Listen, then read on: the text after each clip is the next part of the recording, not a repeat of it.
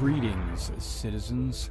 This is Lieutenant Commander Mr. Everything coming at you with an important announcement from the UEE Navy. The 1st Naval Aerospace Squadron, the Lions, is recruiting. Be a part of something great. Join now. We are looking for new and veteran players. The 1st Naval Aerospace Squadron is a UEE Navy carrier-based squadron. If you're looking for a disciplined, well-trained unit, join now. Not only do we want combat professions, but we need first-person marine experts, merchants, miners, salvage. All professions are welcome in the 1st Naval Aerospace Squadron.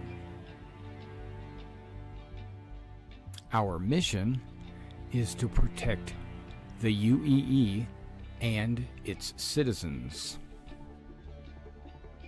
Join the 1st Naval Aerospace Squadron. Expected missions would be anti-piracy, anti-smuggling, fleet protection, search and rescue, convoy escort, bounty hunting, exploration, mining, salvage, asset protection, cargo hauls, to name a few. Join now and see the galaxy.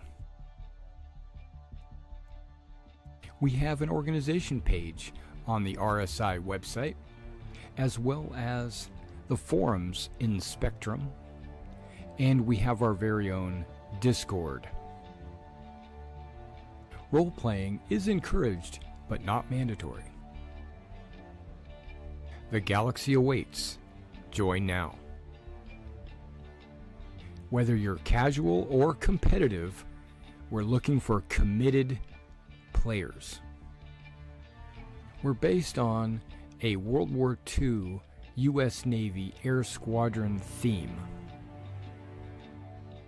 Our focus are carrier-based craft, with our primary being the Sabre. But all ships are needed and wanted in the squadron. We would like to have a wide variety of ships to allow all kinds of gameplay. Visit now your local Navy recruiter and join the 1st Naval Aerospace Squadron. The squadron is growing. Visit our recruiter at robertspaceindustriescom/orgs/1NAS to become a member of something great.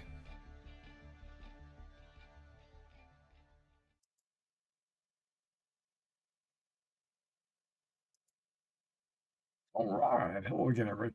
This is Derek, and I am coming back at you with some more Star Citizen. Today's going to be a little bit different stream than what I normally do. I planned on I planned on recording some short videos to be used in the creation of a flight tutorial. I've already filmed the first 3 videos. I haven't edited anything or uploaded anything. I've only recorded the first 3 videos worth of content. I planned to record some more content today. You know, I think what I need to do, bear with me while I touch this guy. No, bear with me while I move some videos around. Um,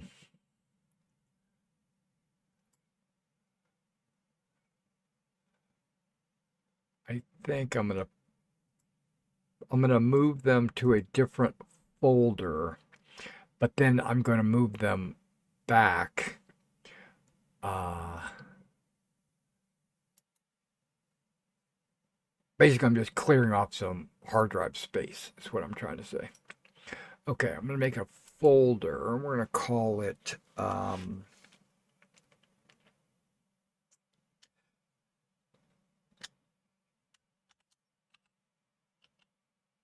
vi video temp.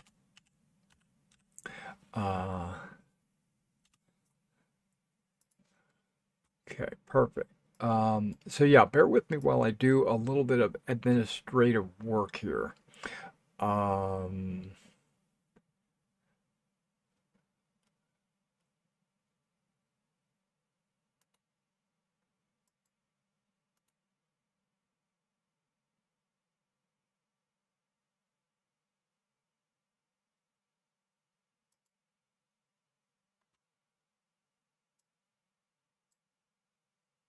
File Explorer.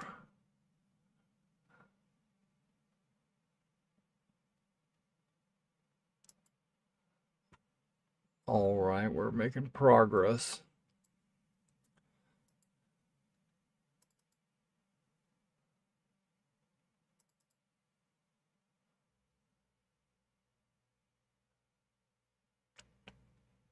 And really, I think the only ones that are like very large are my 3 flight videos. So those are the 3 we're going to move.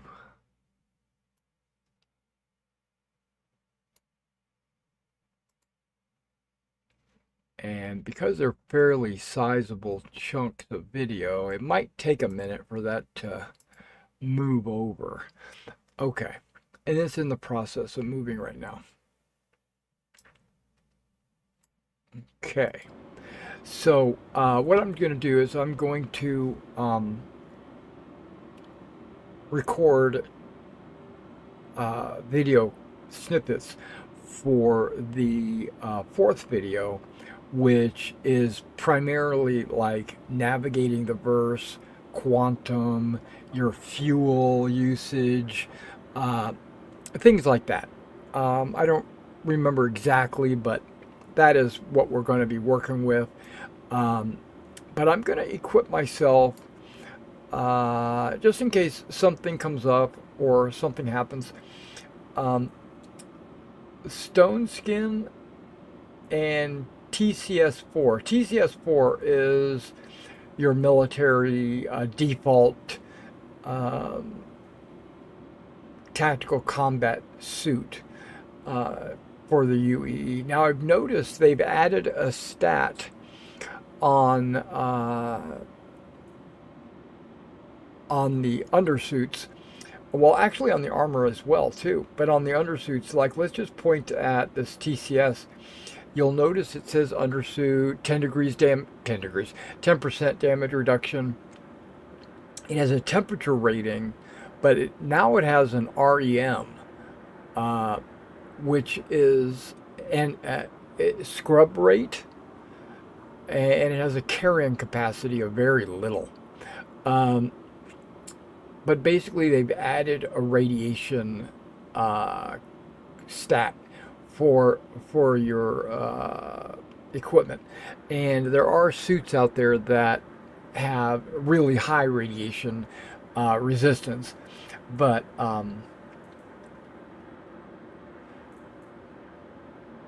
like that one is 15200. That one's 15200. I don't see any difference in the undersuits on the REM. The scrub rates are all 81 as well. I think they probably just threw in a default number not to, and they haven't really made one better than the other. That's disappointing. Um, but that's okay. We'll get past it. So what do I want to wear? Do I want to wear the normal TCS4? No, because I'm going to be putting on mostly white armor. Do I want a white undersuit like this TCS4 Arctic? Um, or do I want to go with maybe a twilight underneath? Or now this Odyssey I don't plan to ever use. The Beacon I don't ever plan to use. Stone skin I do like. Uh, I like the look of the stone skins as well as the TCS4s. The other ones I just don't like the look of. Okay, so this is a gray green. It's kind of like got a very green. You can kind of see a green tint to it.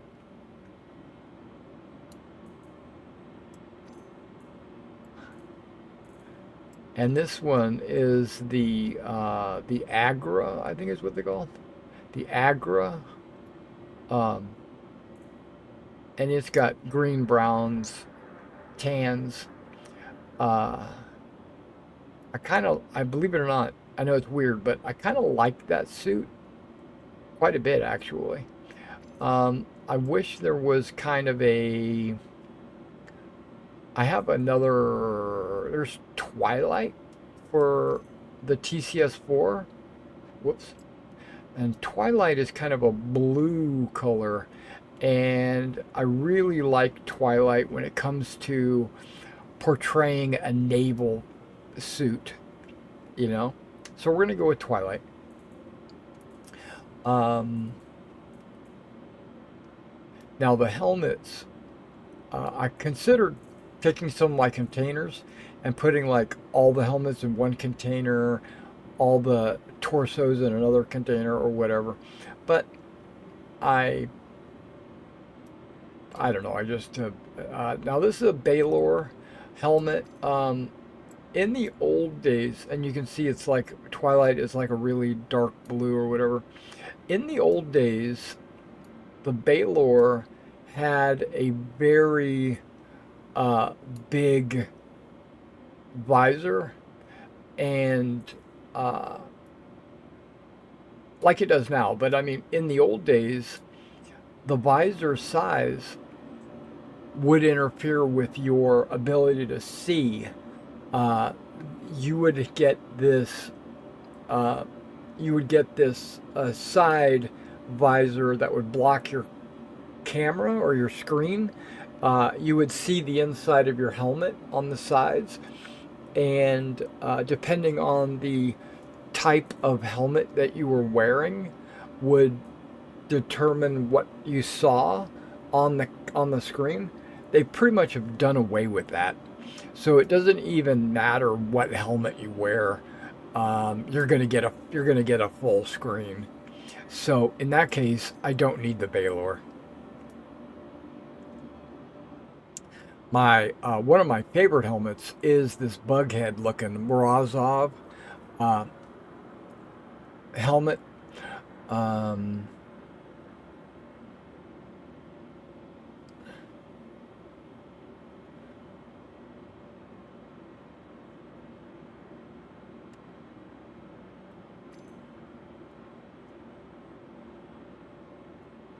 okay, now when you have your items sorted, or at least for me, when I have my items sorted, a lot of times it doesn't stick when you add stuff.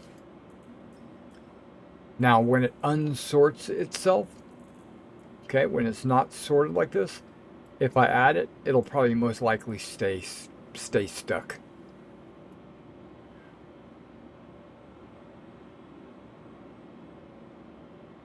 Okay, it took a second for the neck. Okay, the neck is still being exposed, but you can see there is fabric there, but for some reason my neck keeps popping through. Maybe my neck's just too swole. No, I don't know. I don't know if I want to use that helmet for this flight tutorial. We are trying to decide. I don't think I'm going to use this big old open face helmet where, and then I use VoIP or FOIP and watch me talk and stuff like that. I don't think we're going to do that. I don't like that helmet. I don't think so.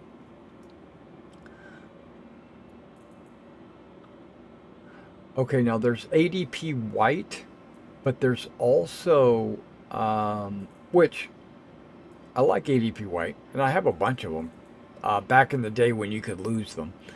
But one of my new favorites is it's called Justified, I think.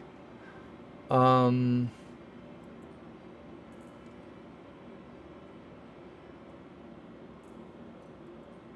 oh, I might have it in a container. Hang on. Yeah.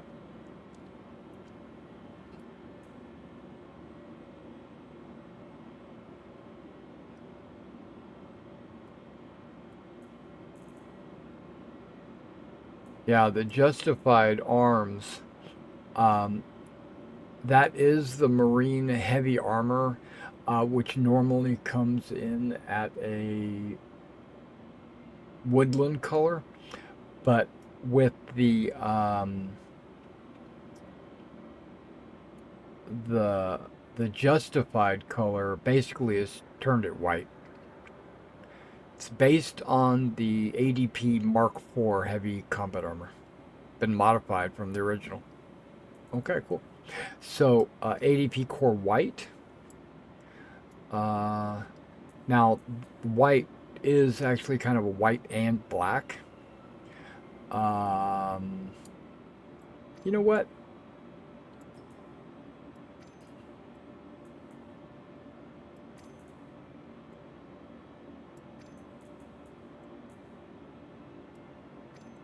Okay, we're having an issue.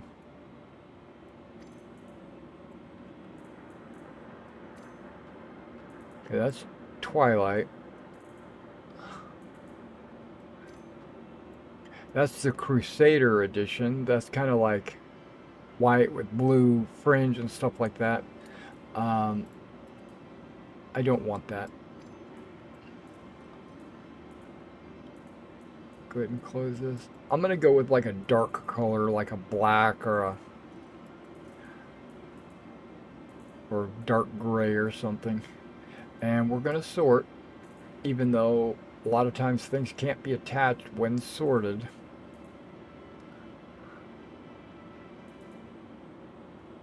That's an Odyssey. Lamont.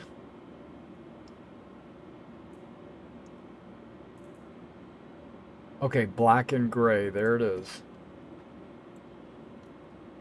See, doesn't want to attach when sorted.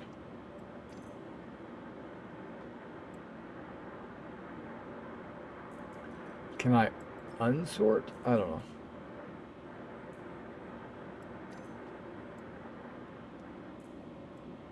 I just keep clicking until the sorting goes away. There you go. The sorting went away. There you go. Gray is also a really good naval color. It looks like it's got a little bit of green in there, doesn't it?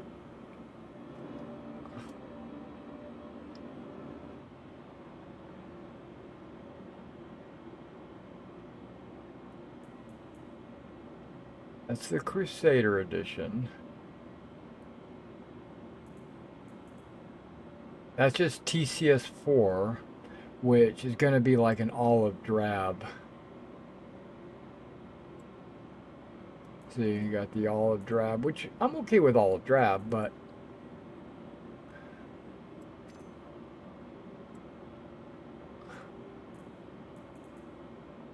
there's white. I don't want white under white. It just doesn't make me feel good about my looks.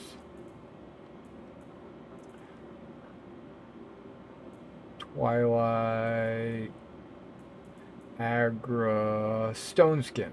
Okay. See, the Stone Skin and the DCS4 are almost exactly the same.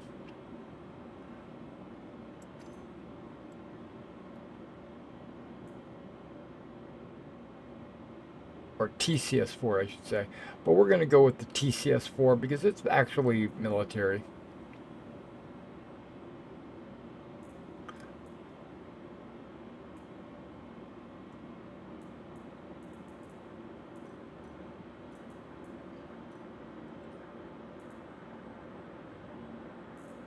And then we'll go back to the container because I think I've got what I want in there.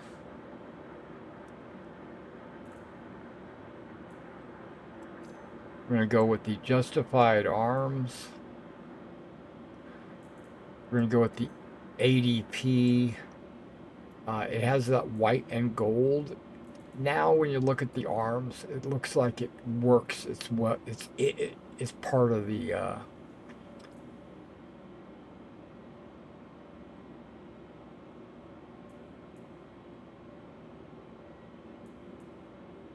Oh, okay. Legs, we're going with the ADP white, which of course is white and black.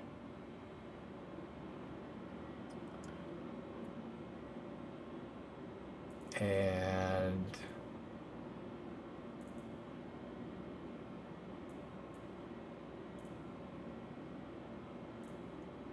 let's go ahead and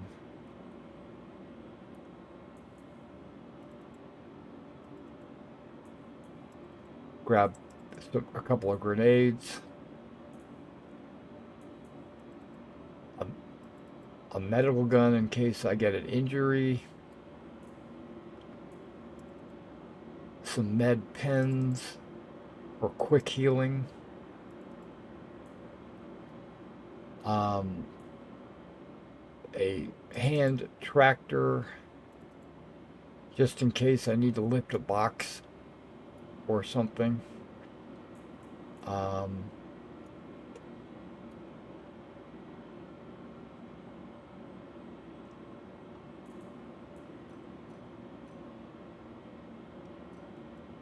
I'm not sure why backpacks are considered armor, but they are. And we're going to use the snowdrift, even though it's like a light gray. Brush drift, snowdrift, and I think that's all I've got is brush drift, snowdrift.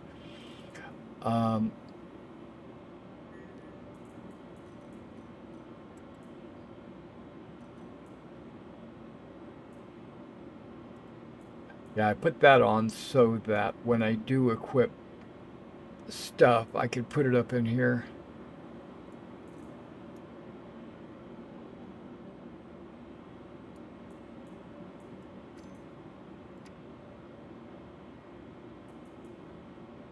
Now, if I click, this should go on my waist.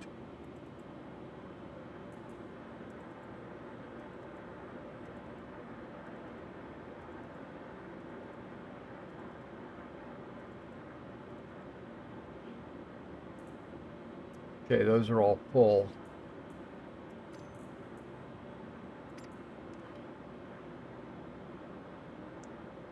And this is my core armor. Leg armor. I don't plan to bring this max lift.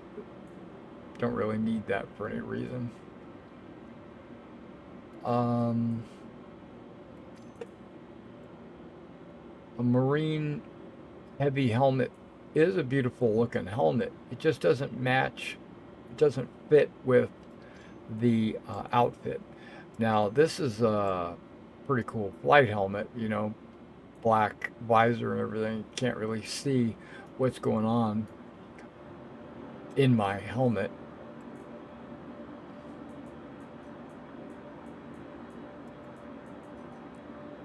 But again, I'm gonna go back with my bug. Even though a white Baylor might fit pretty good with this outfit, um, I'm going with my bug. I think it fits better.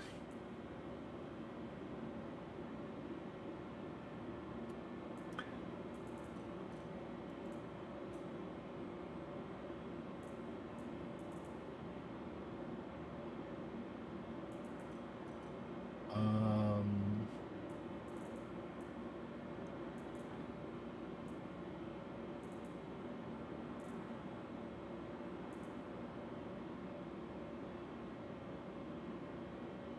there's the Parallax Microtech rifle.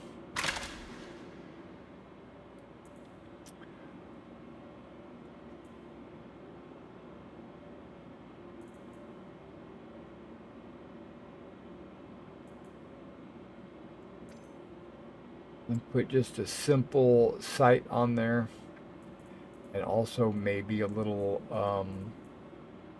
flashlight under barrel.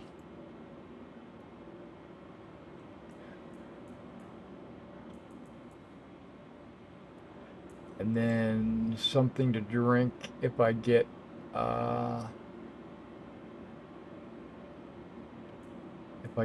thirsty.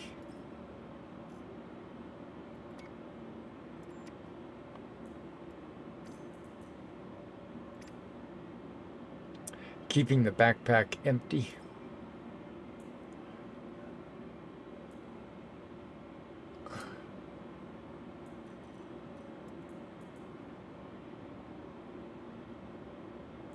Let's go back to that container. Thought there was some ammo in there. There was. Okay.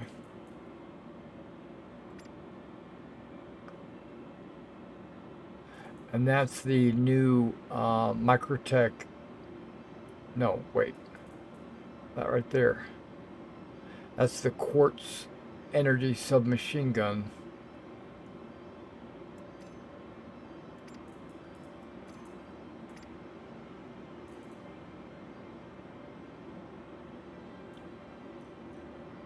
If I wanted to try that out, that'd be cool. Okay, so we are all set for the journey.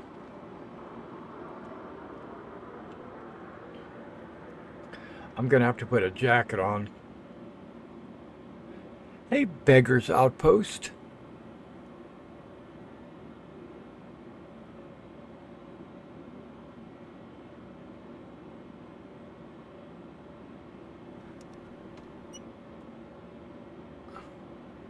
Thanks for the attempt at helping out.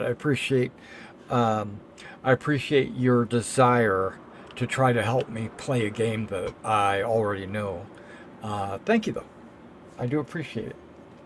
I know a lot of people when they jump into other people's streams and they see them doing something that they don't normally like to do, or they don't do it the way that they do it. They have a desire to help out and you know, like share your knowledge and stuff like that, and I appreciate that.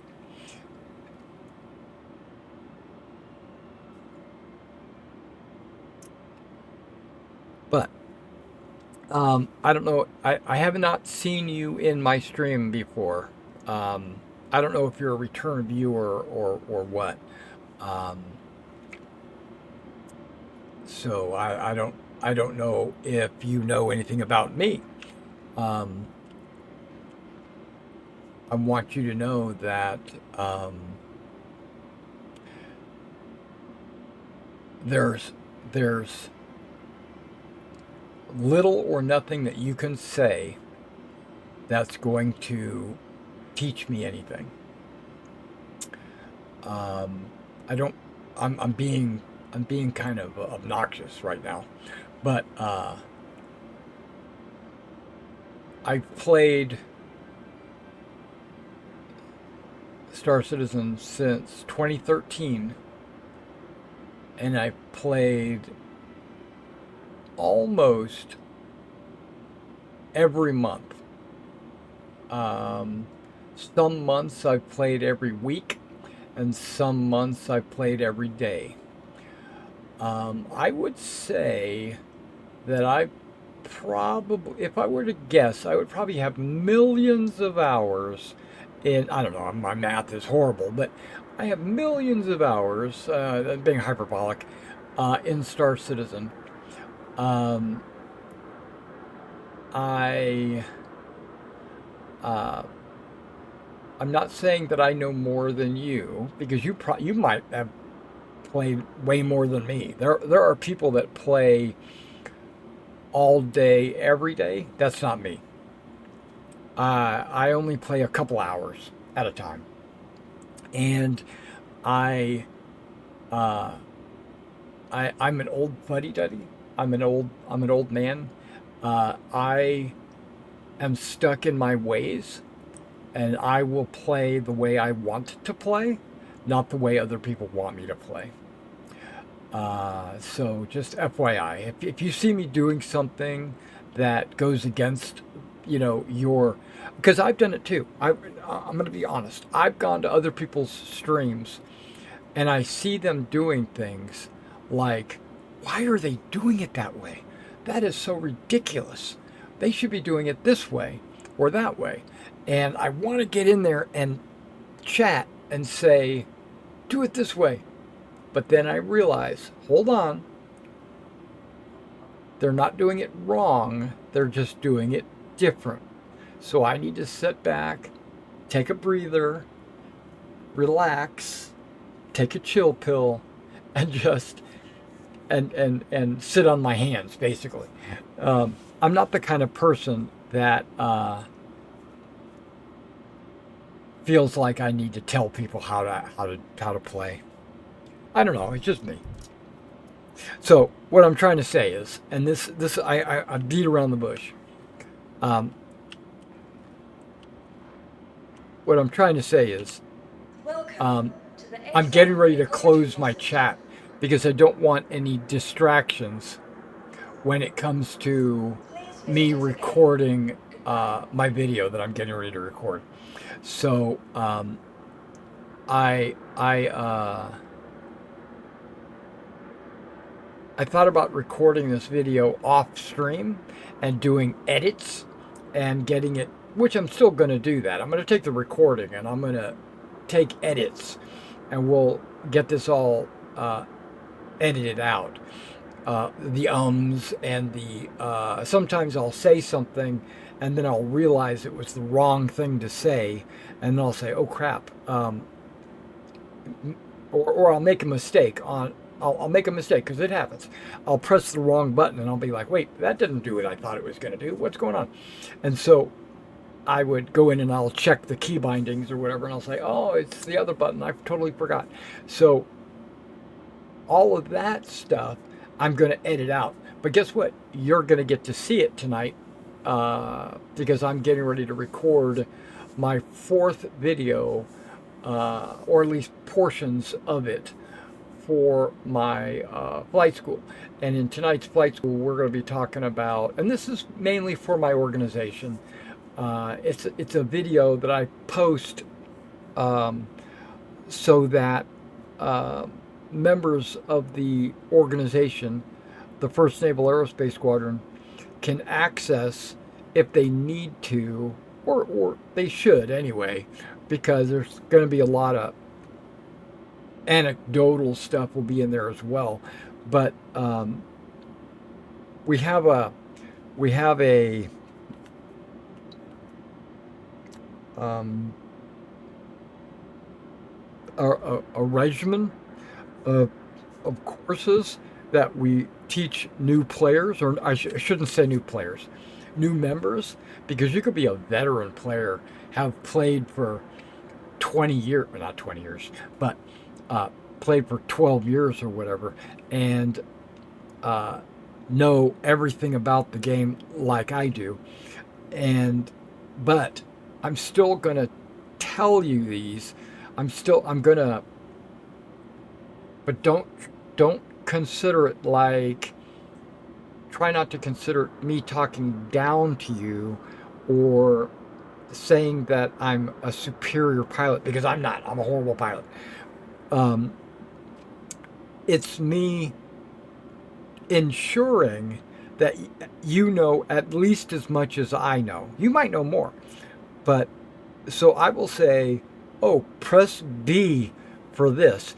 And you might already know that, but in the course, it's basically going to ensure everybody learns this. And in addition to that, if you're a brand new player, never have played before, this is you're fresh off the street, and you need to know how to do something. These courses would be perfect because they're aimed at someone who doesn't even know to press F to interact. So that's what this is aimed at. It's aimed at the brand new player or the brand new pilot. You know. Um, and you said, that's cool, man. It happens to me all the time. Right click helps when it won't drag. Yeah, I always have a problem with the inventory. When I sort, it won't drag, right? It just won't. It'll drag over, but it won't stick. Right clicking could be an option, but I usually find, and I'm not gonna like right click, hit equip, on that. Even though it'd probably be way faster, I don't want to do it that way. Um, okay, my hydration is pretty low.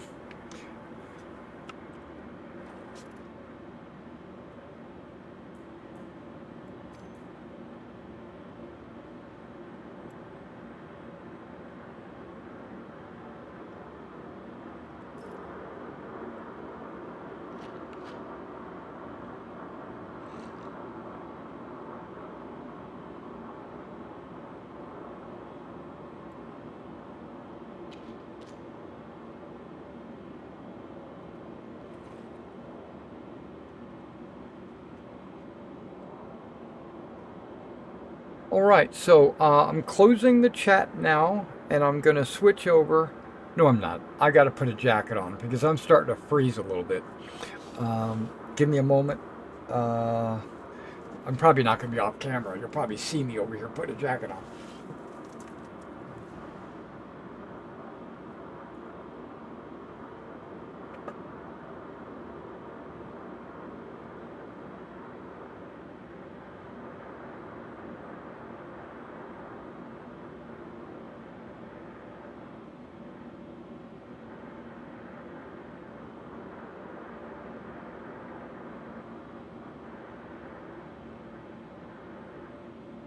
Yeah, I recorded another. Oh wait, I need to check to see if those videos moved.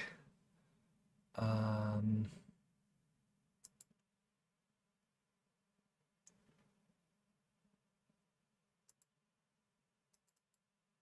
yep. Okay, they all moved. That's good. I wanted to clear up some hard drive space.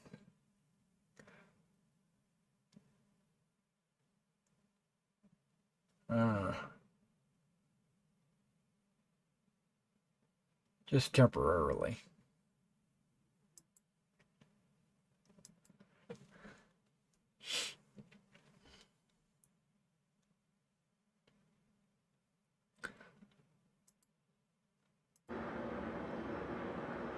Yeah, so tonight's not going to be what's your favorite ship?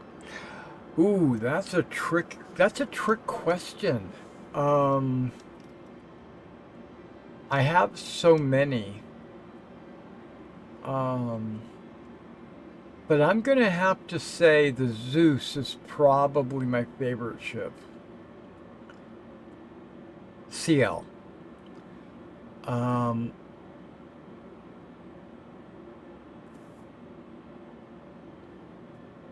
the Zeus probably.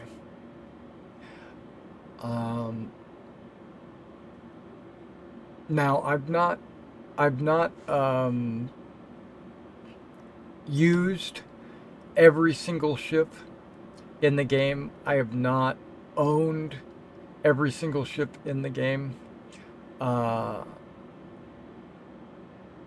I have no desire to own some ships in the game. I have like no interest at all.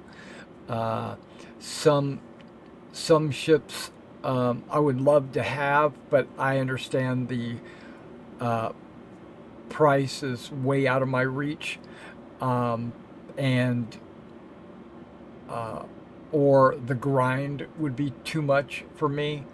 Uh, and give you a quick history.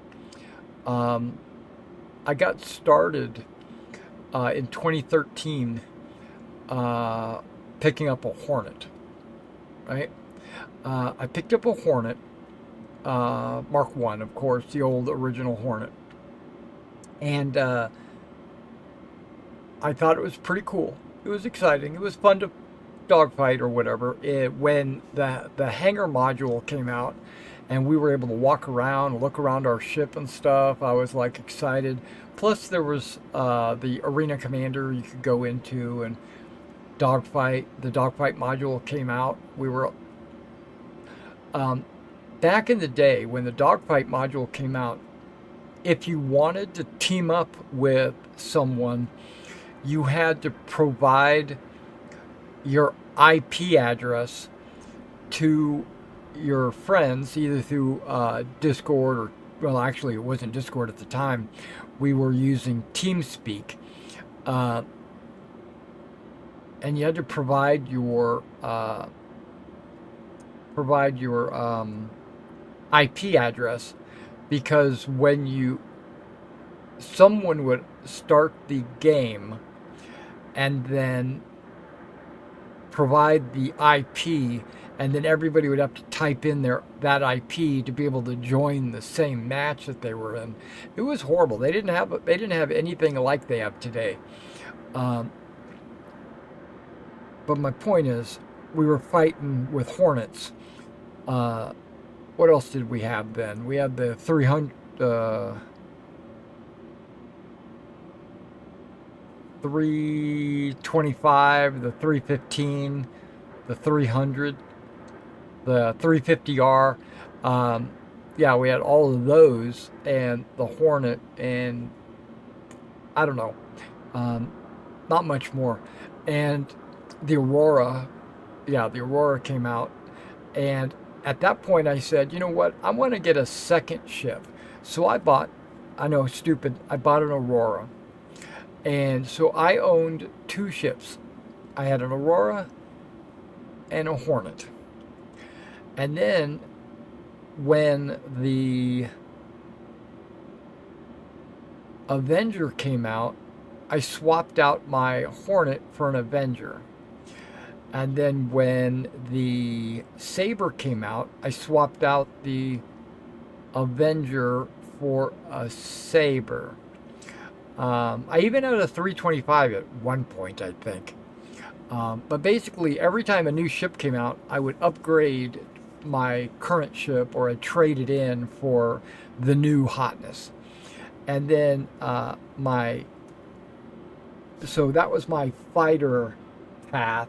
And then I had a cargo path, which was the Aurora. The Aurora eventually became a constellation, and then the constellation became a... Ooh, where'd it go from the constellation?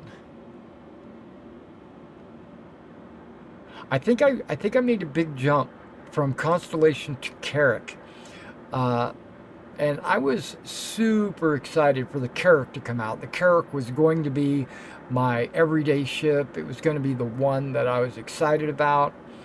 I'd put a fighter or something like that in the hangar bay. I'd put the Ursa in the vehicle bay, and maybe swap out the cargo pods for some other modules, and me and the organization, we could fly around and go from world to world, system to system, and do stuff like that. Almost like dial-up. Exactly. It was very much like that. It was back before they had figured out the matchmaking process. Um, when we had the social module, that was pretty exciting because now we could join and we could walk around ArcCore, which was just the central hub, but we could walk around a version of ArcCore. It's different now, with our friends, and we would all be able to go to these shops and buy equipment and stuff like that. It was drive. We actually could drive the little golf carts around ArcCore. It was fun. It was a good time. But it wasn't a game, really. As you know, it still really isn't a game. But I got so currently in my inventory, in my ship rosters, I have a Hornet, an Arrow, oh yeah, no. Okay, that's right. I went from Aurora to Cutlass, and then I remember I bought a Cutlass, and then from Cutlass I went to Constellation, and then from Constellation I went to Carrick.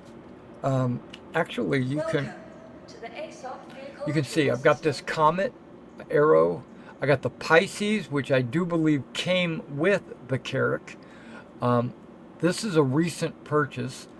The Gray Cat, I had the Gray Cat PTV when it first came out. It was a golf cart just to drive around our hangars, because our hangars were so big. You could put multiple ships, side by side in your hangar. You needed a way to get from one end of your hangar to the other end of the hangar. The Ursa, I also believe, comes with the Carrick, and then my Zeus is probably my favorite ship of all time. Out of all of them, even it surpassed the Carrick, only because it's much easier to fly. It's not too big. It's not a gigantic ship. It's a good ship. The Carrick is just too big for me. Okay, so please visit us again. all right. So I wanted to start the video, so I'm gonna bring up my show notes, which is gonna cover up the chat, and then I'm gonna switch the screen a little bit so that it will be great and then also hit record, and then we'll get started. So bear with me, we probably will be back at some point. Okay, there's my show notes, which don't really have a whole lot of notes for today, but I'm gonna wing it. There's never a script, it's just notes.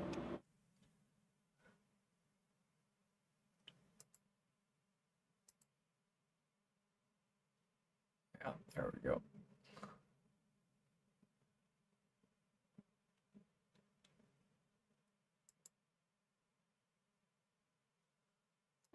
Now, recording while I'm streaming might impact my FPS, but that's okay. All right, here we go.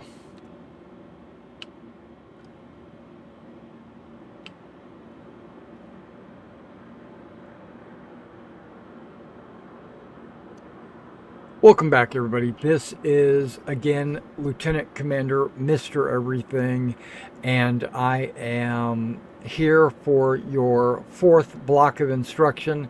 We're going to be talking about flight basics, as in quantum travel, navigating the verse, and scanning fuel levels, and also interacting with spaceports and things like that. Now, remember, we're going to put everything we've taught so far in videos 1, 2, and 3 into use today. So let me go ahead and bring up first person. Now, how would we do that, my audience? F4, of course. F4 brings you into third person, same as your ship, same as on foot. Okay, now I wanted to show that there is what's called an ASOP terminal or Fleet Manager terminal. You press, you can see that the use button is Foxtrot or F.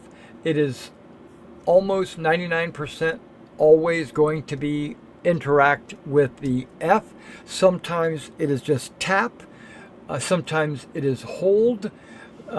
If you tap F, you will get the first selection if there's multiple options. If you hold F, you will be given an arrow that you can interact with multiple options. But if there's only one action, tapping F is just fine. But let's say you're in a cockpit that has two options. It's got enter pilot seat and then enter gunner seat. If you just tap F, it will automatically accept the first option, which would be enter pilot seat. If you wanted to select the second option, remember you would need to hold F down. Okay, tap F. Welcome to the ASOP Vehicle Retrieval System.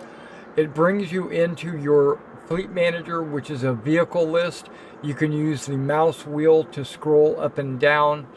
And again, today we are going to be using the F7 and we're going to retrieve. Now you'll see there's multiple options here. You're going to see deliver, claim, retrieve.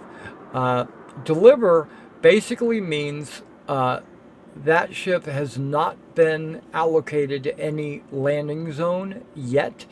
Usually happens after a update to the game.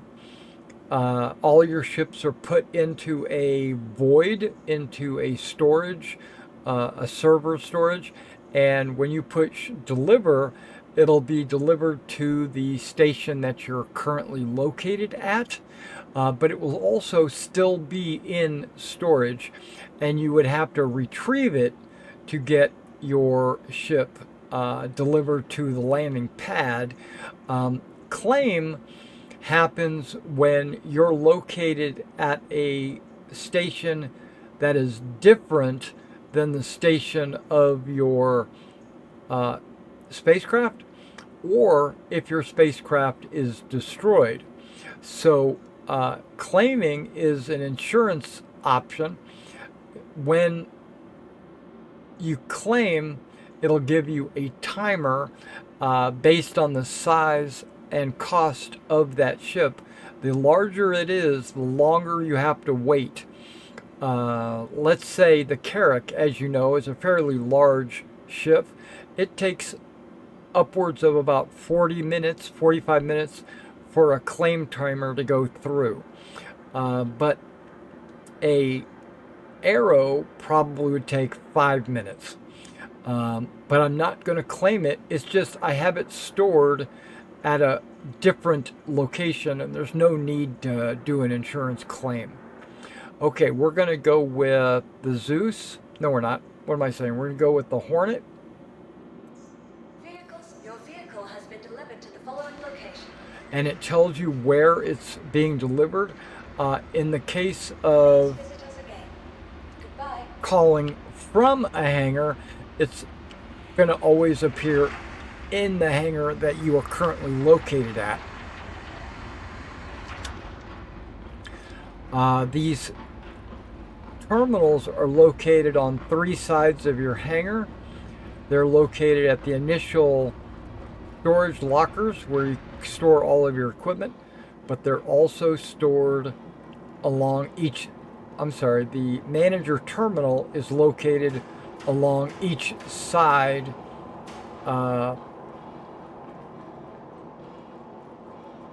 There's one here, and there's one on the other side as well, next to the freight elevators.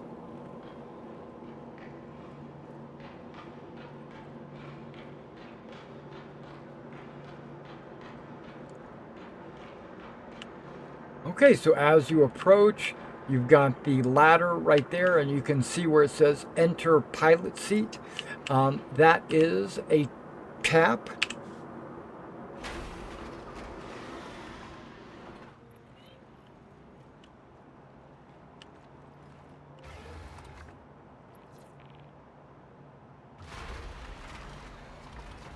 You'll also notice that there was a pop-up along the top quarter of your display, said that I entered the communications of my vessel.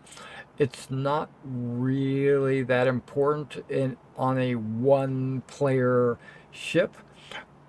If you are a multi-cruise ship or a dual-seater or something like that, every person that enters your ship will enter the communications network. And if you want to use voice over internet, you can use your ship's comms to communicate with each other. But that's not important in today's lesson. Okay, what do we press to power our ship up? We can press U to power it up, or we can come down here to the right and we can do flight ready.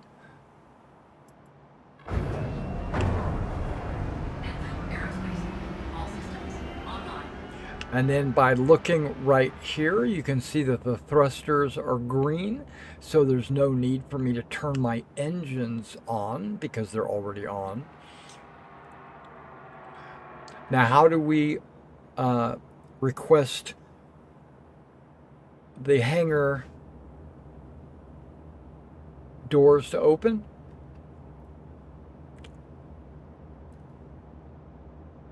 Yes, you can press left Alt and N. That is your hotkey to open that. But we're going to give you an alternative way. We're going to hold F, go to your multifunction display, go to communications, and hit hail.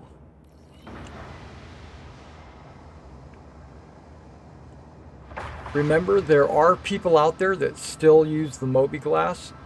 That is a third option. I don't recommend it. It is way too many button presses, and it's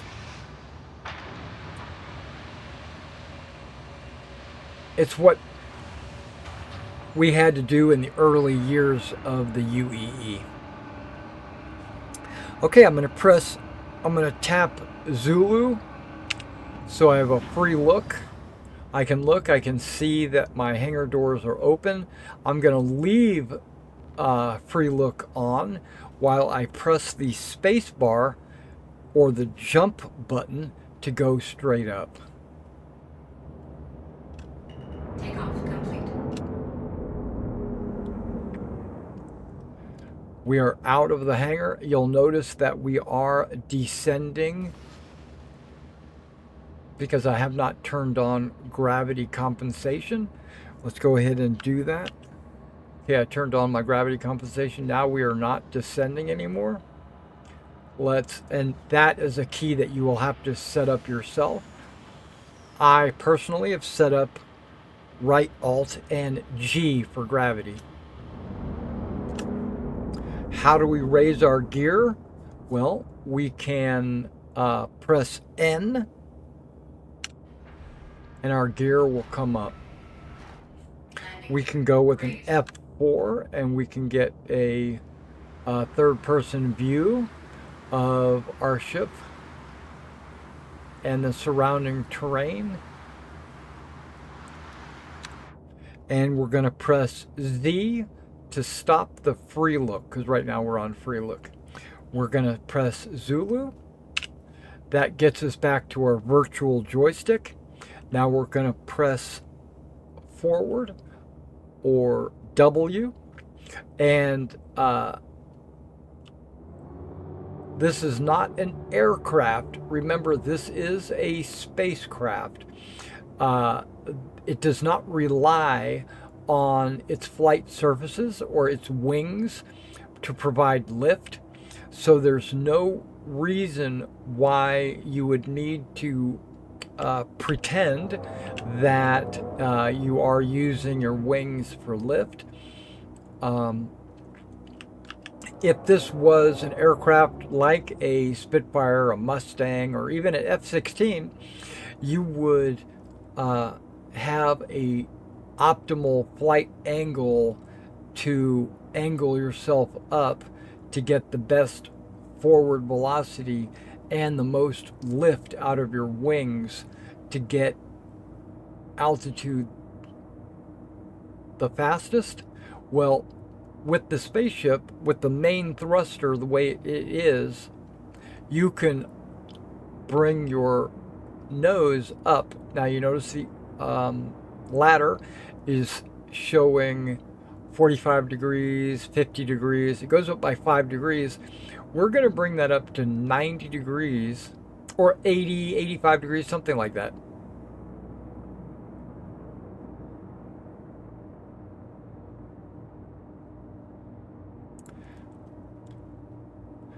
To go straight up. Now, if you notice over on the right-hand side, over here, you have your relative altitude, and your relative altitude is 11,000 meters. Okay? And you can see the atmosphere at this altitude is very low. The quantum drive will not function while within, well, let me rephrase that. Yeah, back it up. The quantum drive has limited functions while within the atmosphere. It allows you to exceed atmospheric flight velocities, but when you get outside of an atmosphere, it'll allow you to travel 0.2 the speed of light towards your destination. Okay, so we've stopped at over 11,000 meters. Different planets have different atmosphere densities, and your quantum drive will tell you when you are outside of an atmosphere. So right here, while we're just hovering over the planet's surface, over the city of New Babbage, while we're just sitting here, let's go ahead and press B or Bravo. Now you can't just tap it, you have to hold it. Now when you power on your quantum drive, it drains your shield power, so you have no shields while your quantum drive is powered. If you look in the upper left of your HUD, you'll see that you're in nav mode, and you are in quantum travel. If you were to press the space, I'm sorry, not space. If you press the middle mouse, it'll still be in nav mode, but now it's in nav mode flight. If you press it again, you get nav mode still, but scan, so you can scan. And here's your angle of scan. Yeah, and you can adjust that with the mouse wheel. Okay, and if you press the middle mouse again,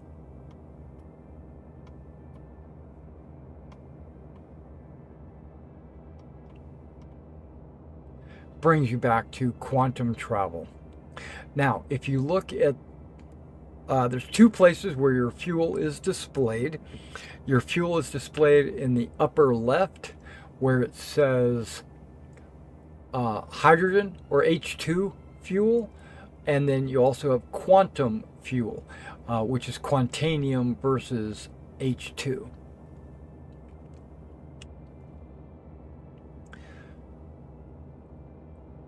Different alien races use different types of fuel.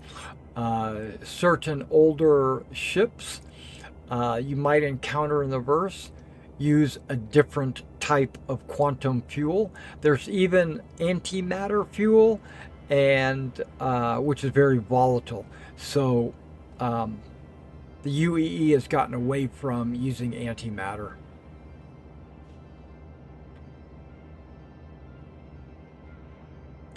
Okay, so while you're in quantum travel or the second place where your fuel is displayed, if you have the advanced HUD, which I try to always have the advanced HUD, you'll see it right here as a percentage of your fuel.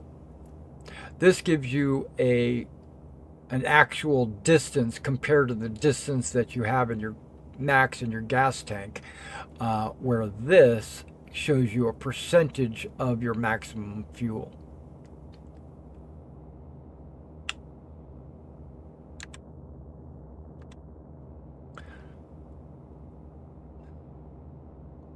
Okay, now in the upper center, you will see where it says online. If you were, I think on Microtech, and we're going to go down a little bit, if I was to get below 11,500,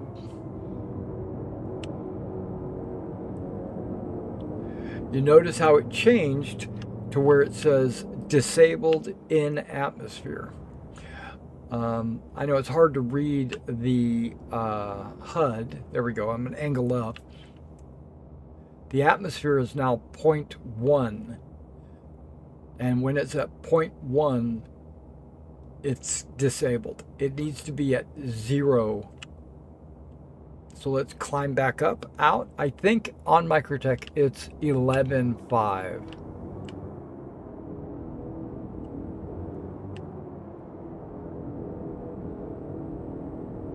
Because see, we're at 9,000, it's 0.08, still disabled.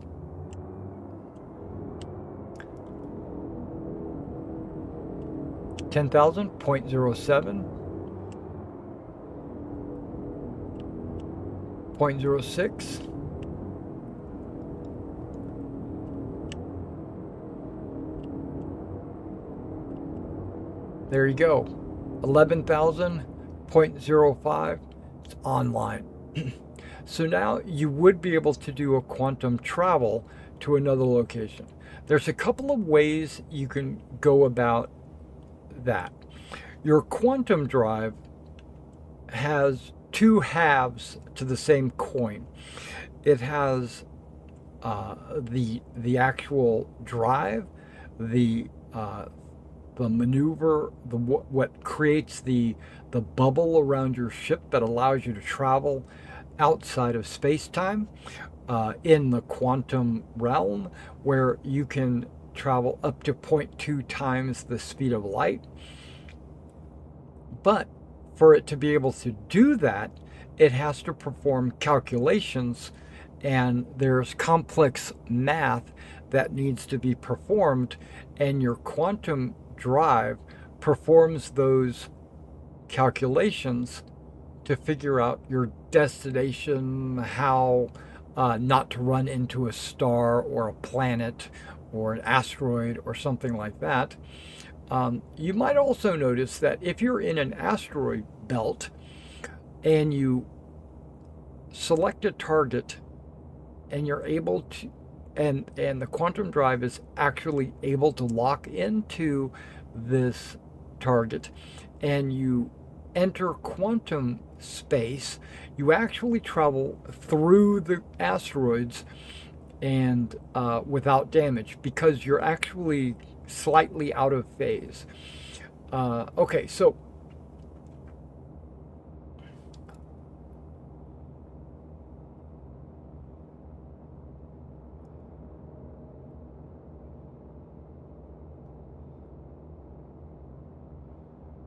Okay, so let's take there's two ways you can plot a course. You can point at a destination, like a moon or a planet or something like that. In this case, we're going to plot a course to OM1, which OM stands for orbital marker, and there are 6 of them around every planet and moon. They are located at think of it like a D6. Every little corner has an orbital marker. All right, so we're going to travel to this one. Now what we do is we point at it. The closer you get to the center of the destination, the faster your quantum drive can calculate. Now you'll notice on the left-hand, okay, you have a left-hand side. Here you've got this semicircle, and then over on the right-hand side you have a semicircle. Let's press Bravo.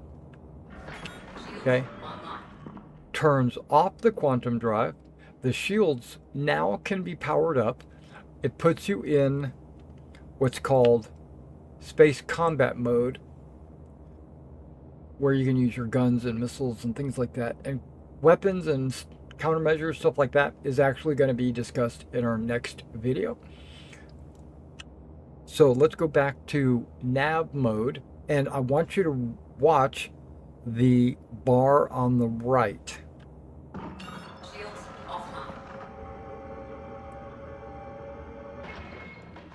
There, you saw the bar charge up. That is your quantum drive spooling up, building up the capacitors, ready to be used. But the left bar is the computer portion of your quantum drive. It does not have a destination to go to. It doesn't know how to expend that power that it built up. So we're going to calculate a course to OM1. You can see it generating on the left. And when it's finished, you get a couple of different notifications that it's finished. You get an audible. You also get it up here where it says ready. And right here in the center of each of these semicircles, you'll get a chevron that shows you that it's ready.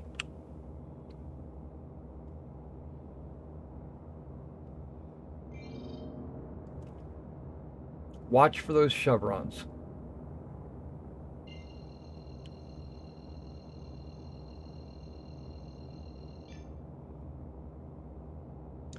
Okay, it's letting you know it is ready. Now, to engage your quantum drive, you press your fire button, your left mouse, and you hold it down just for until it engages.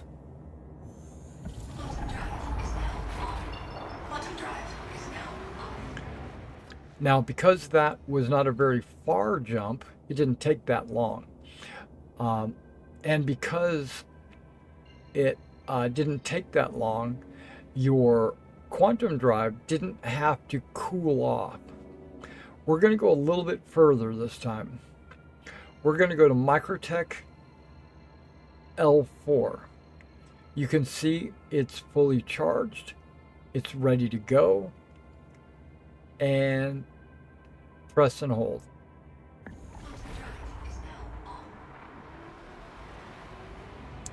You can watch your fuel disappear. On the left, you should see your quantum fuel dropping. You should see the quantum fuel percentage going down. You can see the distance is in gigameters, millions of meters, and you can see it going down. Now, a couple of things while we're in quantum.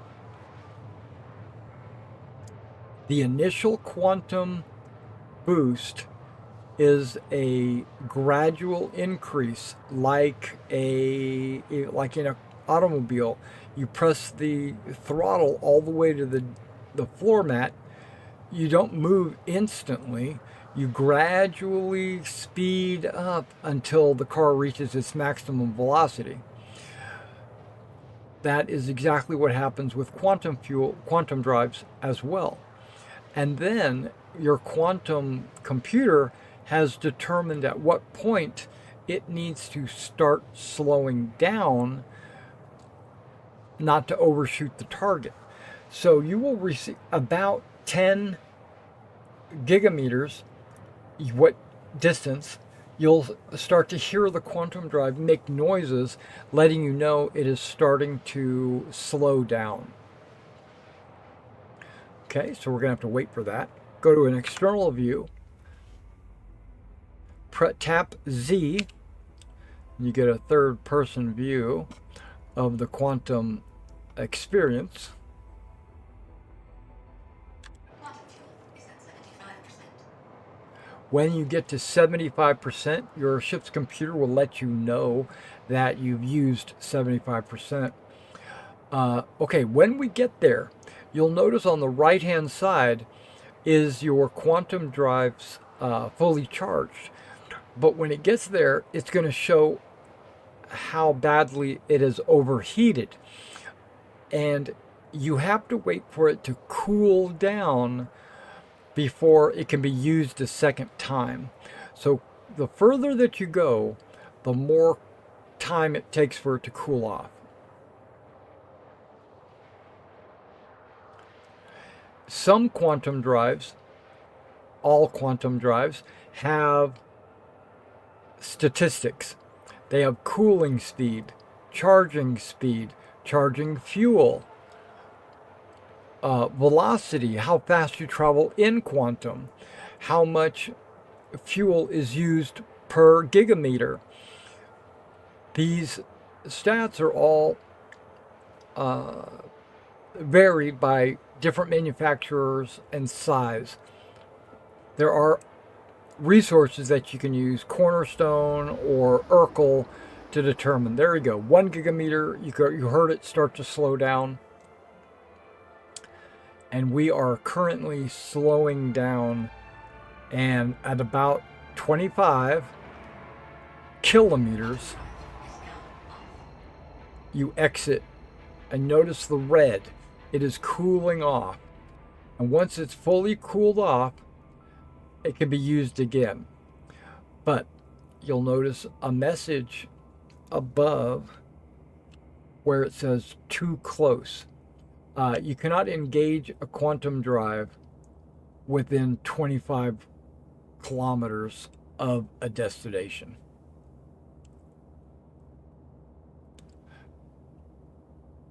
Now you can see our quantum fuel, we're now at 696. We're not going to stay here at Microtech L4. We're going to go back the way we came.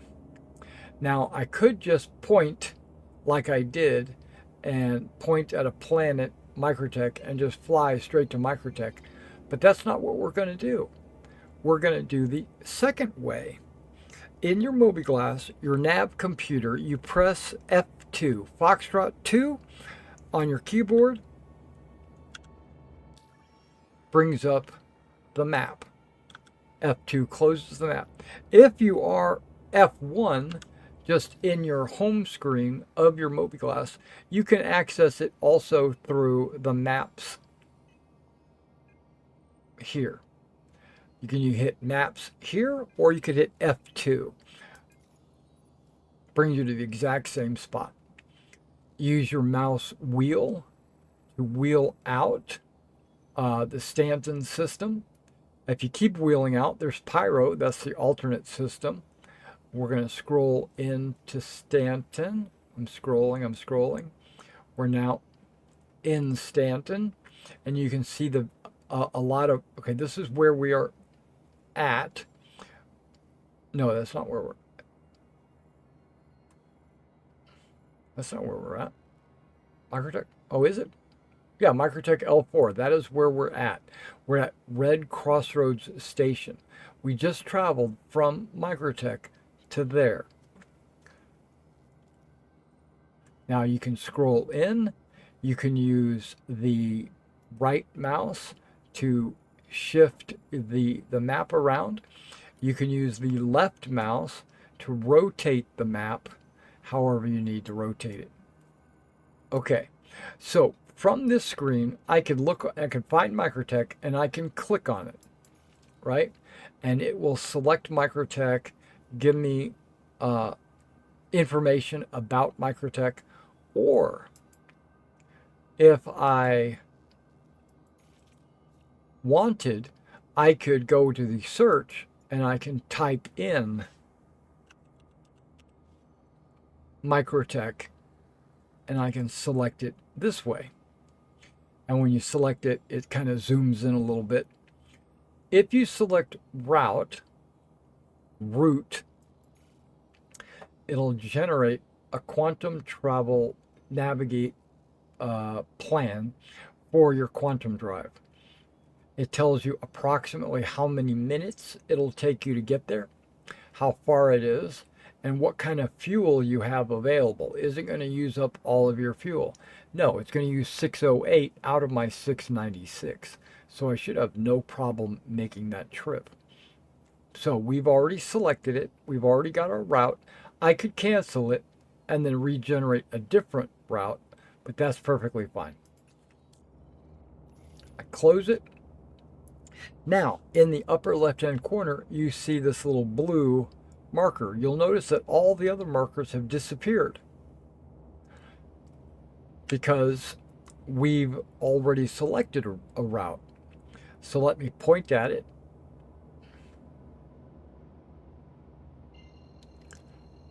Starts calculating to make sure I don't slam into a planet or an asteroid or a star or something.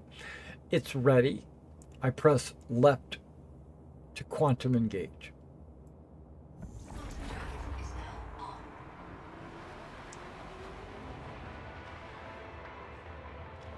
And now let's travel to Microtech.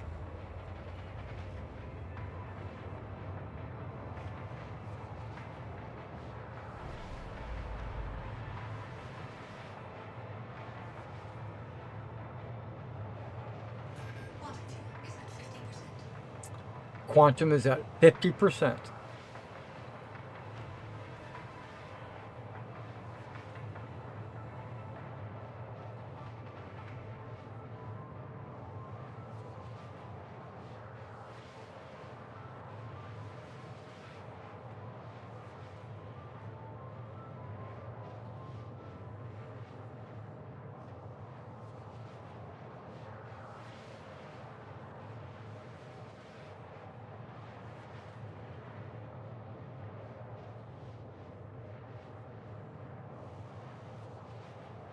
Something to be wary about.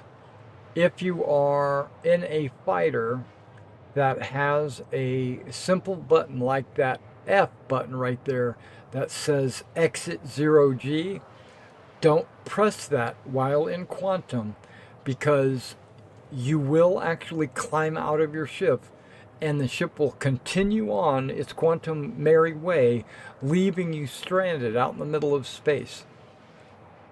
So be careful not to press that.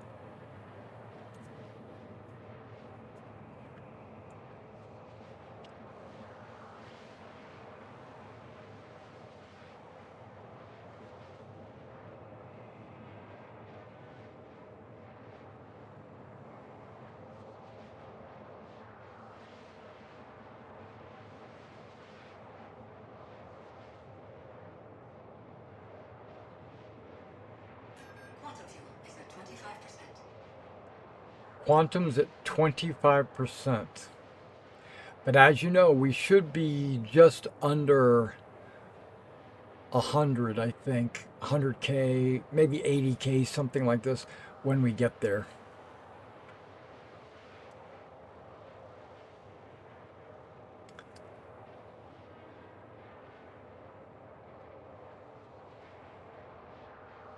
Now, our quantum was full when we made that trip out and made the trip back. We're almost at zero.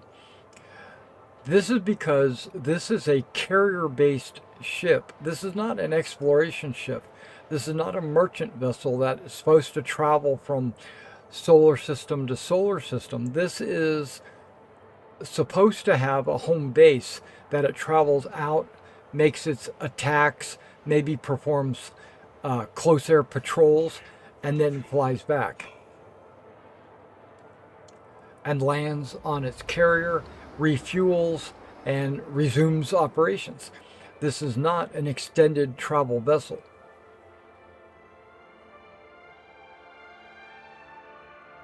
Okay, we're at 93. Quantum drive is now off. Okay.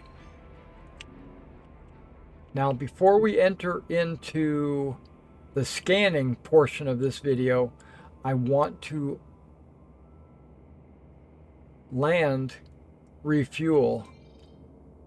So you'll notice we have no flight path calculated, so all of our icons have resumed. So now when you look around and you see these little triangles, those are points of interest on a world. If you find a circle and a dot like that one in the middle there, that red one in the middle, that is an orbital marker that you could fly to help circumnavigate a planet.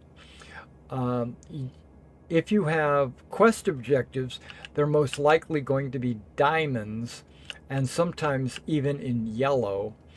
Now, what I am looking for is New Babbage, which the icon would be a hexagon. You could also think of it like a baseball home plate.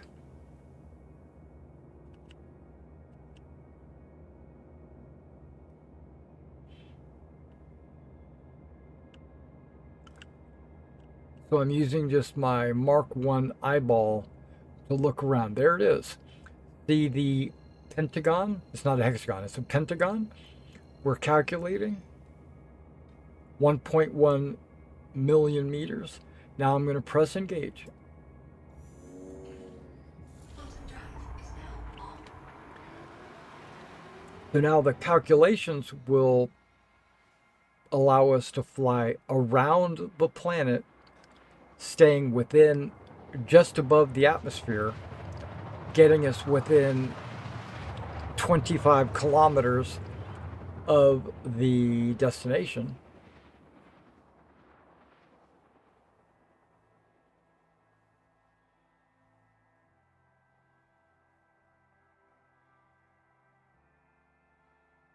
Quantum drive is now off. There you go. Now, every world is different. And because of that, you have to maybe become familiar with the different worlds.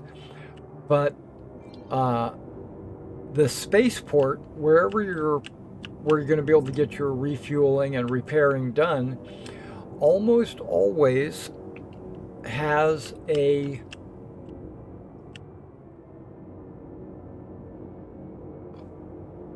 what do they call those things?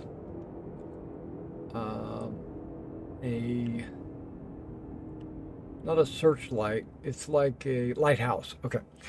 They almost always have a flashing light similar to a lighthouse, so that you can find them.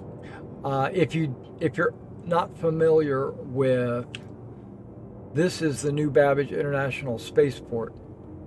Now, in the daylight, you don't really see that flashing light anywhere, but at night, it would be, you would definitely see these flashing lights. Anecdotally, like if you were ever to go to Area 18, you would see a string of flashing lights going from the surface all the way up to orbit.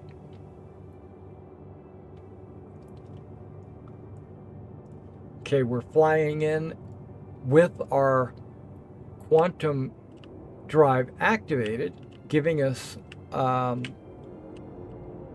little bit more speed. You can see I'm traveling over 200. I'm at 300 and change. But then when I hold the Bravo down, I go to SCM.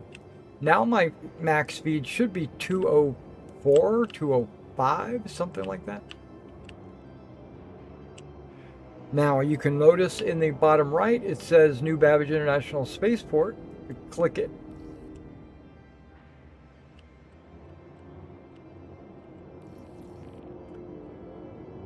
Hangar request completed, and then you look around, you find your hangar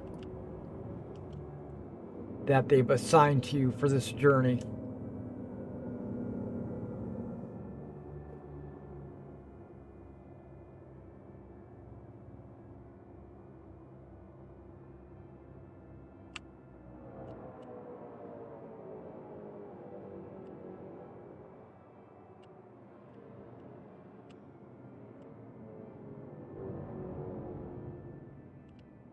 Using all of your left, right, up, down, forwards, and backwards skills.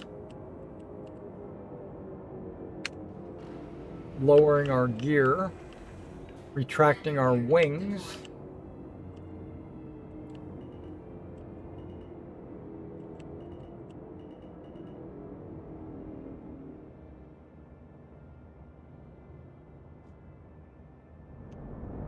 Control.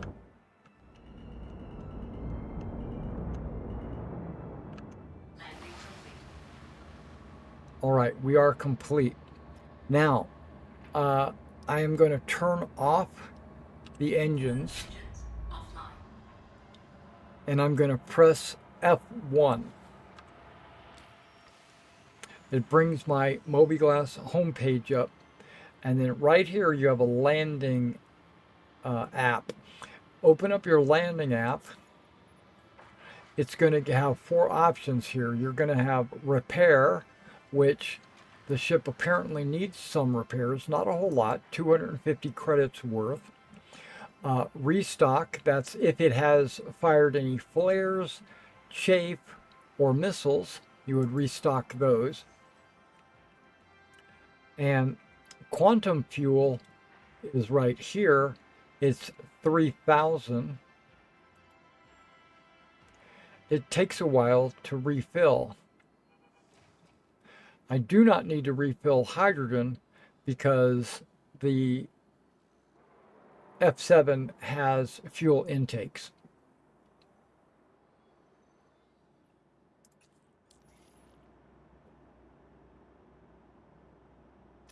Okay. Quantum fuel and everything is showing 0%, but that's because my engines are powered off. Engines online. Quantum fuel is at 100%. Now it shows quantum fuel's at 100%. Now, instead of using the New Babbage Spaceport Hail, what I can use is left Alt N. Takeoff complete.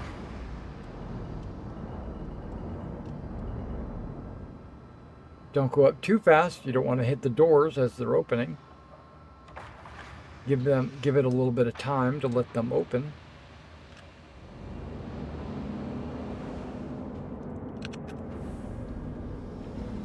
We are out, Landing gear raised. and we are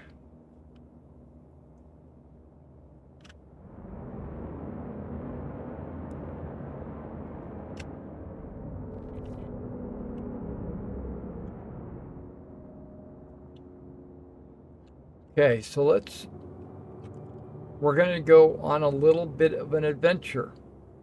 Let's go ahead and go to Quantum.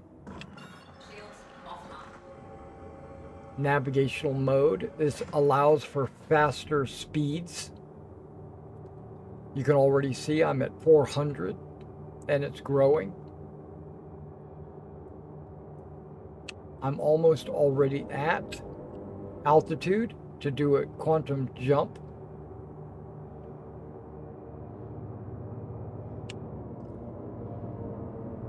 Now you can see it switched to online. We're going to go to F2 where we can get our map. Using the mouse wheel, we're going to scroll into the planet. I want the points of interest to show up. There we go. You have a daylight side and a dark side. We're going to select one of these right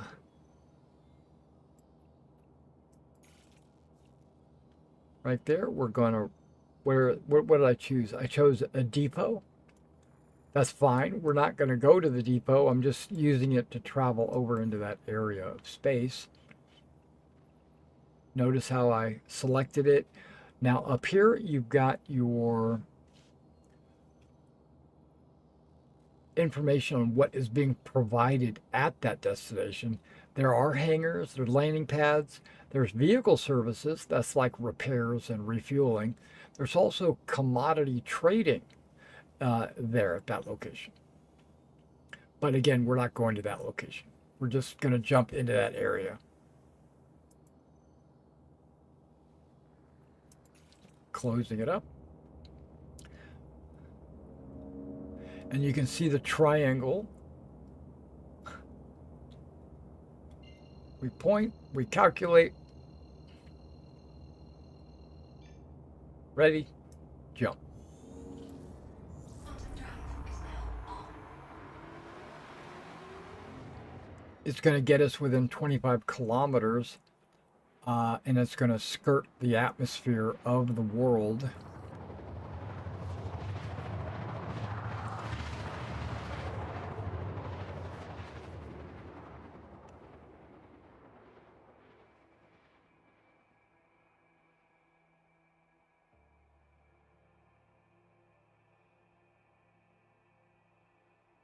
Quantum drive is now off. Okay, so now we're going to turn the quantum drive off Shields online. by pressing B. We're going to let our shields come back. Now, there's a couple of different ways to scan things. There's, you have your scanner located right here, which you can't see because of the way the lighting is. But there is your radar there. You can send out a radar pulse by pressing tab, just tapping it. And let's get a little closer to the ground. What's my virtual altitude? It looks like I'm at 12,000, 12,000? Okay.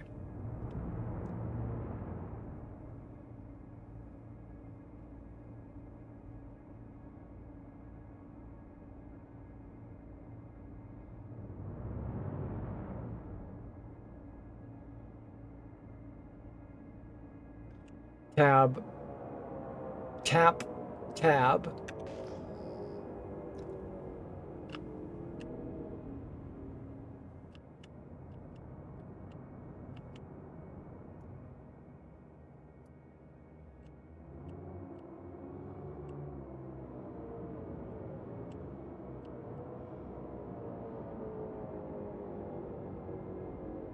Okay, now you'll see that this little indicator right there says unknown. That came from the pulse wave.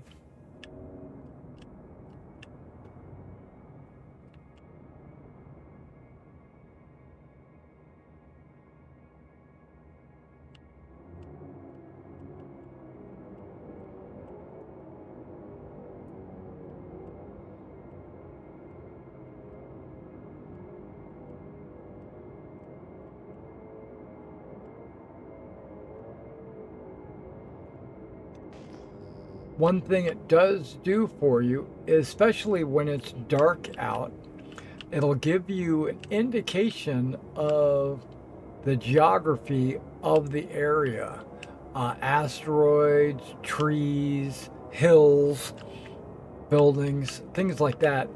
So it's the second best thing to having night vision.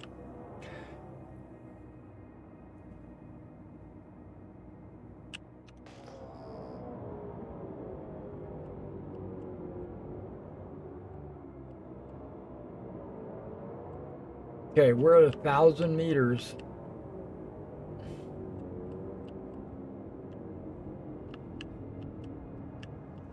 Okay, remember that unknown? Now there's a couple of them. The closer you get, the more you get.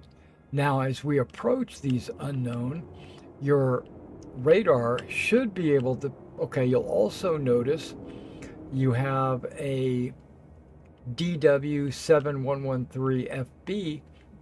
That is a, what do they call those things? That's the transponder of a ship. It's identifying its ship. Now you notice that there are words here. You can't really see them because there's so many of them and they're overlapping each other. But if you kind of zoom in, you can see where it says forest copian. So your sensors have detected some forest copians.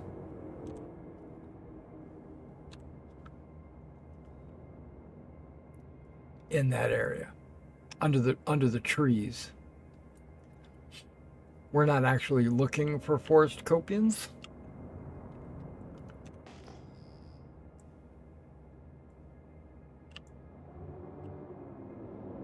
But that's how the pulse wave, we call that a pulse wave.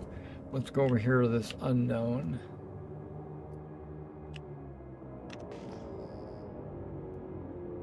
And it automatically shows up as more forest copians.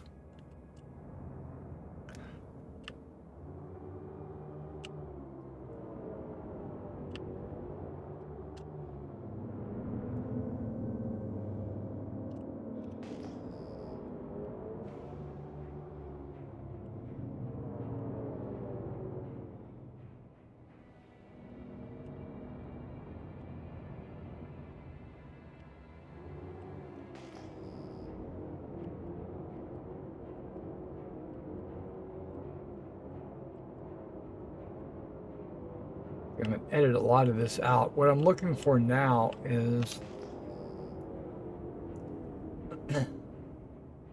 rocks.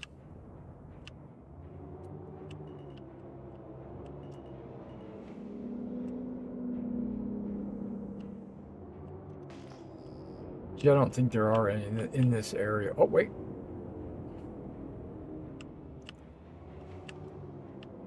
We might have gotten lucky. Okay. All right, so in this area, there's actually some rock deposits, right? We got felsic deposits. If I press Victor or V, it brings up scanning mode, right? And if I, let's get a little closer, you can see that there is a purple outline around this rock. If I was to zoom in on this rock, I will need to get a little bit closer to start scanning.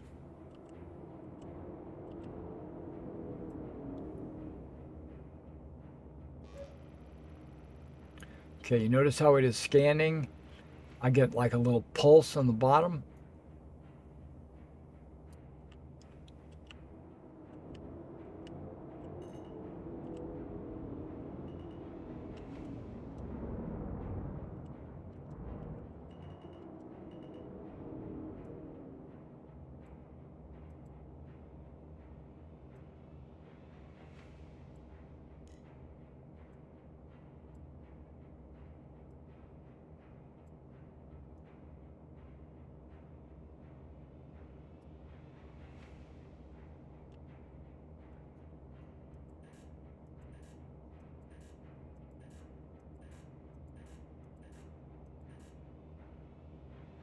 Hmm.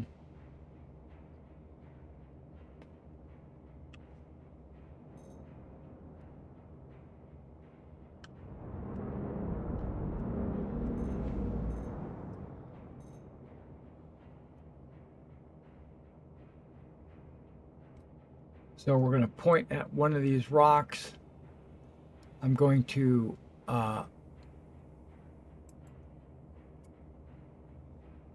press and hold my left mouse button.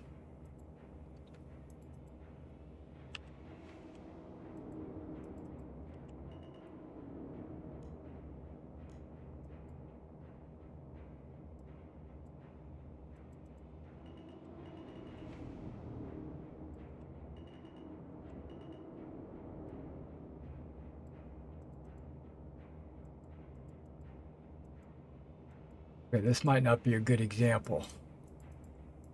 I need a ship. Ah, here we go. There it goes. It's scanning. You see it, the outline turned yellow. And normally, if there's anything unusual about it, it would show up here under your MFD where it says ready to scan. You would get, like if it had multiple minerals inside, it would list each mineral. If it is a ship, it would list off the owner and the like any cargo they might be carrying.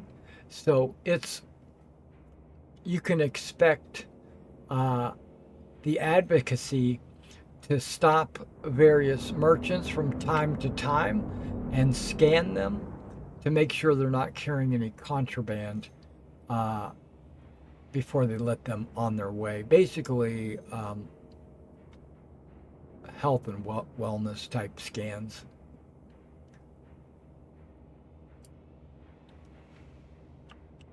And that's pretty much scanning. Scanning is under Victor. And then you can increase and decrease your angle of scan. The closer you get, the more accurate your scans are. And you can see that over on the right side, you got like a moderate strength scan. When it is the strongest, you get the most accurate scan. Like right there, it says strong.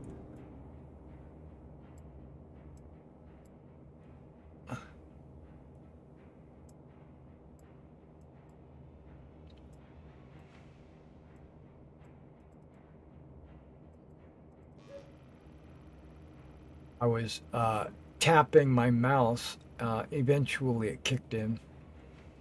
And none of these have anything unusual. They're just felsic deposits.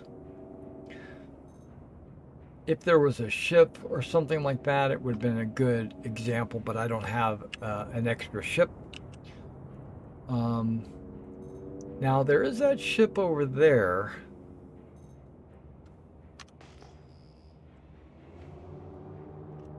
Go find that ship. It's 4 kilometers.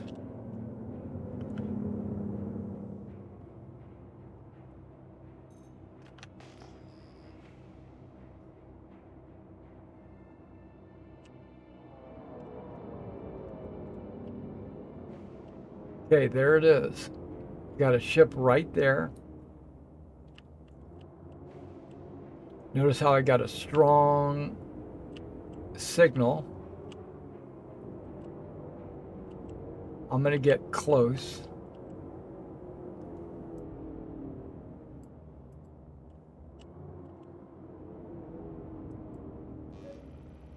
Scanning it.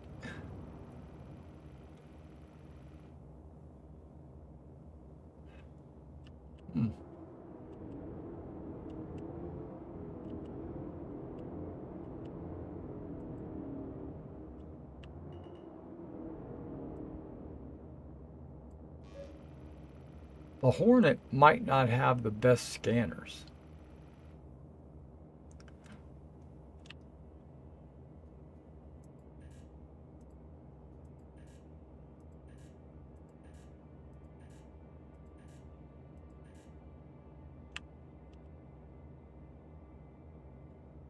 Okay, so I've targeted this guy, and I'm getting faction unknown.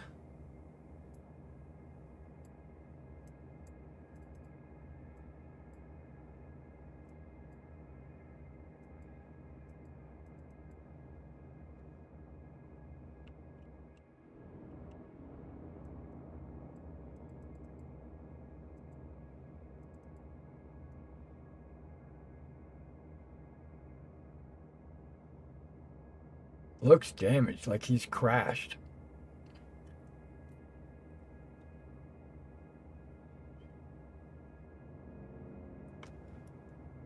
Let's be a good Samaritan.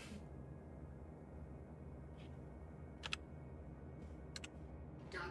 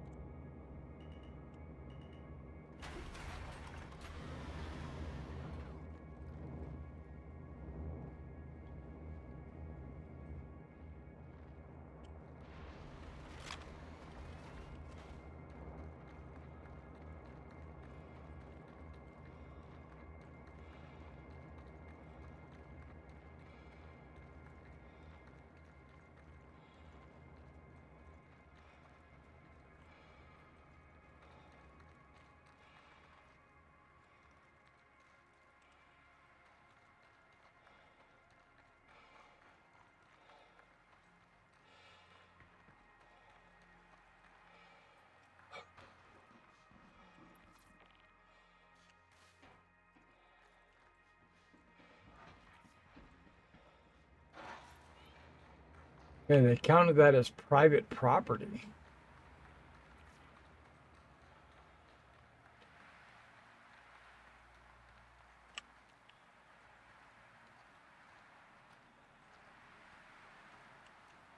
Okay, well.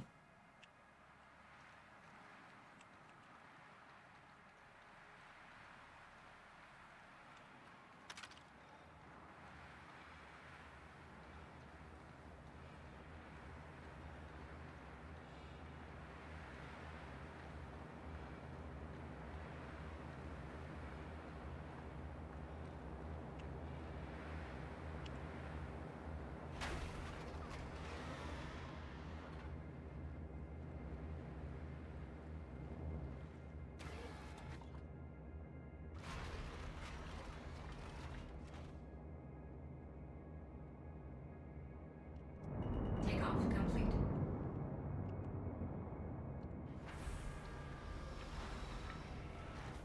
Landing. All right, so that was the flight basics of quantum, scanning, fuels, and navigating the verse.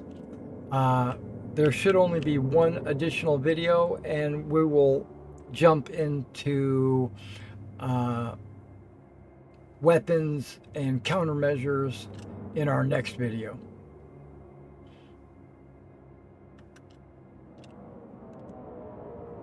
Whoops.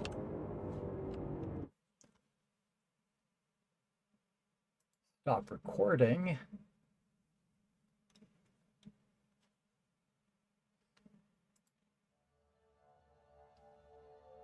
Guys, I'm going to be right back. I gotta step aside. Greetings, citizens. This is Lieutenant Commander Mr. Everything coming at you with an important announcement from the UEE Navy.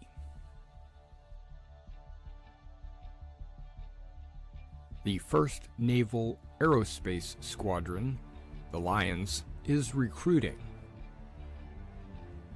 Be a part of something great. Join now. We are looking for new and veteran players.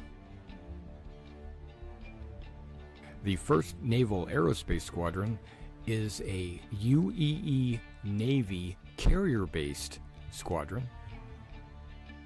If you're looking for a disciplined, well-trained unit, join now.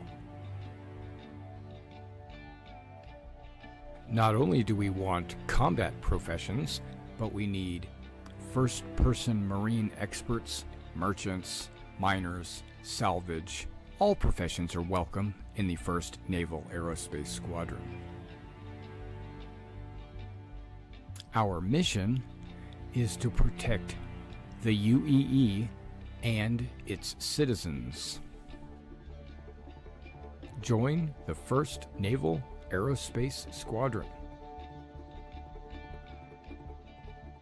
Expected missions would be anti-piracy, anti-smuggling, fleet protection, search and rescue, convoy escort, bounty hunting, exploration, mining, salvage, asset protection, cargo hauls, to name a few. Join now and see the galaxy. We have an organization page on the RSI website, as well as the forums in Spectrum, and we have our very own Discord. Role-playing is encouraged, but not mandatory. The galaxy awaits. Join now. Whether you're casual or competitive, we're looking for committed players. We're based on a World War II U.S. Navy Air Squadron theme. Our focus are carrier-based craft, with our primary being the Sabre. But all ships are needed and wanted in the squadron. We would like to have a wide variety of ships to allow all kinds of gameplay. Visit now your local Navy recruiter and join the 1st Naval Aerospace Squadron. The squadron is growing. Visit our recruiter at robertspaceindustriescom/orgs/1NAS to become a member of something great.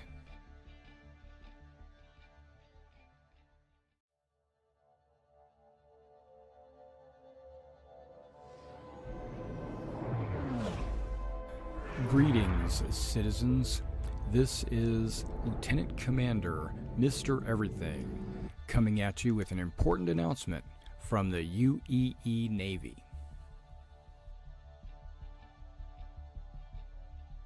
The 1st Naval Aerospace Squadron, the Lions, is recruiting. Be a part of something great. Join now. We are looking for new and veteran players. The 1st Naval Aerospace Squadron is a UEE Navy carrier-based squadron. If you're looking for a disciplined, well-trained unit, join now.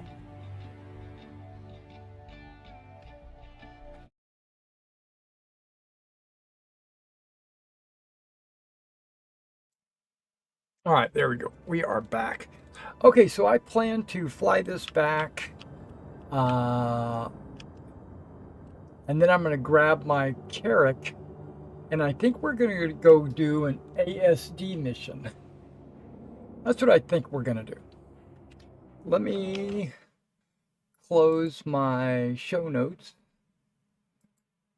Let's pull up the stream.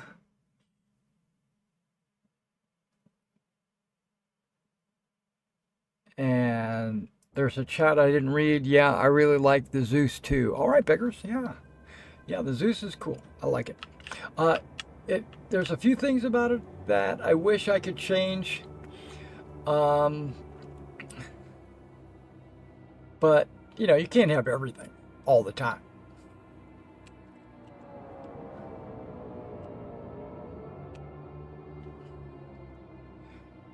One of the things is in the cargo bay, I wish that handrail was missing. And I wish the door that goes into the cargo hold was just a little bit taller, because I can't get my Ursa into the cargo bay. Yeah.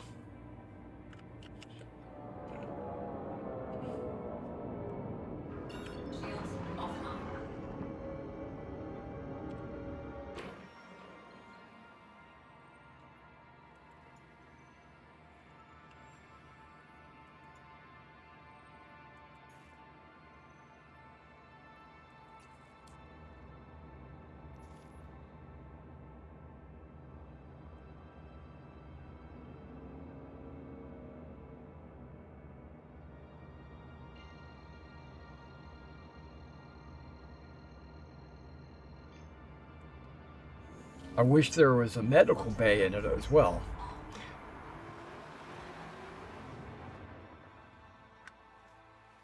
But it's got 3 beds, 3 seats on the bridge. So it's really like a 3-person ship. But it's small enough that it could be flown and operated by a single person. Bottom drive is now on.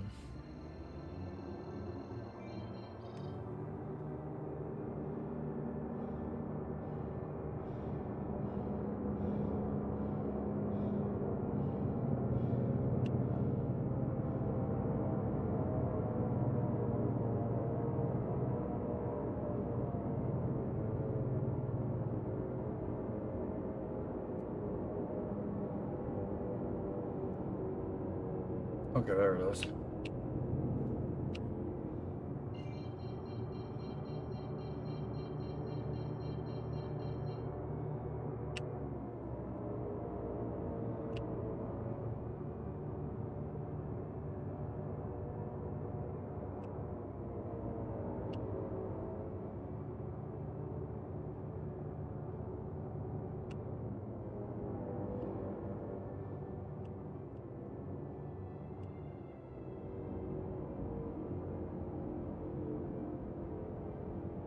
Oh my gosh, let's get rid of that.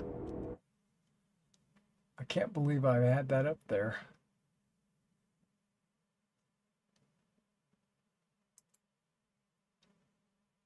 Yeah, turn that shit off.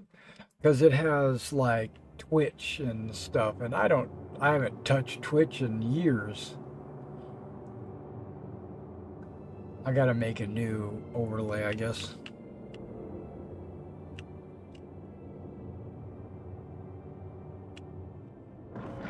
Shields online.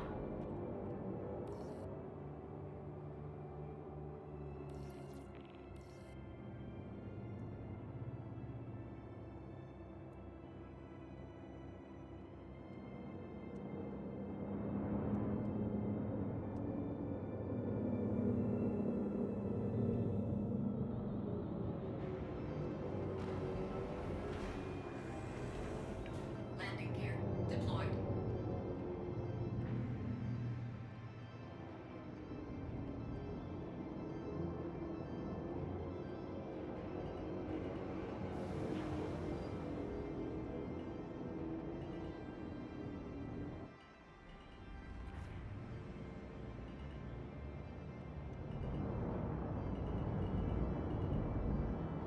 Landing complete. All systems offline.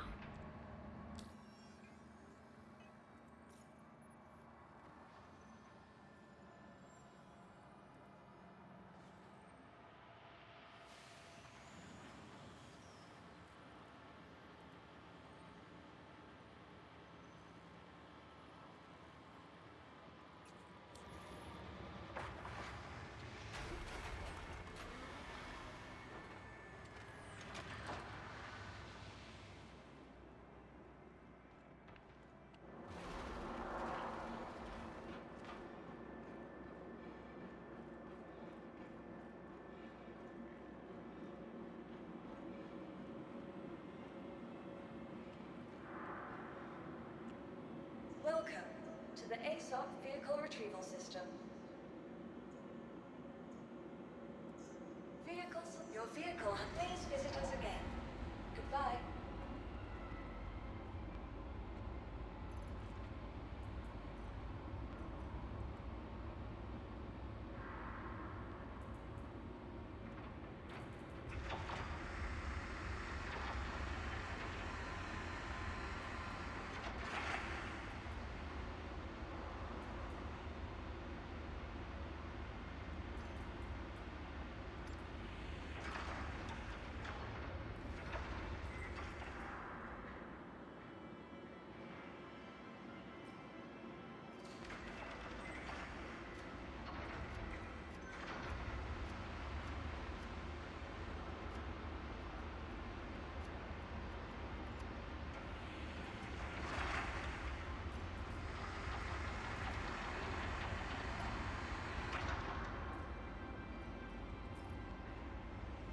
Okay, we're going to go in with this.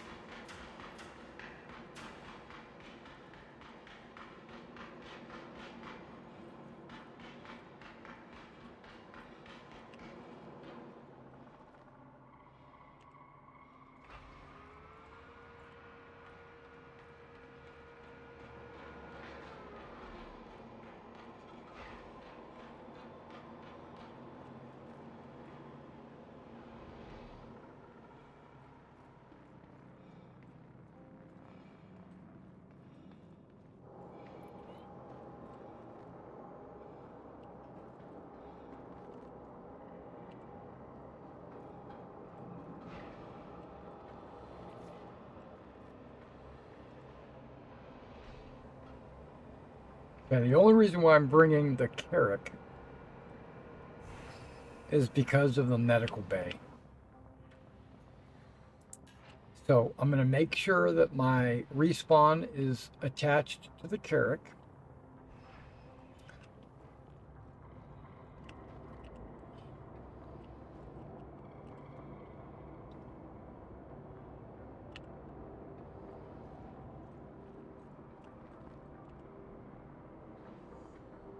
And then I wonder, I don't know if it's going to work this way, but I'm going to park it in the hangar at the ASD terminal. And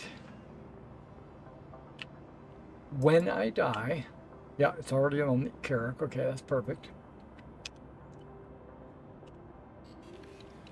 I want to see if I respawn on the Carrack.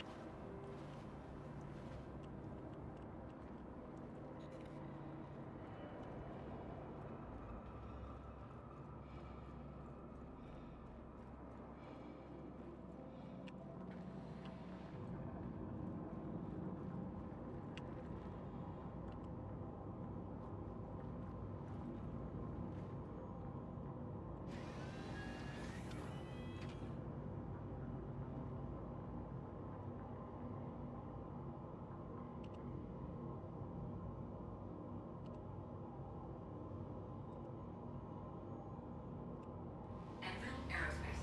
All systems online.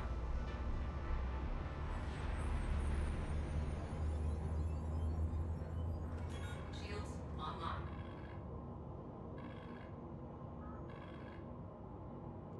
Okay, let's see if we got this mission available. I think I really need to do some cargo. Oh man, I really need to do some cargo.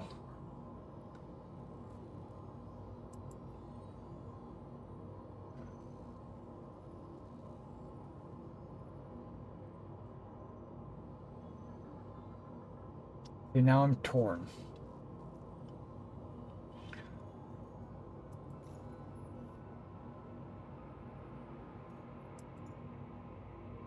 Because I still have this much to do.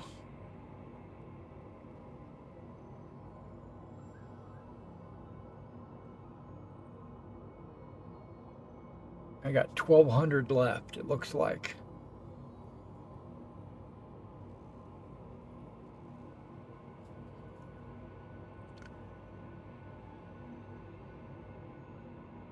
And nobody's catching Hurston.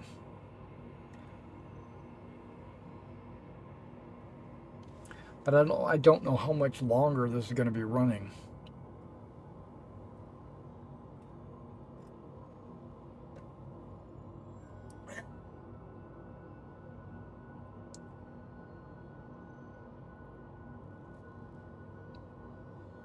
Nope, we're going to do ASD. We're going to do ASD. I'll do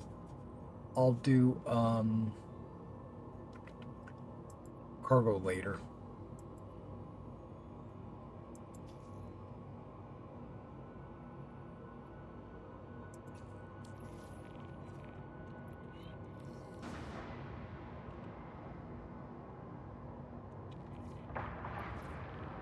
Takeoff complete.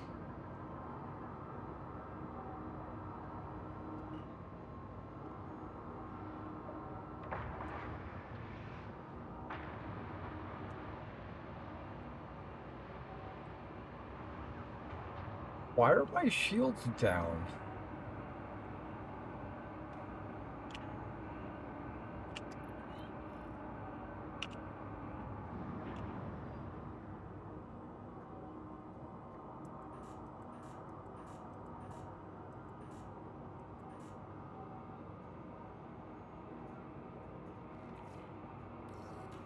Okay, here's the score. Since we confirmed that Dr. Yored's been to the facility recently, we need to see if you can learn why. I've pinpointed the last files he accessed. Go there and see if you can find out what's going on.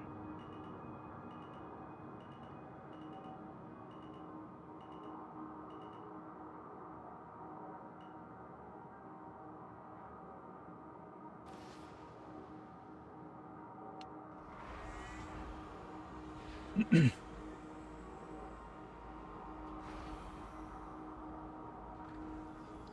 gear raised. Yeah, why are my shields down? Shields offline. Shields online. Okay, shields online. Now I'm waiting for them to come up.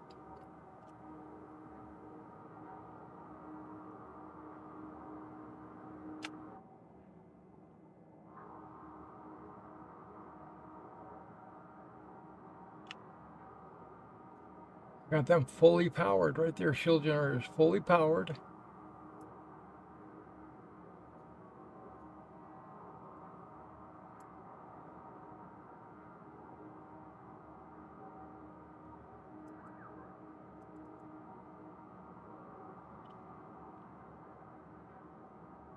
Hmm.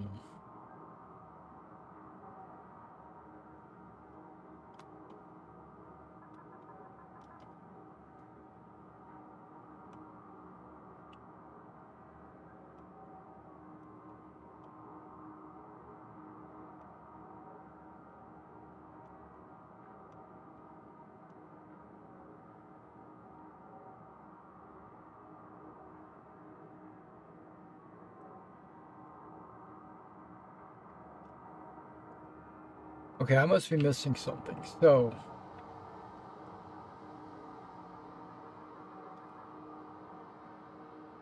when I powered on the ship, it was already in quantum. So I have a feeling that I'm going to need to power the ship down and then power it back on. But I want to do that once we get out of gravity. It's also showing that I'm still attached to the Hornet.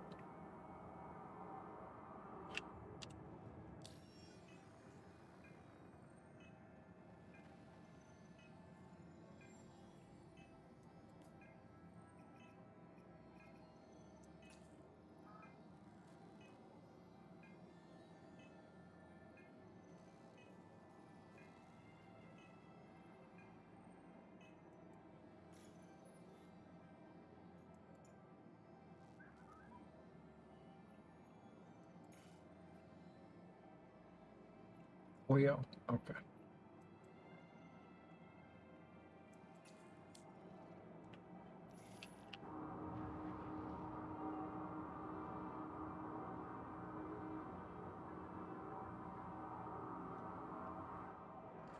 Shields offline.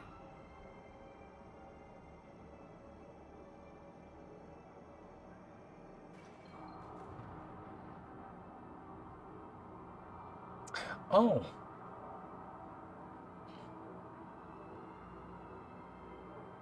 Hmm.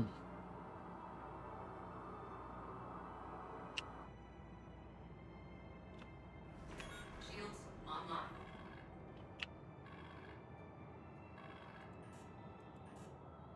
Yeah, it's got everything at 0%.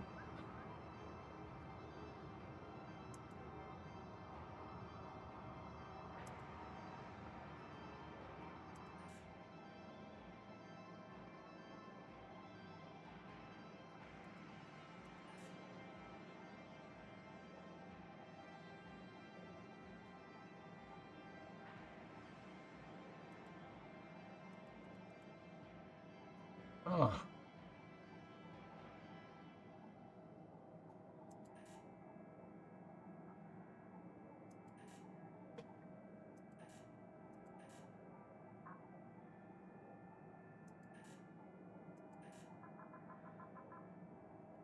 Okay. I have to check something.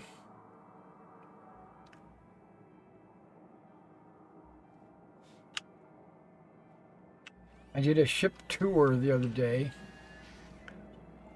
and I opened the shield generator panel. I wonder if I did something to the shields while I was there.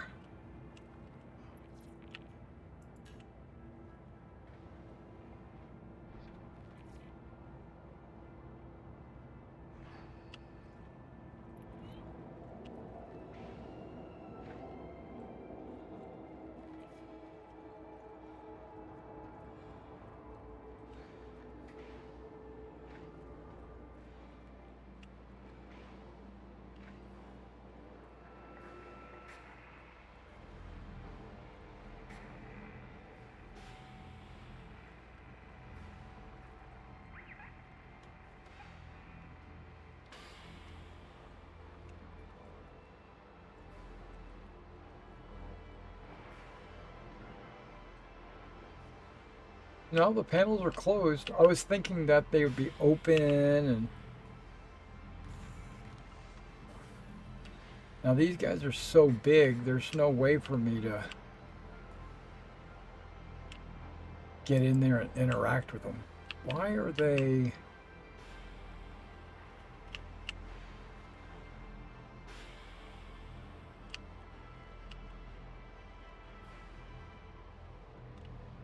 A little bit of a flashing red light going on there. I don't know.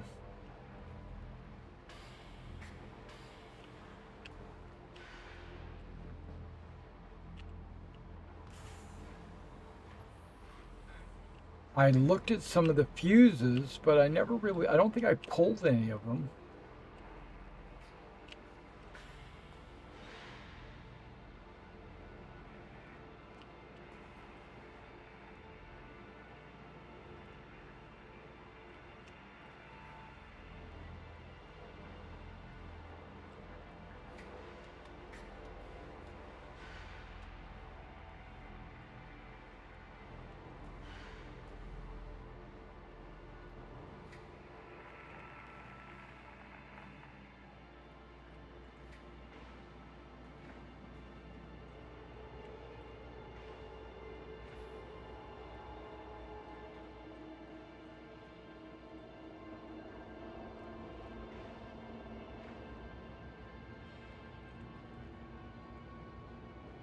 Everything looks in order.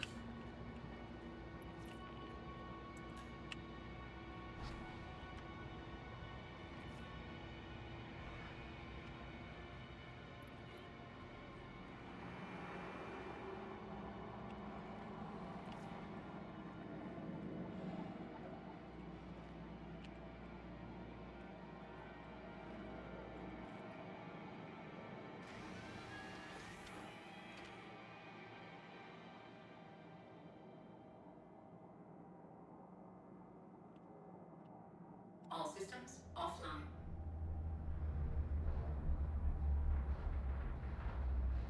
I'm descending. Okay.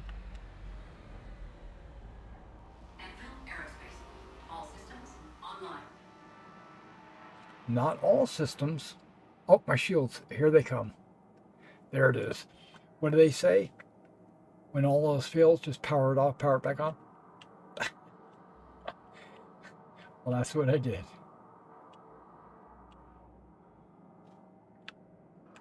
Shields offline.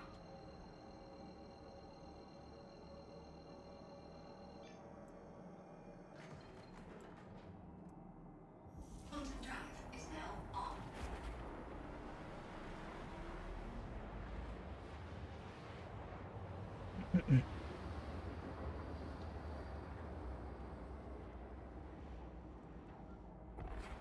Quantum drive is now off.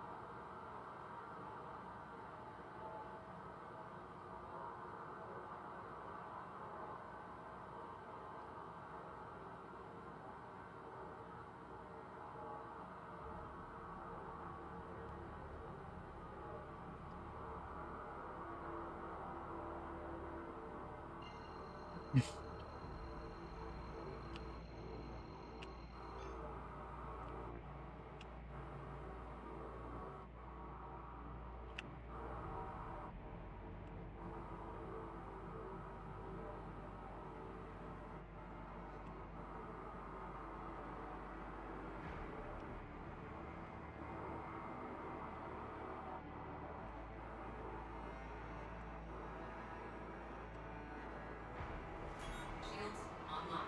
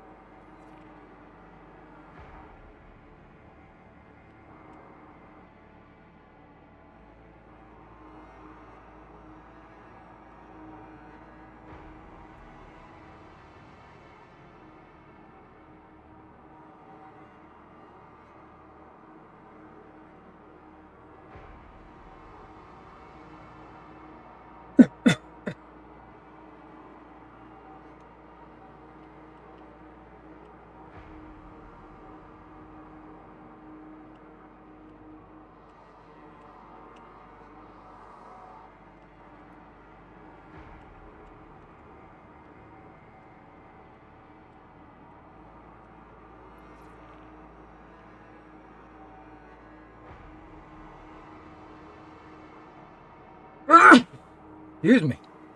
Wow.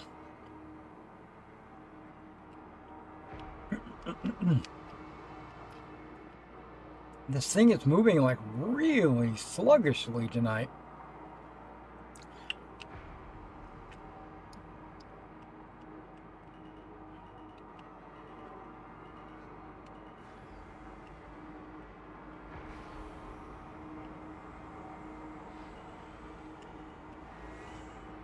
Landing gear deployed.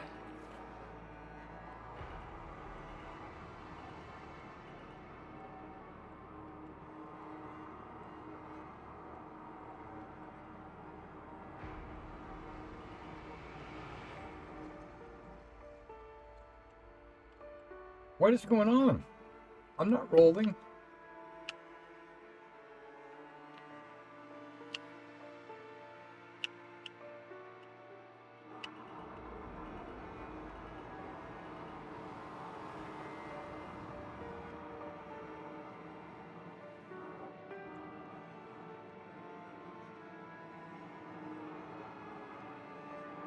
Landing complete.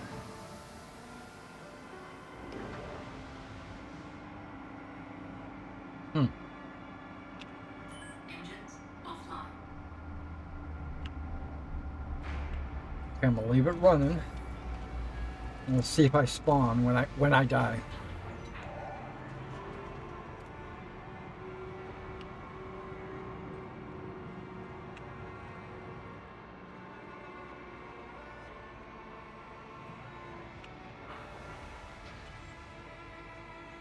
It's not if I die, it's when I die.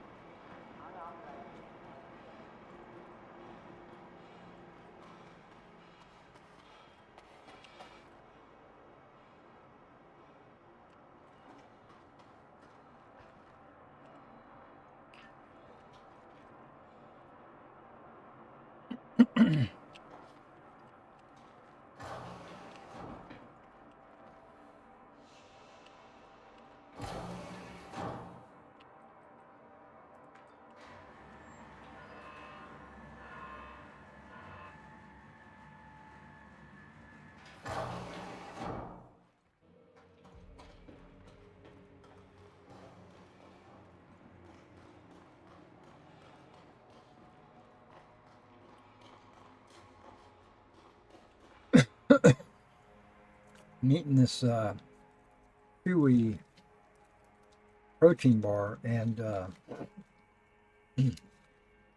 causing me to cough.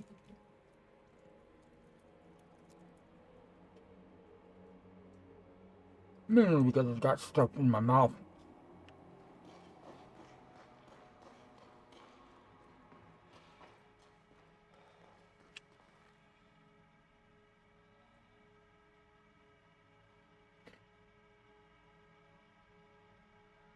Got a runny nose. I don't know. I'm breaking down in front of you.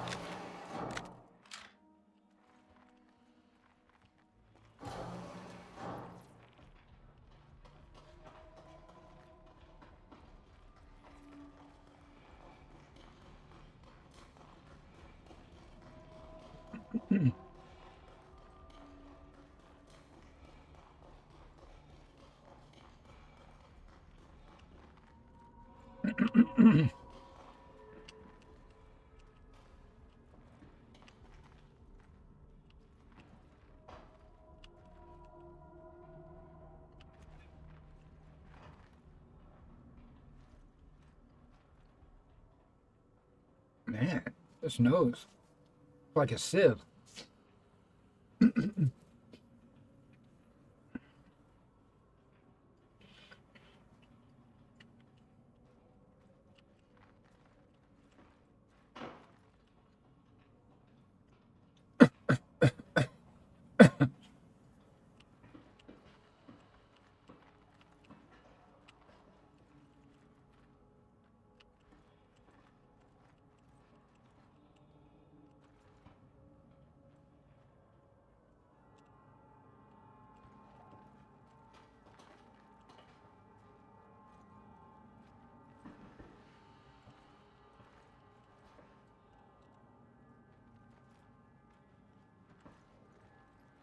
Hey, this is where I get killed.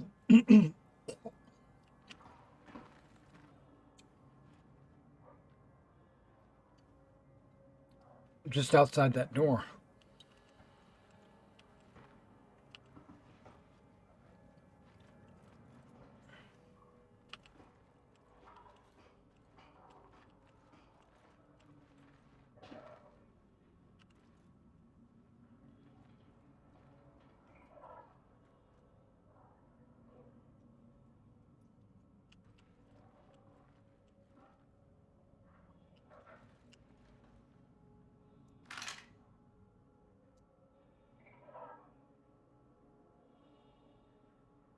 That smoke or is that a guy?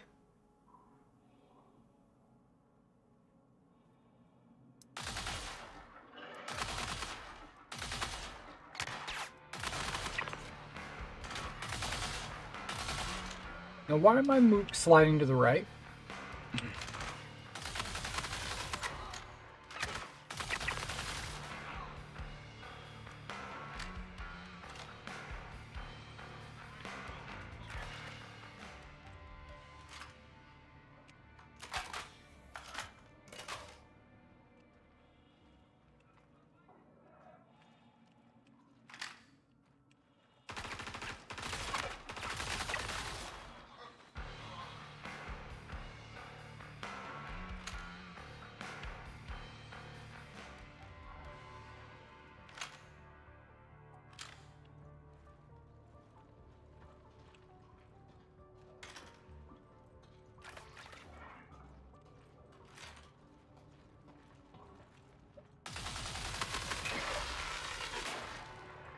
Came running right past me.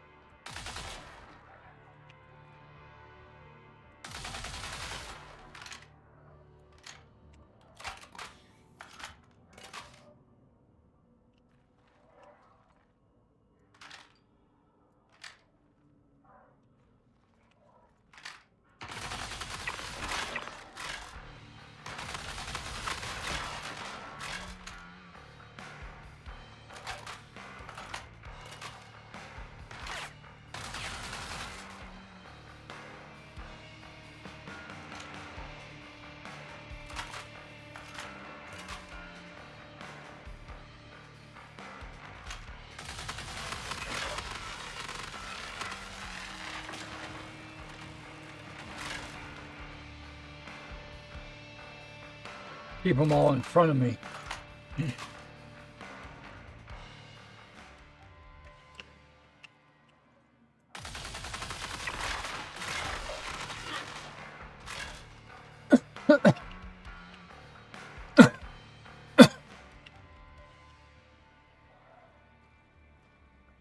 See what I mean? There's just way too many of them, and they constantly respawn.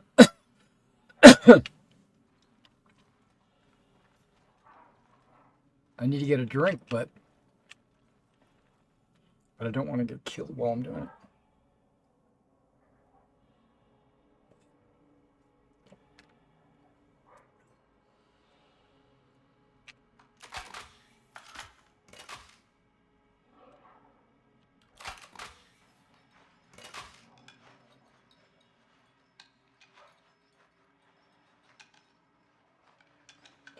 I went through like 4 magazines. Okay. Well, I'm bringing a ton of extra ammo. No.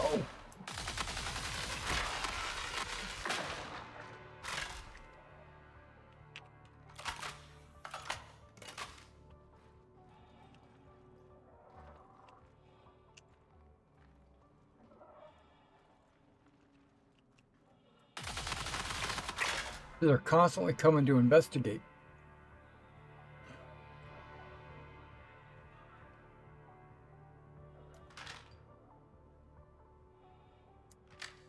See, you would think there'd be a finite number of them. You know, like 100 or 200 or whatever. That looks cool.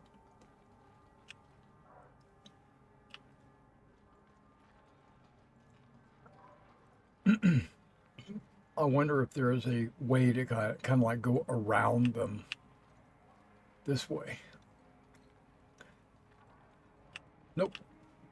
I've got to go through that door.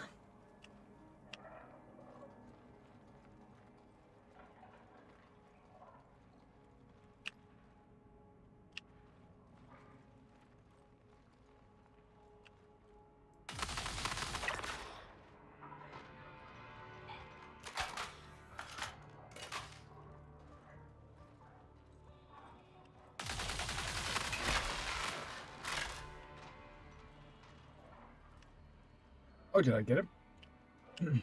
I didn't think I got him. Look at all these bodies. How's that song go? Let the bodies hit the floor. Let the bodies hit the floor. What?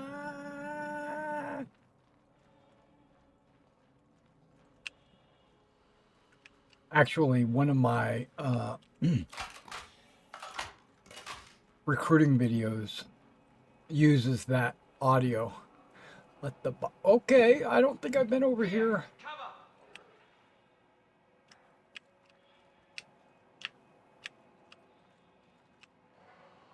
Okay, maybe this is where I should have gone.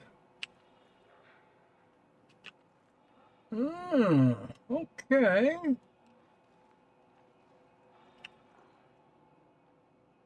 that a person? We're gonna go this way. Probably a one-way trip.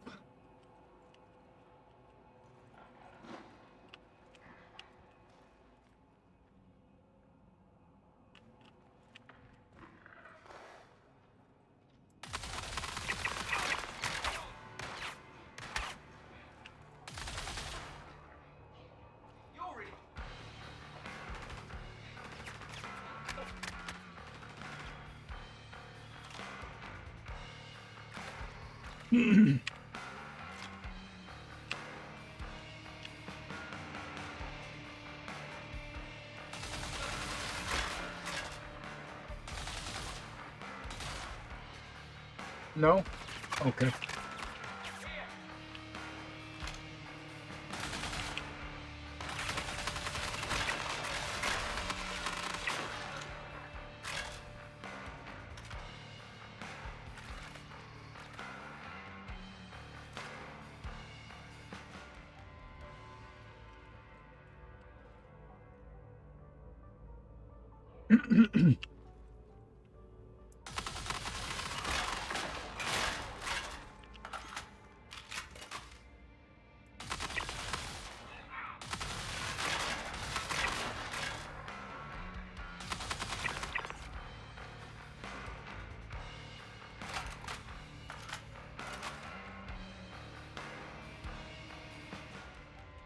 I'm going to do it.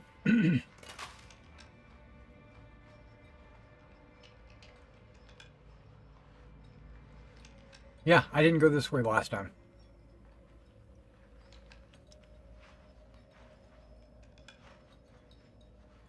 Come on, come on.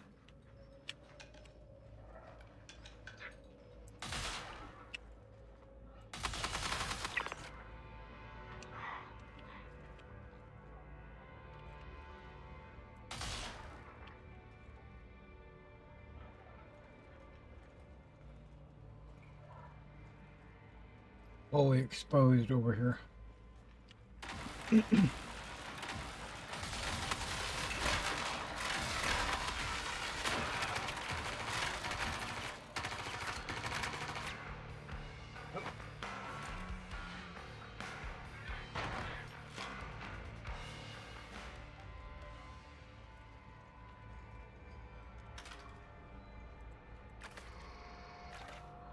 Oh, it's only getting me to 90.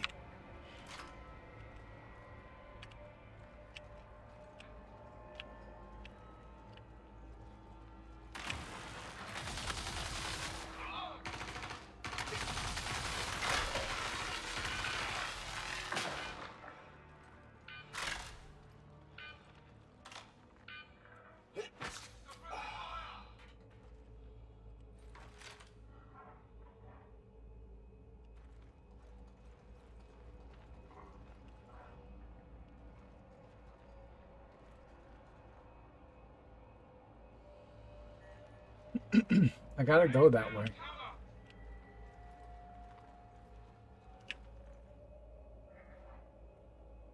Files are 70 meters that way.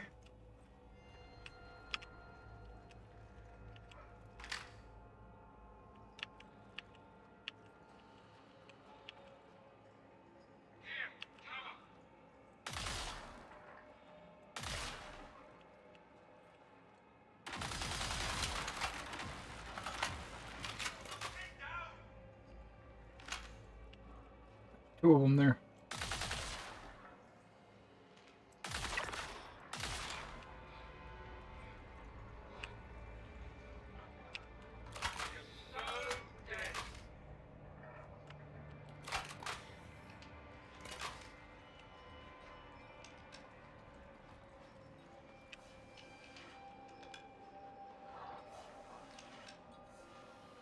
Any last requests before I end this?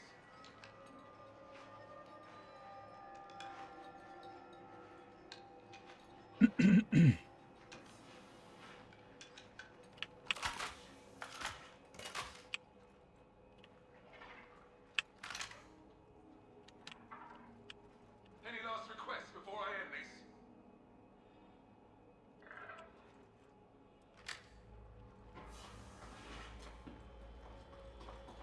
Lay down cover!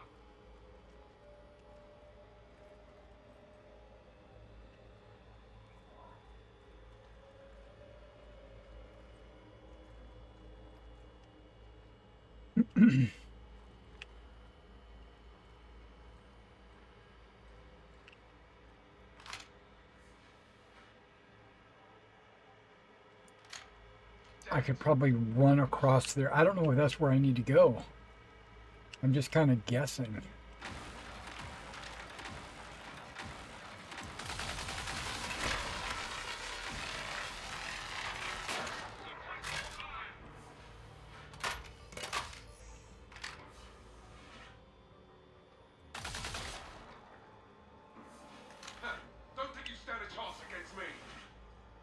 No?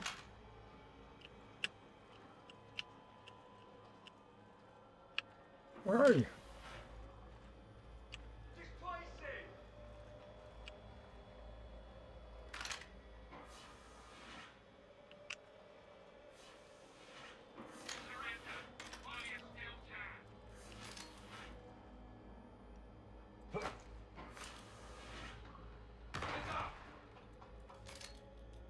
Cover blown! Move it!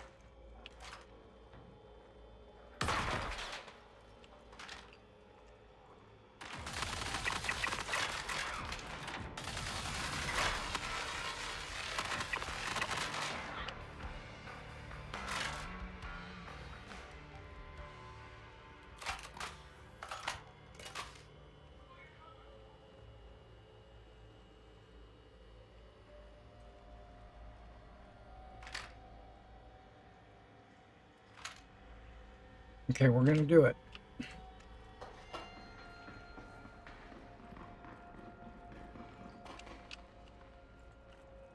Made it. Well, I haven't made it, but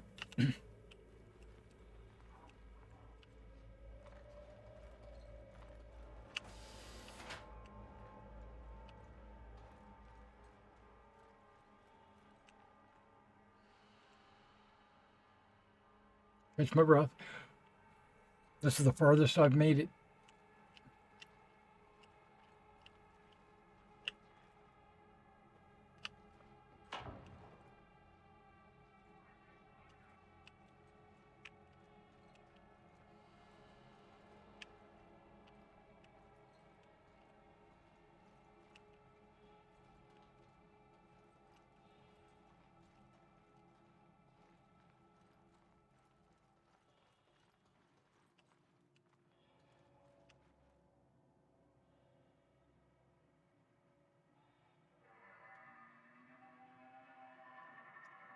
Does that say 700 million miles or 700?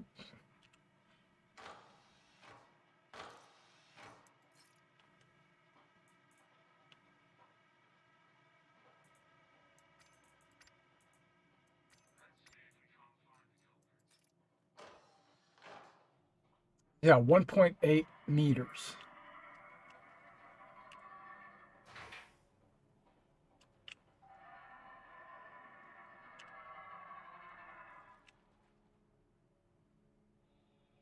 Wait, come on now. There was an F there just for a second.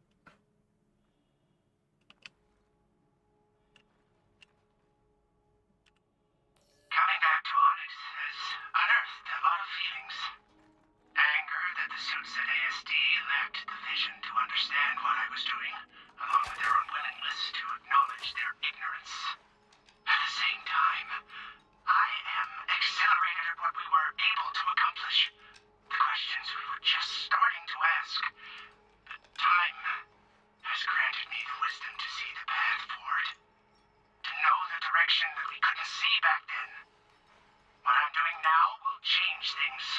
It will redefine what it means to be human. Let's see what we got. Okay, that confirms it. He was definitely here and digging up his lost research, but we still don't know why. We're going to need to find out more. Stand by and I'll send you the next steps. Leave Onyx facility. Okay.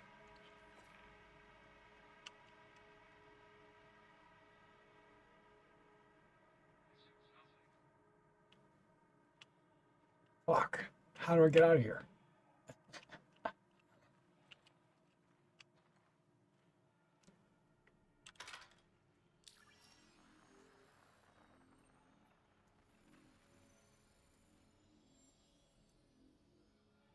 Is that an elevator?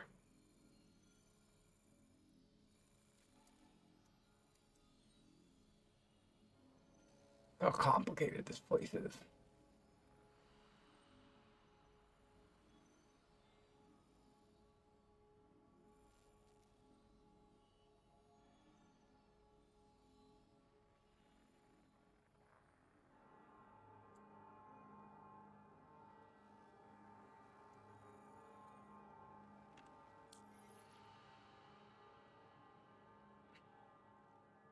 Come on, get my eyesight back. There we go. Okay, how do I get out of here?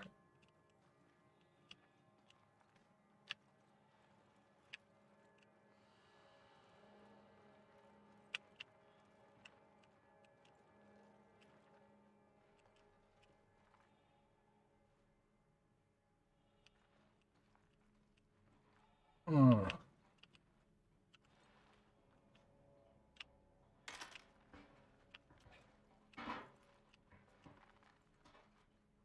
looks like a way down, not necessarily a way up.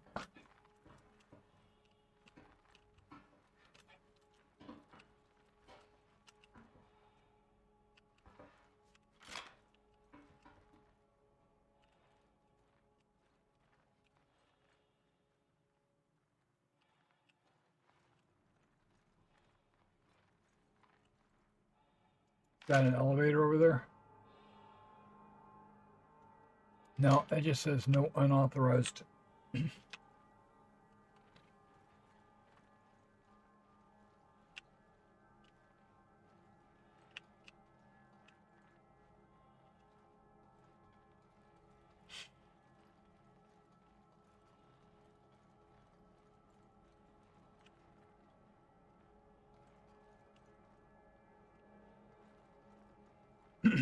Definitely don't want to do any jumping. Is that an elevator? Is that the way I came in?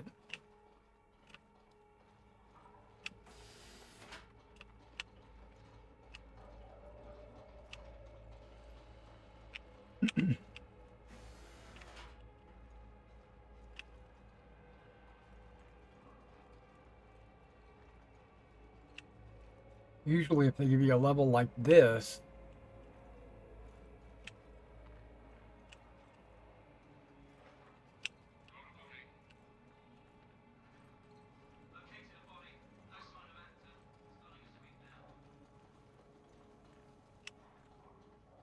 this is where the elevators would be.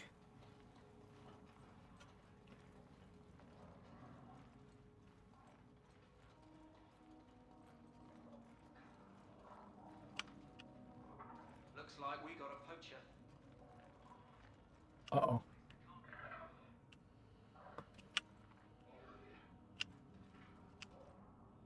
Sound is close.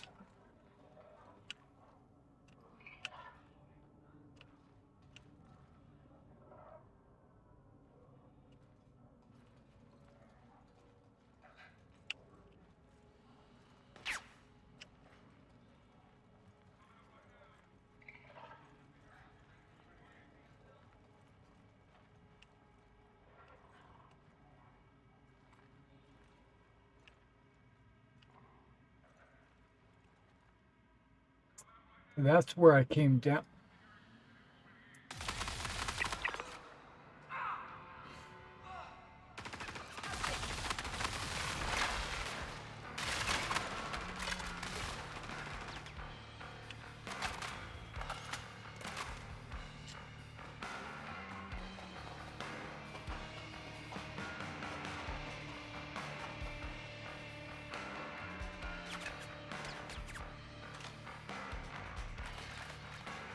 Oh, I've got an injury.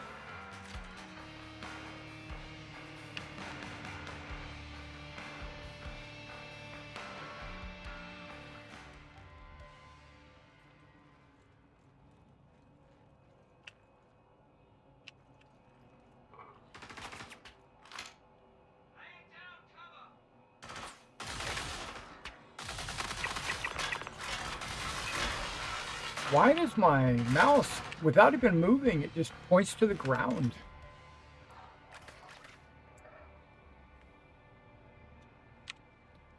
Maybe I am moving it, I don't know.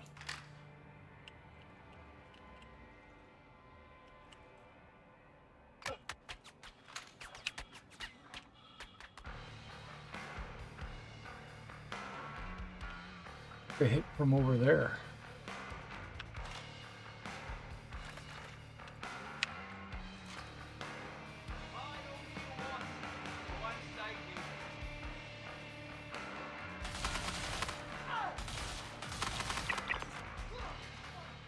I got lucky there.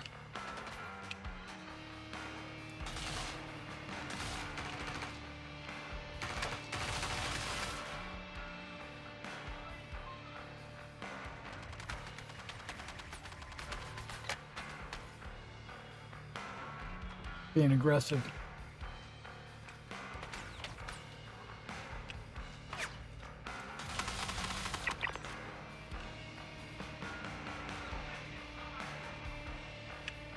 I know how I do know how to get out of here.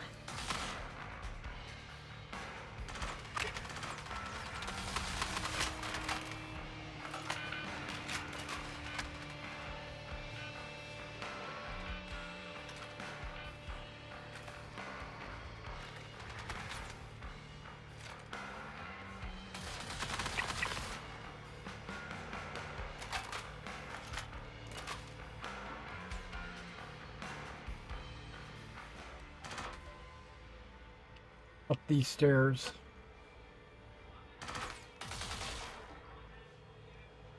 But it's not these stairs, it's the stairs on the other side of this, I thought.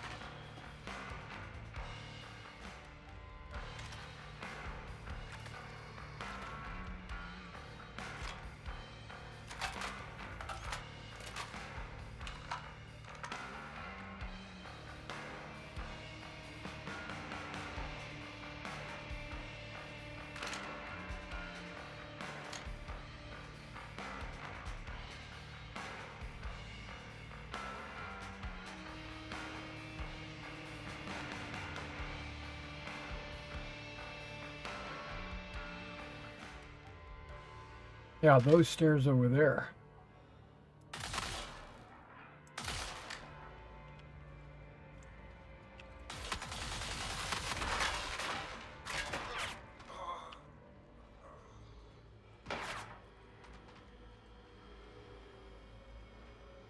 Ah, what?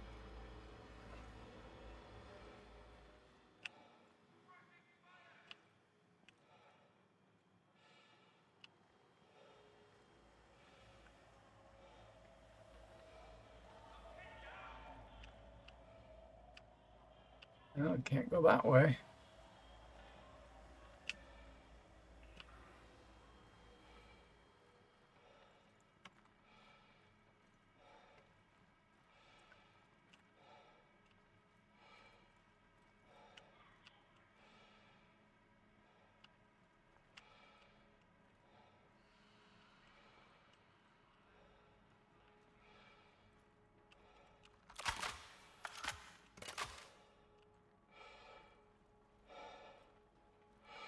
I don't know how to get out of here.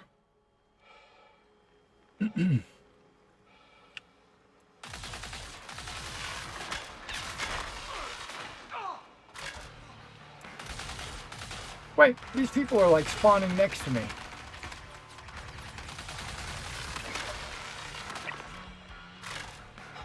You know, I could die and then get out of here. If it works that way.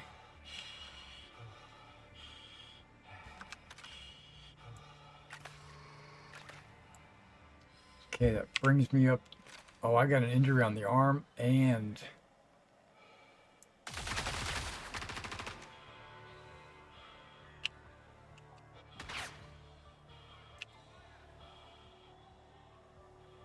Oh, I got a level 1 injury on the arm.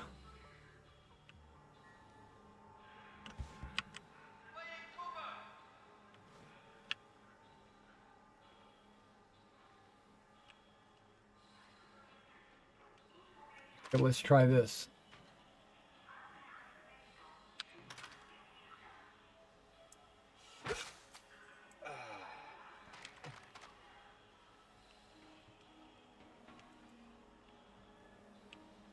Okay, I'm gonna run through this complex.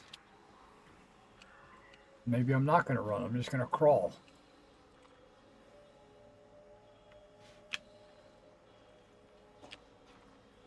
Inventory. Yeah, look at me. I'm sucking.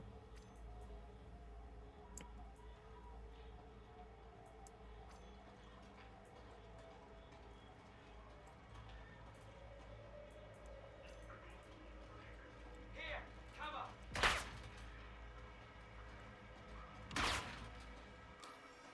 No, not that button.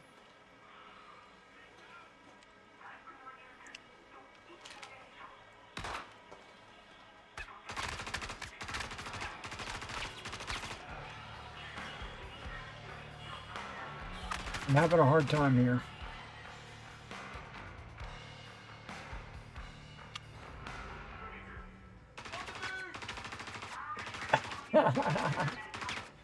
Let's see what happens. No! No! No!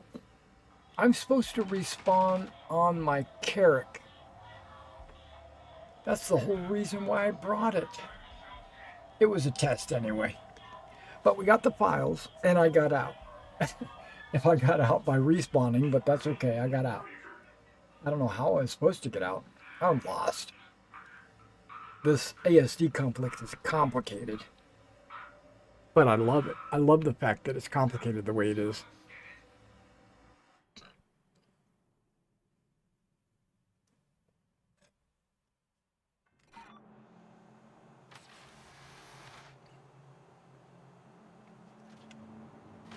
Yeah, the whole reason partial paralyzed, you cannot perform a takedown while your arms are... Oh, okay. Because I was trying to grab the guy. I was trying to do that. But my arms were incapacitated. Okay, that makes sense. And I should have respawned in my medical bed. The only reason why I think it might not have happened is because my medical bed might not be strong enough to respawn the type of injuries that I had sustained. But I thought the Carrick medical bed was the best. Class 3 or whatever they call it. I thought. But it's okay.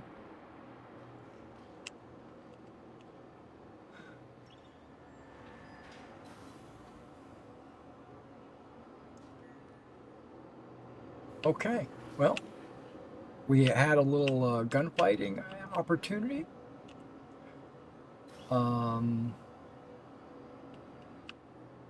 Which I thought was pretty cool. Let me check my inventory. Where's my rifle? Where's my pistol? My rifle's gone.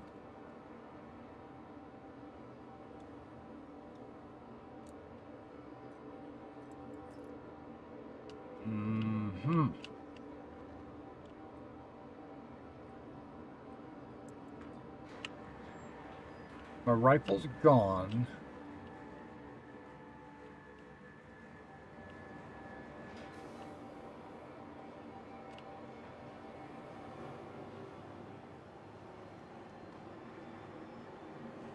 I noticed that my FPS just tanked. So what I think I'm going to do is switch out servers. And it should also respawn me. Hopefully it'll respawn me in my hangar. It might respawn me in a hab. It says leave Onyx facility and return to Onyx facility. Oh no. Switching servers, is that going to delete that?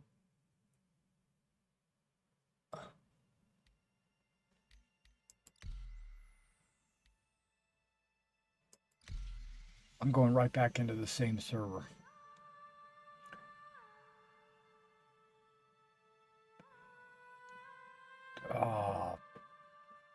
Meaning it didn't count me as leaving via the waypoints. Which means the quest was locked. Unless I do it all over again.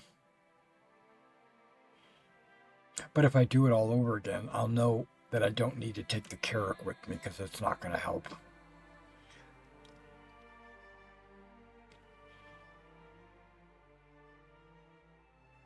Yeah, my carrot is there.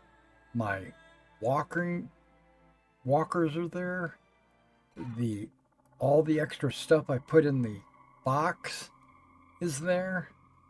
And now, if by switching servers, because this is probably what's going to happen, the quest is going to be deleted, and my carrot is going to be destroyed, and I have to claim it. And if I claim it, then I'm not going to get the cargo lifters.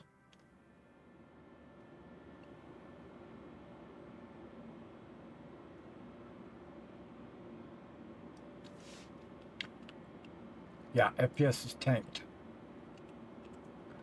Welcome to the ASOP Vehicle Retrieval System. Carrick, unknown. Claim. Please visit us again. Goodbye. Fuck.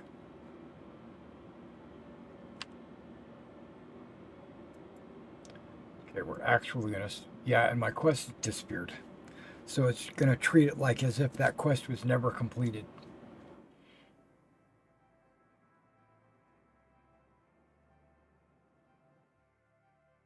No big deal.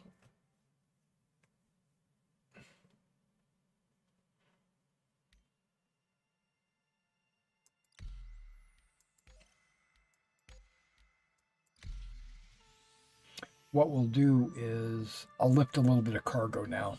I was meaning to, I needed to anyway. And by getting to the end, I'll get my rifle back. Plus, it's just a cool rifle. I mean, I actually like the Gallant better, I think. I don't know. The Gallant does a lot of damage, but it only fires in burst. It doesn't have like full auto. So I have to constantly go tap, tap, tap, tap, tap on the mouse to get it to shoot full auto, you know? So I might consider getting a weapon that actually fires full auto, like a submachine gun. Go in there and just... But then, I don't know.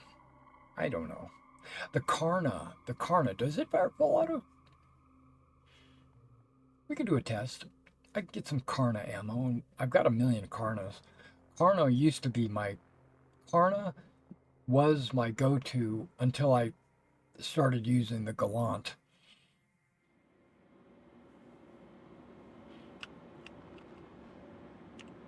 Welcome to the ASOP Vehicle Retrieval System.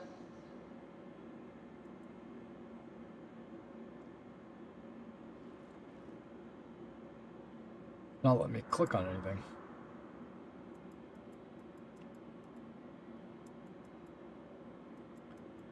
No clicky clicky.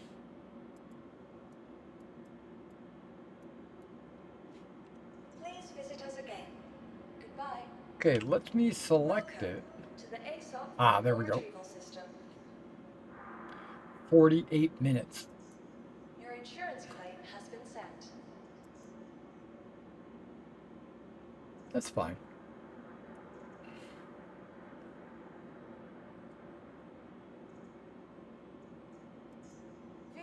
Your vehicle has been delivered to the following. Please visit us again. I don't think I have any... Yeah, look at all this ammo I've got on my backpack. That's Gallant rifle ammo. No, wait.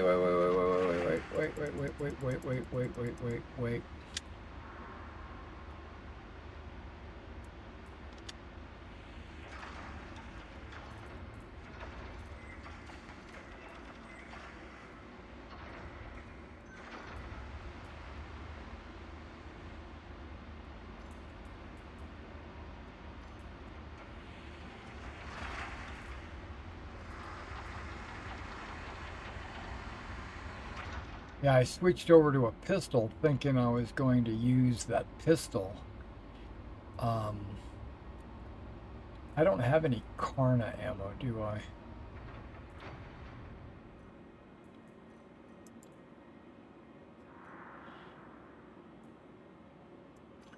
I have a Karna rifle. It usually comes with a magazine.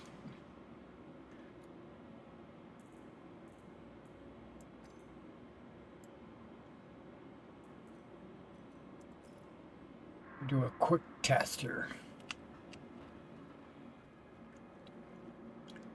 This is my bullseye.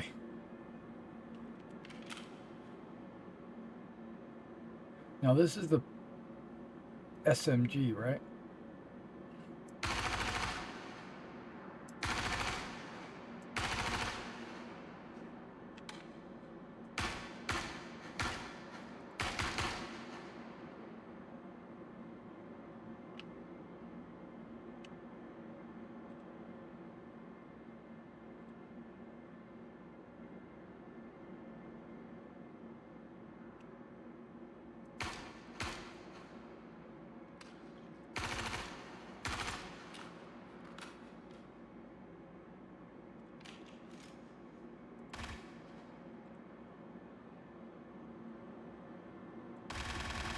Oh, nice. Okay. So the Karna is full auto.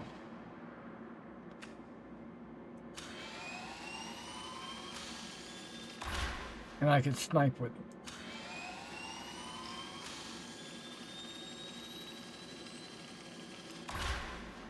Uses 3 ammo with a sniper.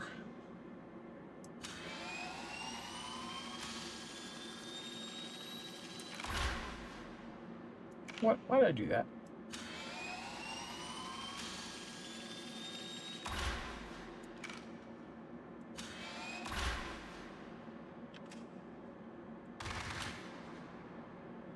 Okay. Um...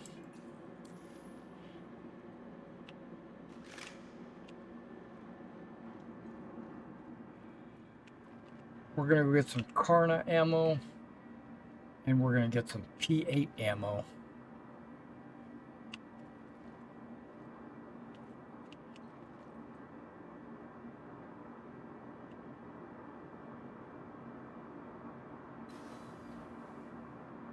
Mainly just because I don't have any.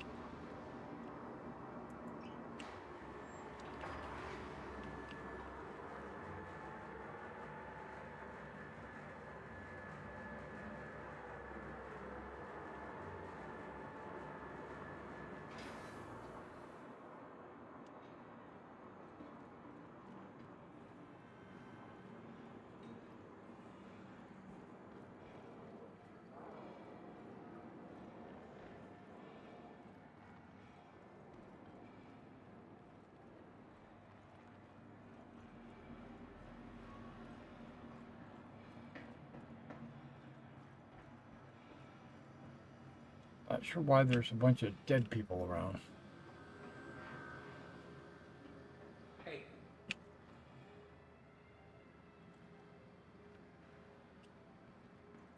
Is that you?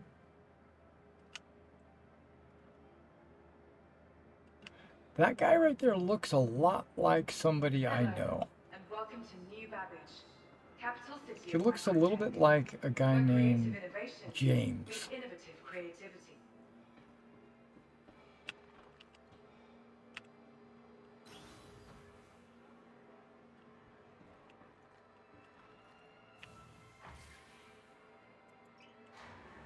We're going to the Kelto in the Aspire brand. Aspire brand?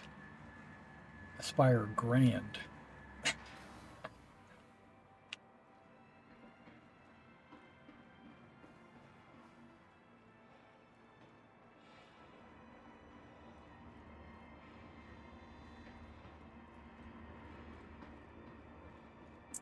And I still think I want to run a real quick cargo run.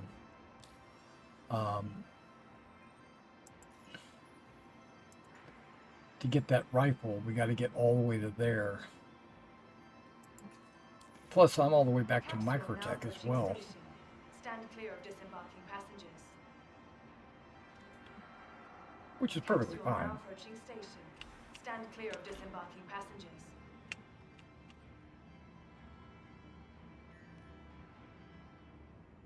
The capsule will be leaving the station momentarily. Careful, doors are now closing.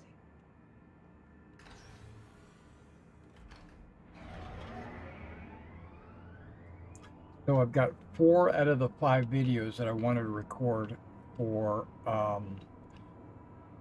the flight school.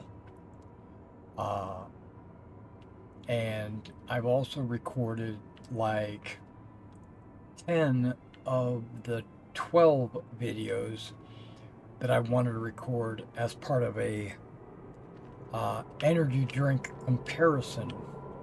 I was going to put out an energy drink comparison video that took about 6 or 7 different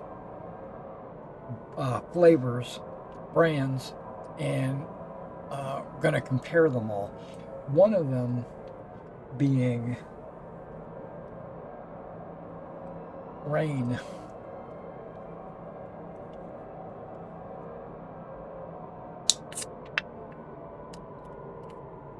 Plus, I'm starting to get really hungry, and I've got a dinner waiting for me to go eat.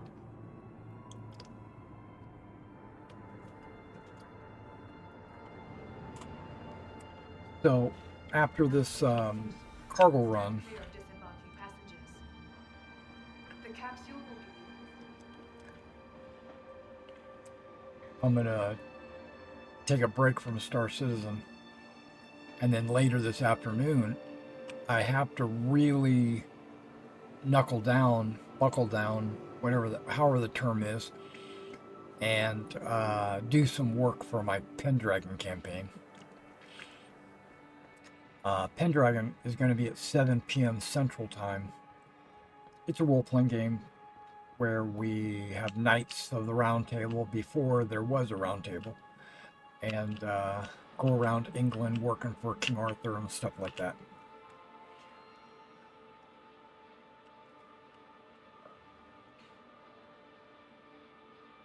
Okay. Personal weapons.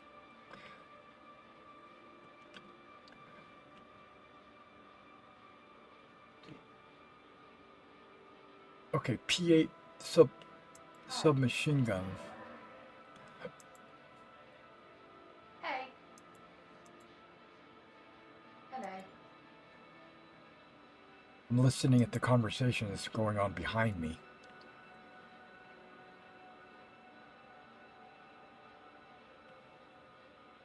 What are we looking for? Karna.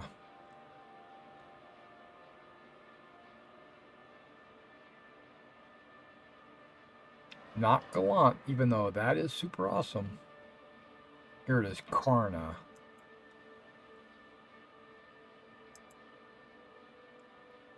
One, two, three, 4, 5, 6,000 million credits for.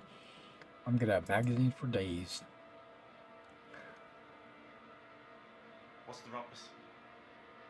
I think it's a bit backwards that more people streamed the last Statable Championships than the last election. People need to get their priorities straight. Way it goes, I guess. Got a nice little butt. Hi. How you doing? Oh, I'm doing all right. How are you doing? I was just hearing your conversation about the SATA ball Hello. and the streaming of it. And she's out of here. Hey.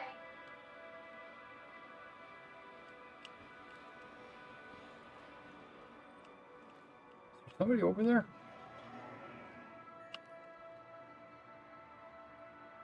There is, but their head is like in the cabinet. Okay, was there anything else I needed here? There's not. Go back to our ship and let's go pick up a load of cargo. What's happening with you?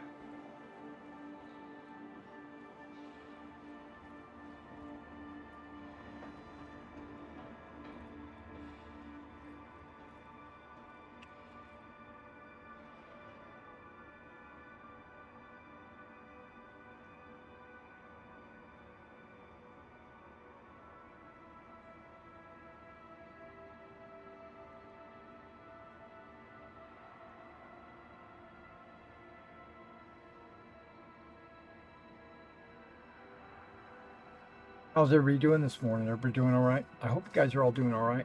If you guys are just hanging out, watching me play, and maybe look, learning a little bit while you do that, then that's perfectly fine. I am totally okay with that. But if you want to chat with me, I'm okay with that as well. And if you want to talk about anything, it doesn't even have to be Star Citizen. You could talk to me about Pendragon. You could talk to me about Skyrim or other games like City Heroes or anything that you want to talk about. I'm here.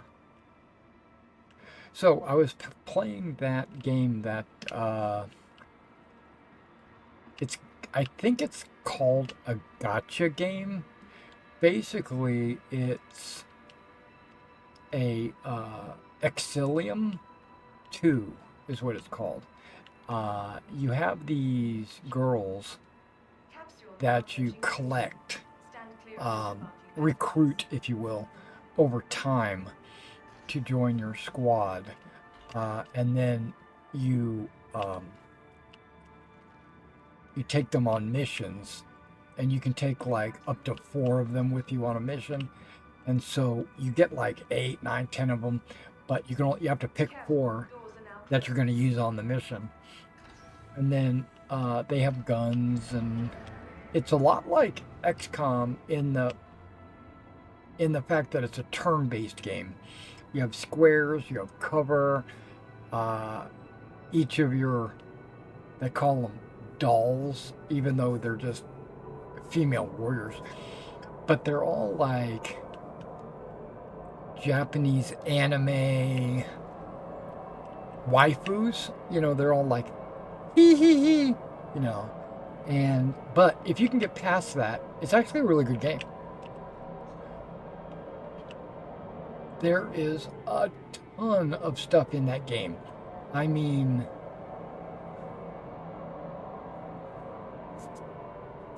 you have like outfits, you have weapons, and then on the weapons, you have customization of the weapons, skins, scopes, silencers, triggers, stocks, grips. You have tons of that on the weapons. And then there's also different weapons. So there's like 100 different weapons. And each weapon has like 4 or 5 categories that can be upgraded. And each category has like 30 or 40 different options. That's just weapons. And then you've got your dolls.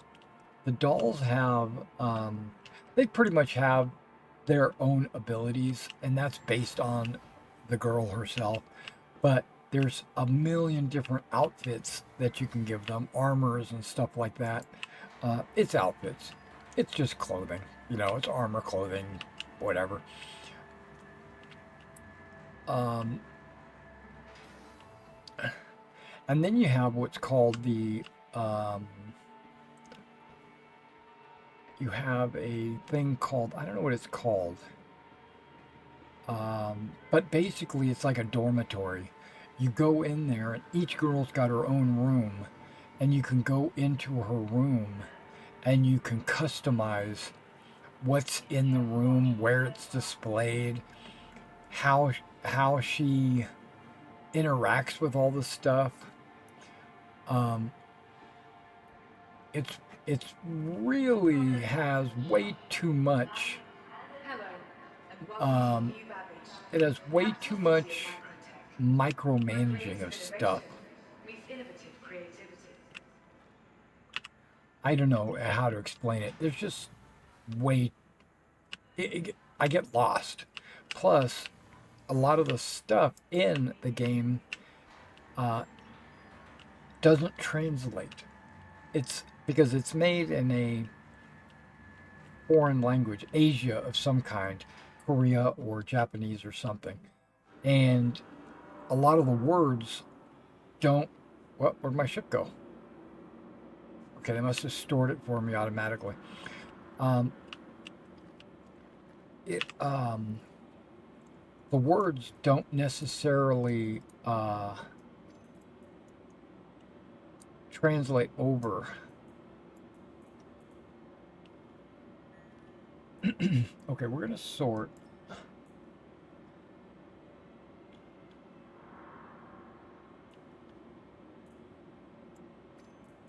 Put one of those in the backpack.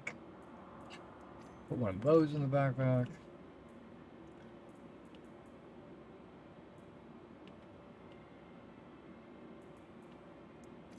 I think I'm going to put one.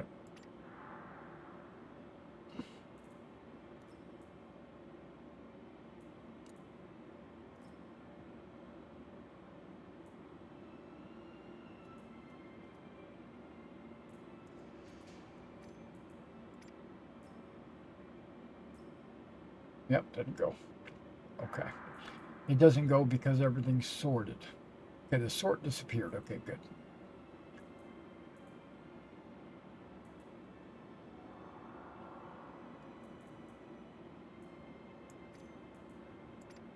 So now it'll stay. Arrowhead. Okay, we got a Karna. Now, I'm looking for a different color Karna. One that's not just your generic black. There's my Brimstone Karna. There's my Alpine Sunset.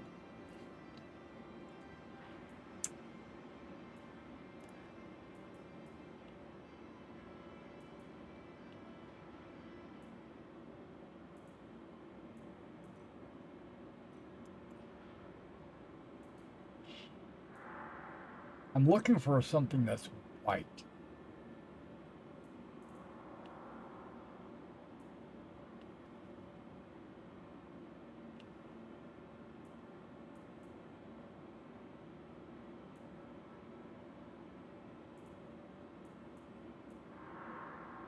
That's just a regular Karna.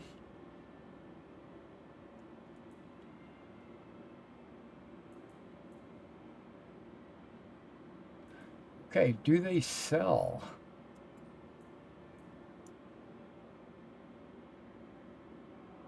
Where is my... Okay, that's gone as well.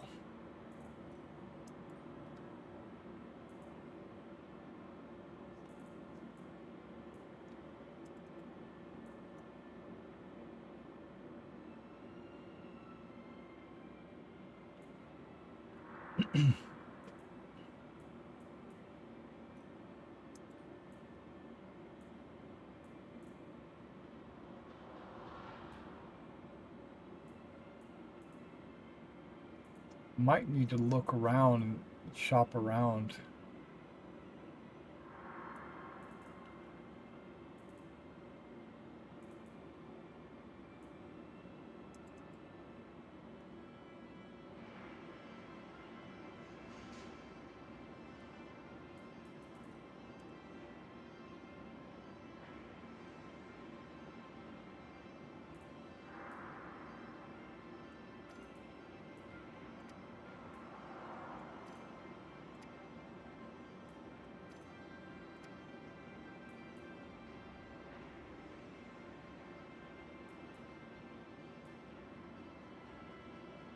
Now the Karna mags look really crazy looking.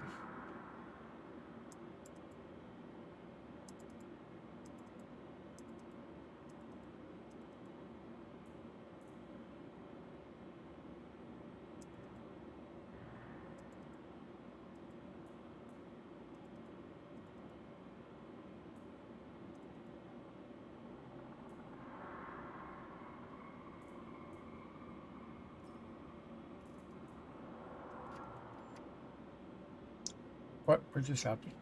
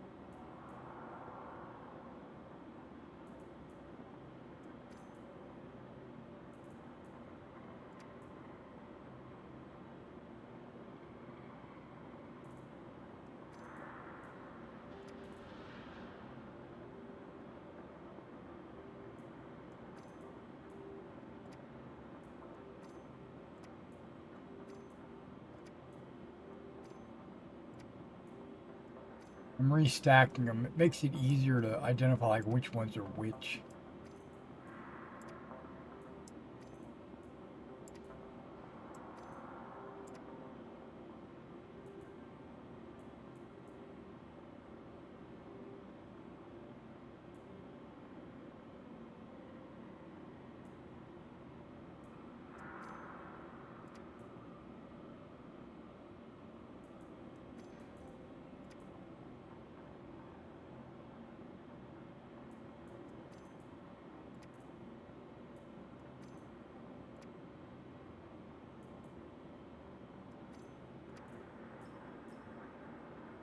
All right, that's good. I got ammo.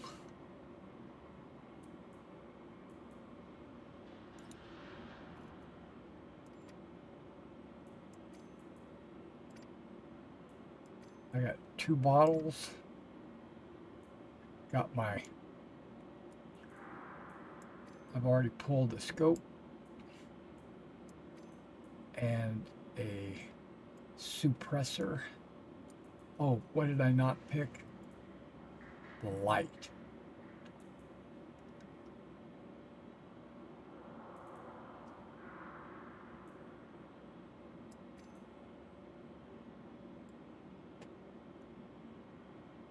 So we got a light, we got a suppressor, we got a scope, we got magazines, we got medical, we got a tractor, we've got everything I need, drinks.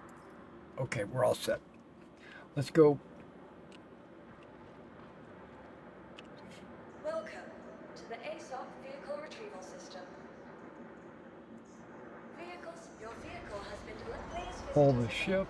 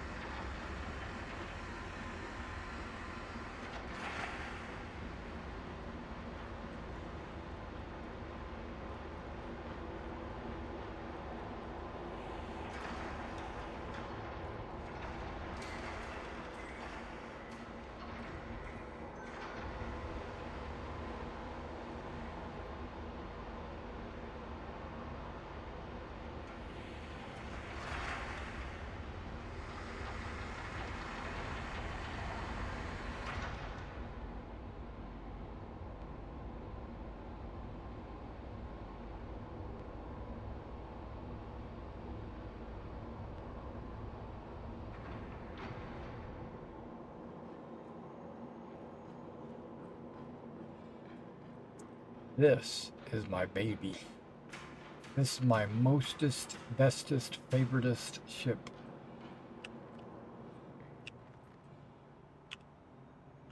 Now, we're probably going to mess around with this stream here in just a second. Yeah, this would be a good time to do it. I'm going to Alt-Tab out of the game.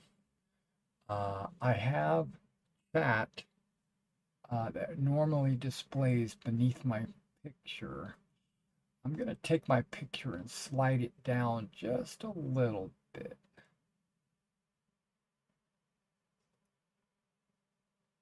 There it is.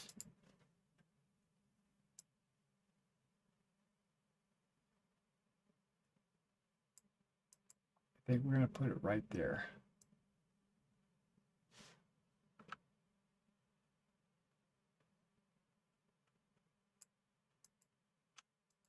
That looks good.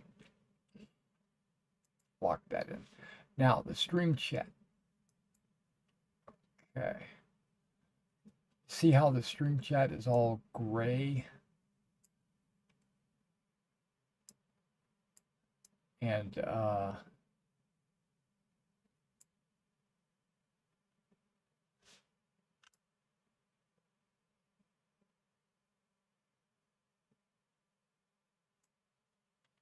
something missing on the left-hand side of the stream chat. Faces.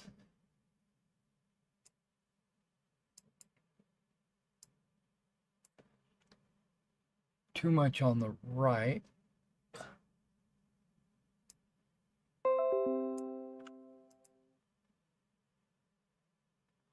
Adobe Acrobat update is available. But you know what? I could have swore I turned off the updates, trying to just preserve bandwidth.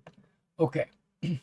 Now this is pretty cool, but you can see the gray is blocking the image. So when I put this over here under my photo or whatever, it's going to be in the way, blocking. I want it to be clear. So what we're going to do is we're going to stream chat. There it is. I have words. Let's go to, I think it's filters, chroma key. Okay, I've got chroma key selected already. That's weird.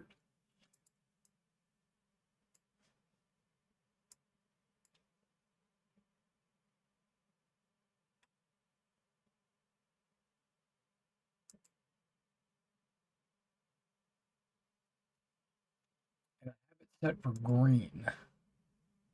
So if I go custom color, select color,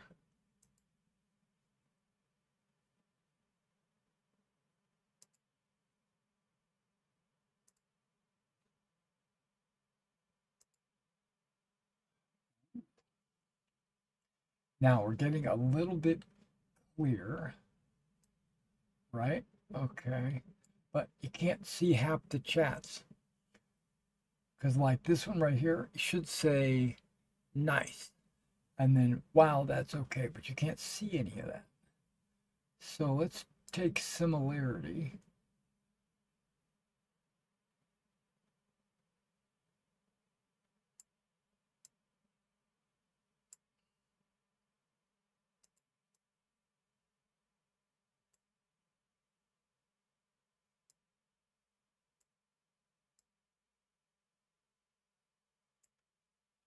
Now let's try this again.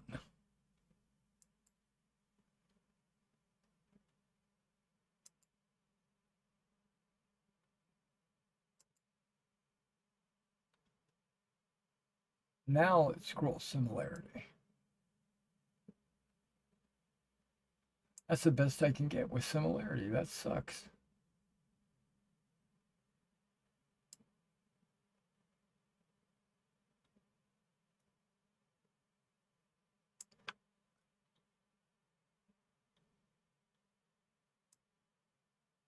Okay, so you can see it and you can see through it, but it's just very vague.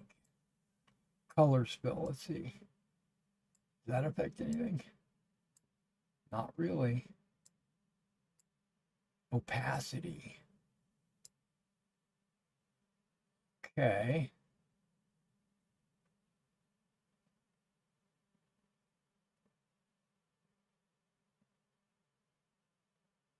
Okay, okay.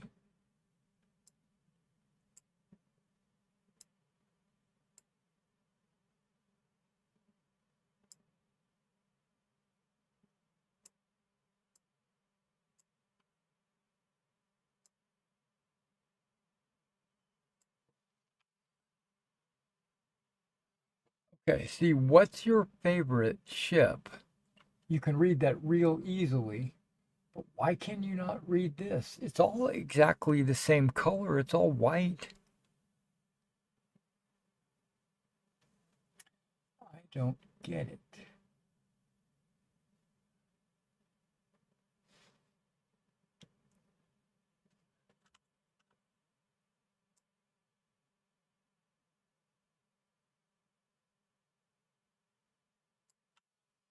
Okay, let's try.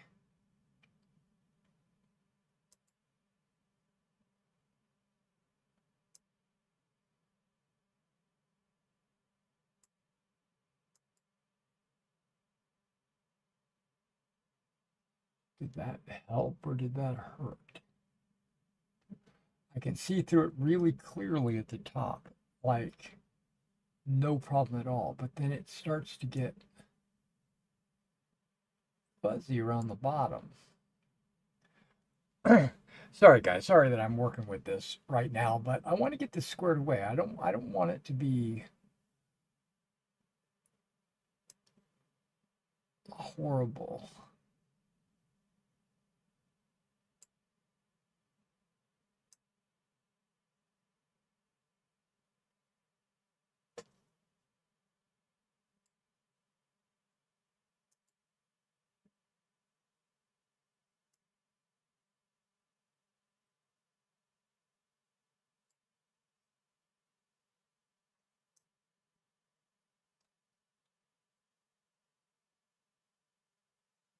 And see that um, number one chatter in the middle should be purple, not white. Why is it black and white?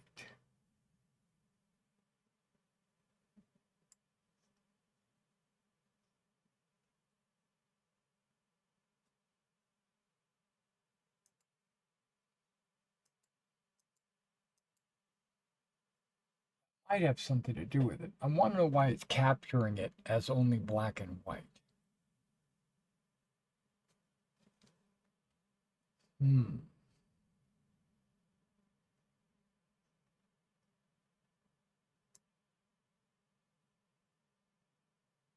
That might have a lot to do with why.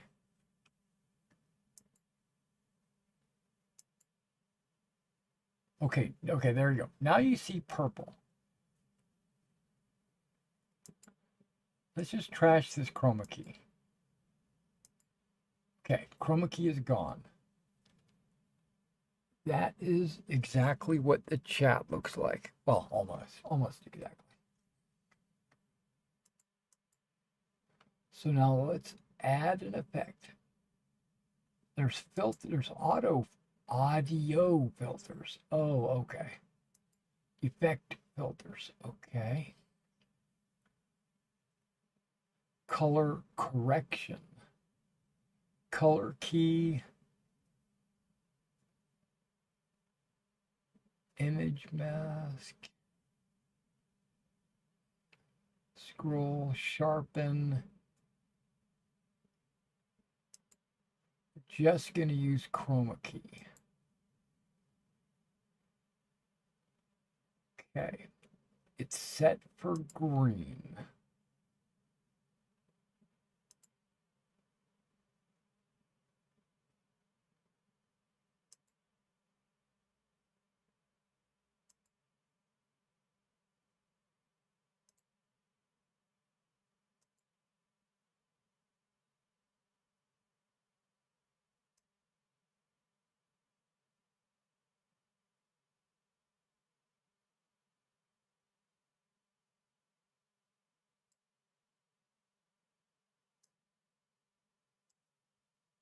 Okay.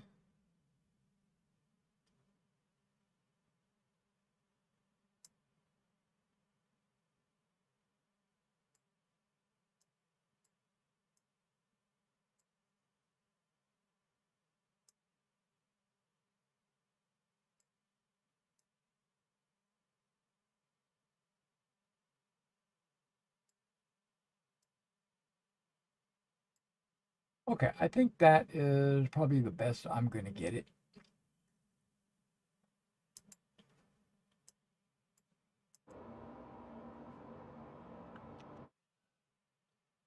So let's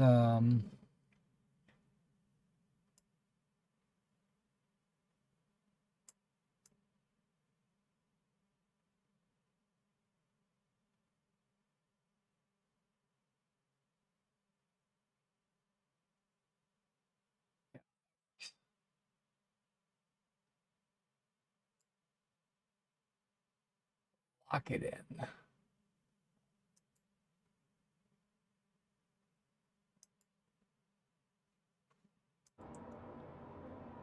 Okay, so you can at least see through it. And let's broadcast this onto another monitor so I can see if I can read it as if I was watching it. Full screen preview on my main monitor. Yep. Nice. Wow. What's your favorite ship? Almost like I left. Yeah, I can read that. Yeah, I think that works.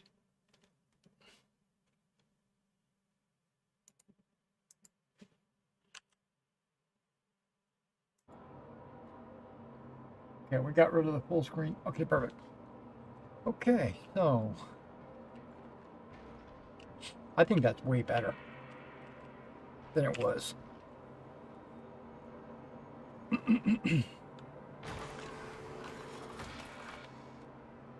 Plus, my head is a little bit lower so that when there's pop-ups up here for the quests and stuff like that, it will be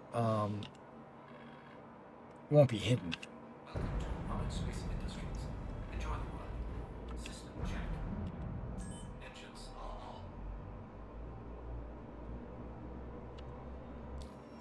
Now we're doing a Crusader contract because I'm trying to build up my Crusader. Okay, we could do medium shipment. That is 30 something.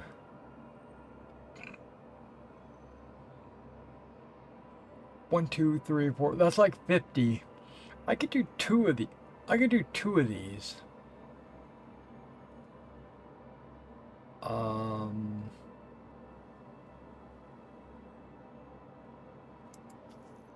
In one go.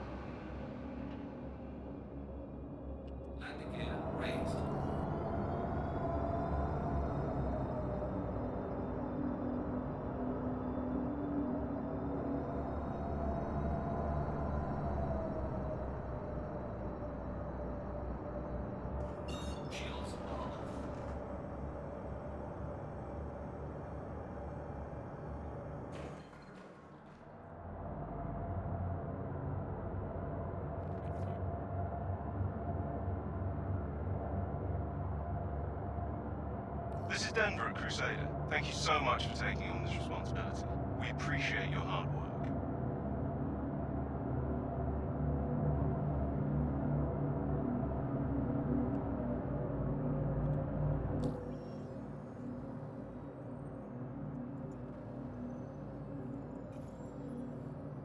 That's not what I wanted.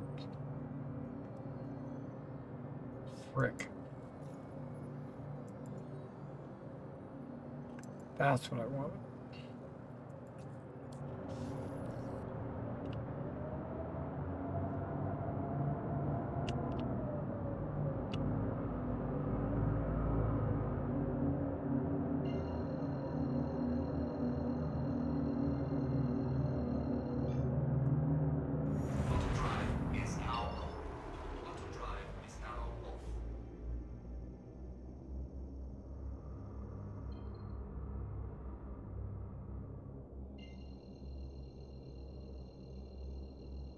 Should take us about 3 minutes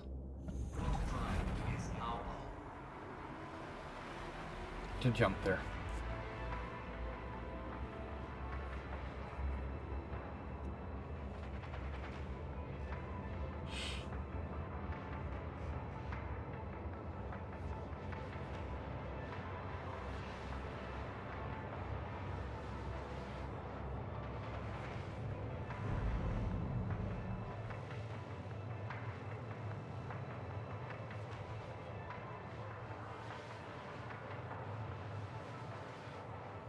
I also have a video that I want to record that I've been sitting on it for a week now, trying to decide how I want to present it, because I know it's going to be an unpopular take on a popular movie, and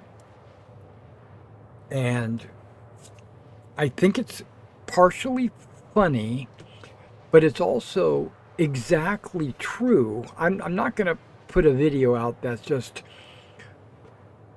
I'm not going to make just a comedy video, even though I have done that in the past. Just to let you know, this is just a little heads up. I watched the movie James Gunn's Superman. I very much enjoyed that movie. I thought it was a really well put together movie. But I've also watched, no, in addition, I guess that's not a but in addition, I watched, I don't know, maybe 10 or more, maybe 20 different couples, streamers, content creators, whoever, watch this movie as well and react to things, reaction videos, reacting to what's going on the screen, and they either like it or don't like it, or they think something's funny and it's not funny, or whatever, right? And that's why I watch them. I watch those to kind of get other people's impressions of this movie, and I'm getting overwhelmingly that people like this movie, or they're shills for the company and they're only going to say that because they got paid to go watch this movie. It's possible, but my take on it is, and this is the part that's going to be very unpopular. It's a political movie without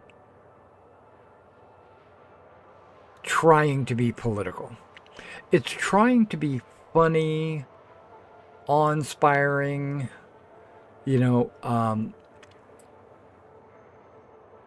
entertaining, have a lot of action, interactions between personal characters. It's trying to do all of that, which it does. It does that very well. But I don't know what it is. But I have watched the Superman movie, I don't know, 20 times by now. And every time I've watched it, I relate it to our current political situation in the United States. And when I say that, I don't mean this in a negative way. I mean this in a very, very positive way. And I don't want you to get the wrong impression about what I'm about to say. But in that movie, Superman is Donald Trump. I know, you're like, what are you saying? Now, I'm not saying that Trump is a superhuman. That's not what I'm saying, because he's definitely not. But the way Superman is treated, the way his friends treat him, the way he treats his friends, the way the villain treats Superman, how he goes about it, it's all current Trumpian politics. And that's the video I want to do. I want to do a video explaining how the monkey bots that are farming dissent is basically the monkey bots, the Twitter bots that and the all the other bots that have been saying Trump is the devil or Hitler for a long time now.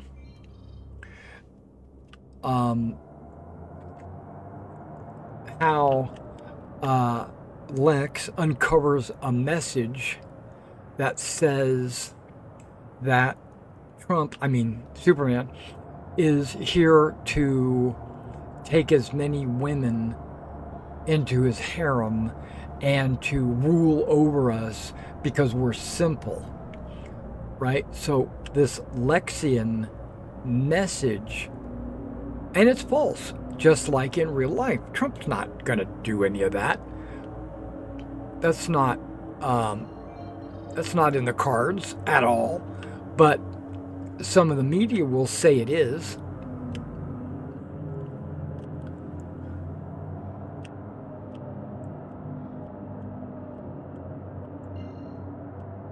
How Mr. Terrific is probably Elon Musk.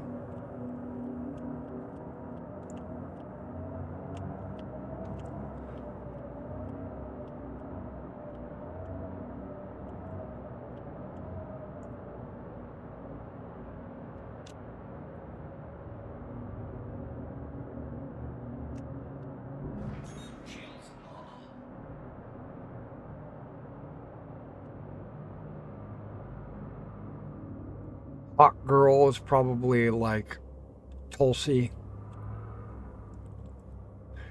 Guy Gardner is probably RFK, but that's neither here nor there.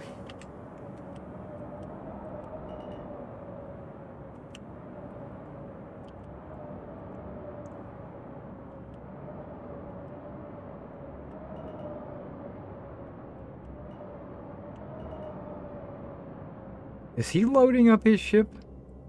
It looks like he is. But that's perfectly fine.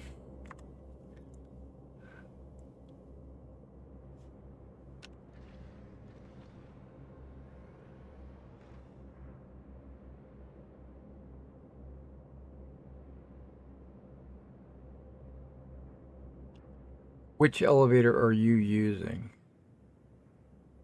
And are you done?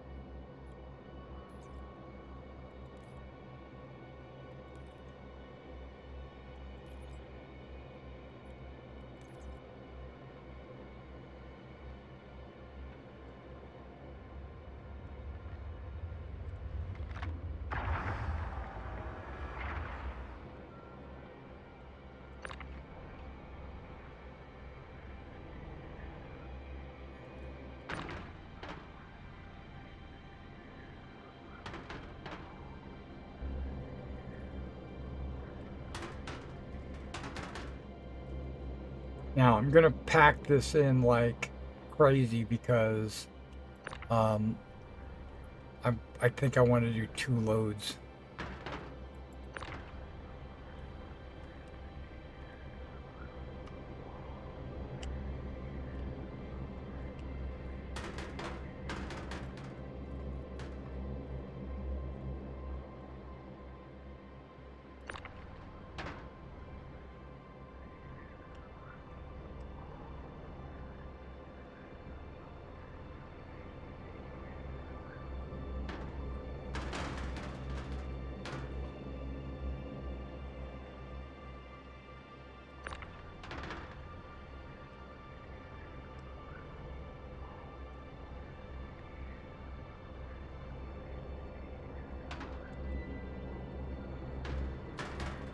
Even the comments he makes to Lois when she's doing the interrogation of him, when she says, "Did you consult with them, or did you get permission to go in there," and stuff like this.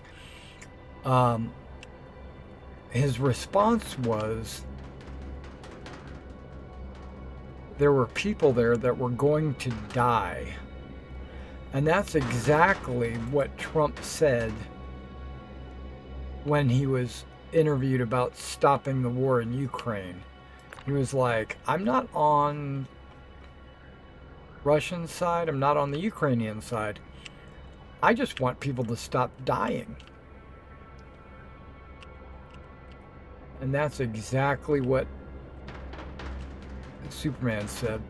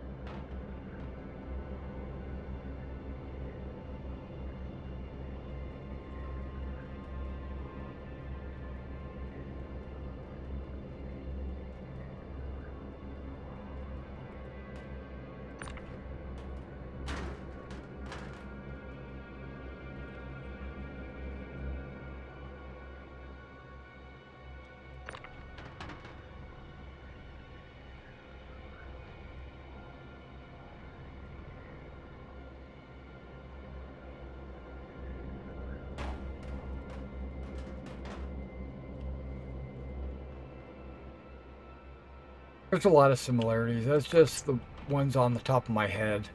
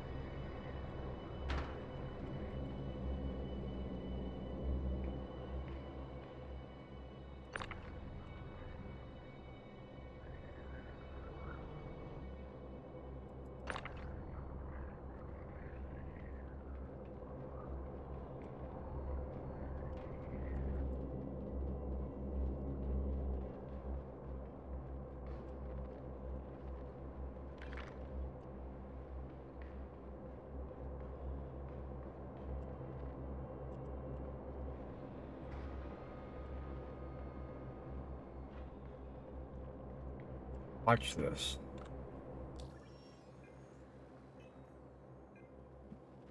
Contracts.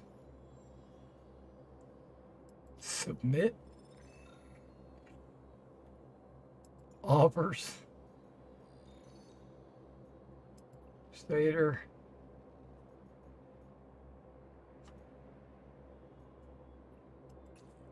Crusader here. Just wanted to thank you for completing that job. Your contribution goes beyond just cargo. Thank you for being. You are welcome, my man. All I did was pick up the cargo. I didn't deliver it yet.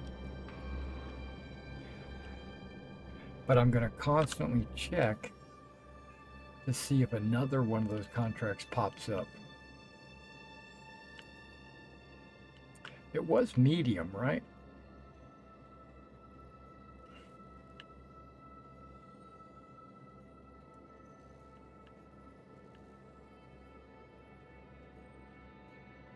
One of them should be like large goods recovery. That's a really good one, but we're not doing that today.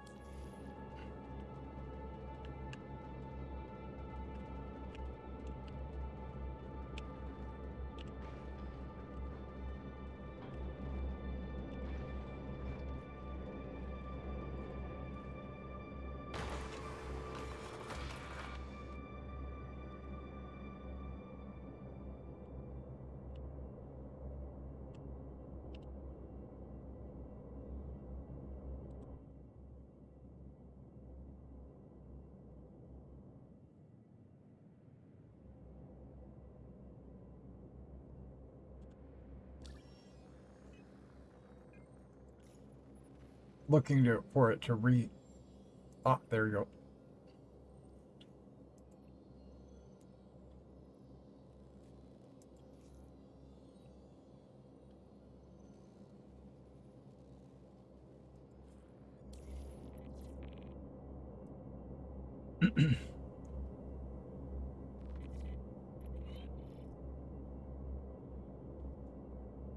Okay, the question is where?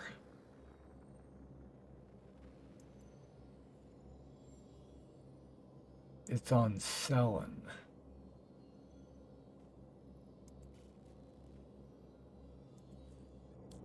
Crusader and the Empire thank you for undertaking this opportunity.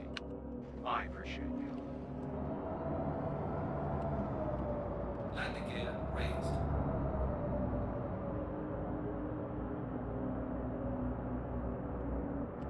Shields are off.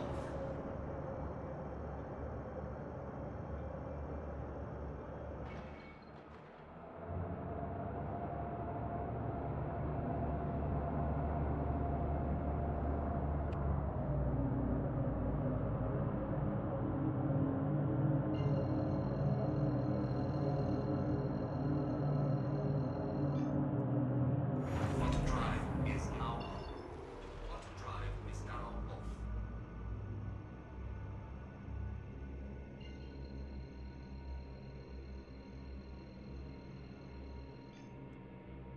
Quantum drive is now on.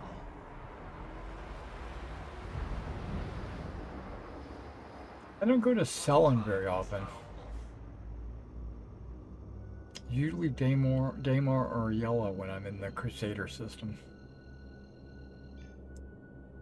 Quantum drive is now on.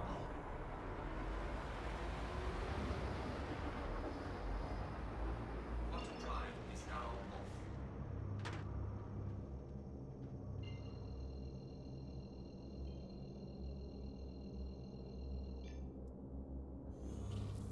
Quantum drive is now on.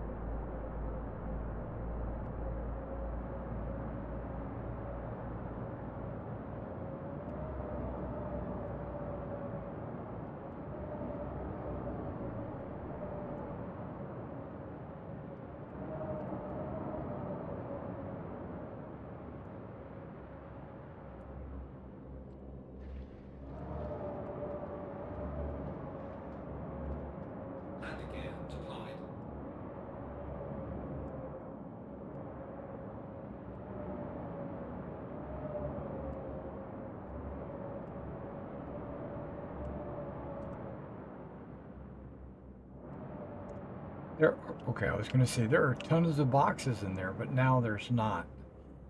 So that, I don't know what's going on there.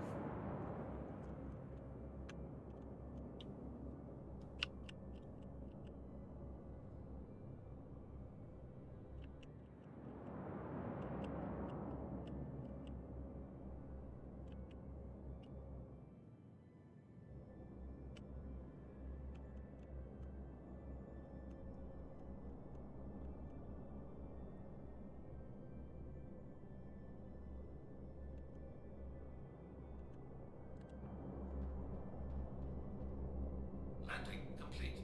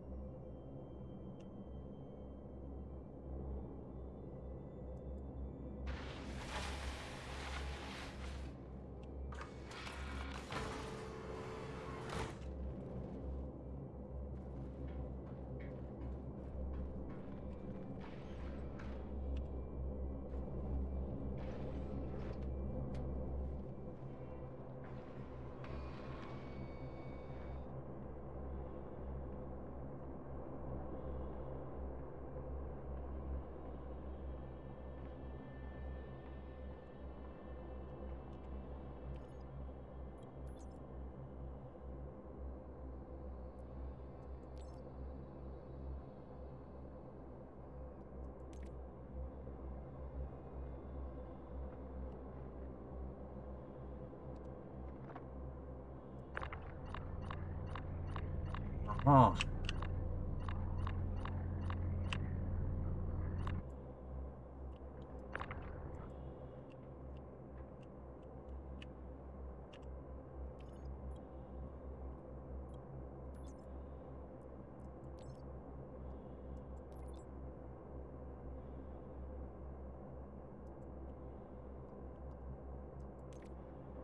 Let's try that again.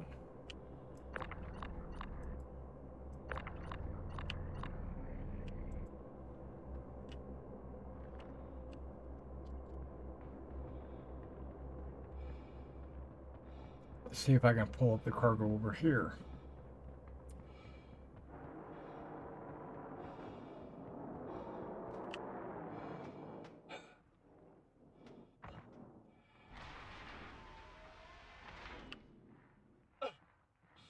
Dude.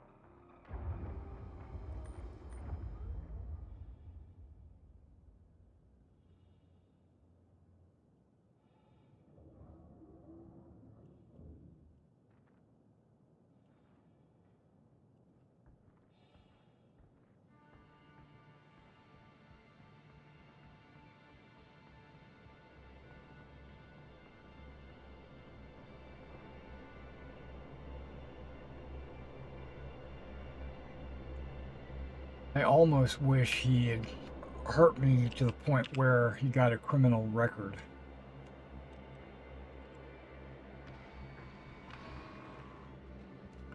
He didn't even look. He just flew in and landed without any consideration for what's on the landing pad.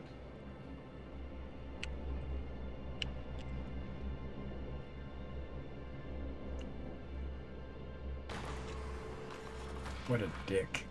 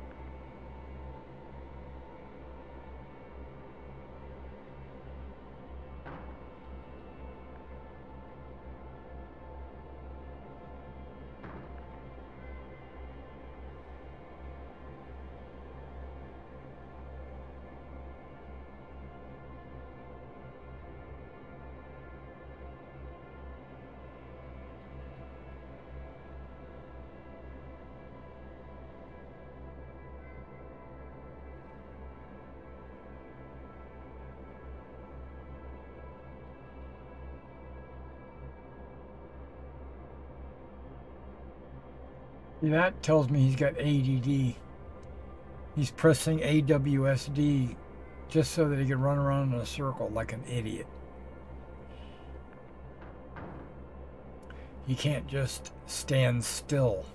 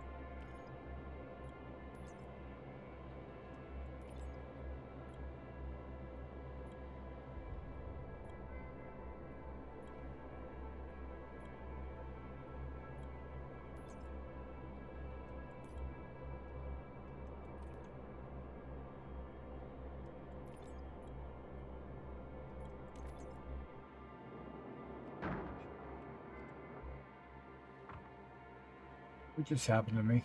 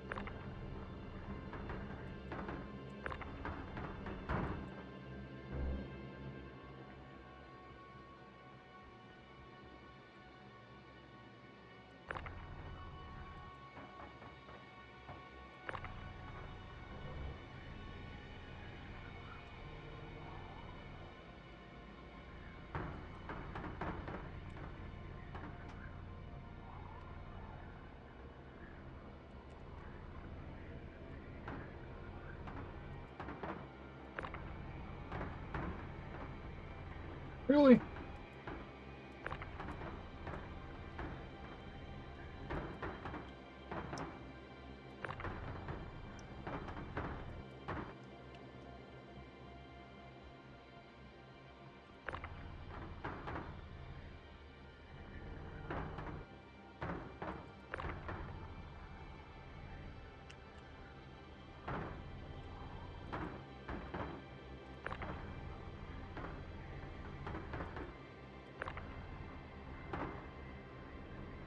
I hit the snap so that it'll lay flat, and then I can move it around flat.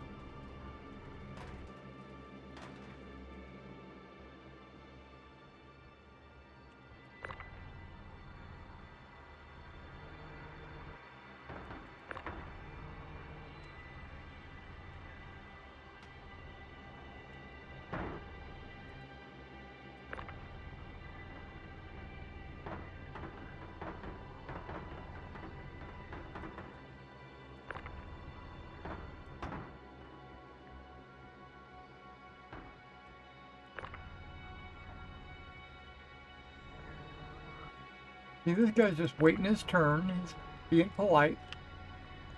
He's not. What happened here?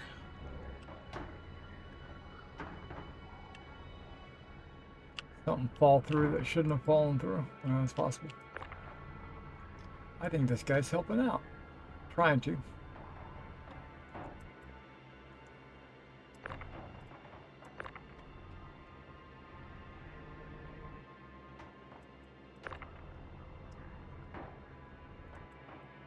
I hope he's not taking any of my cargo. Looks good.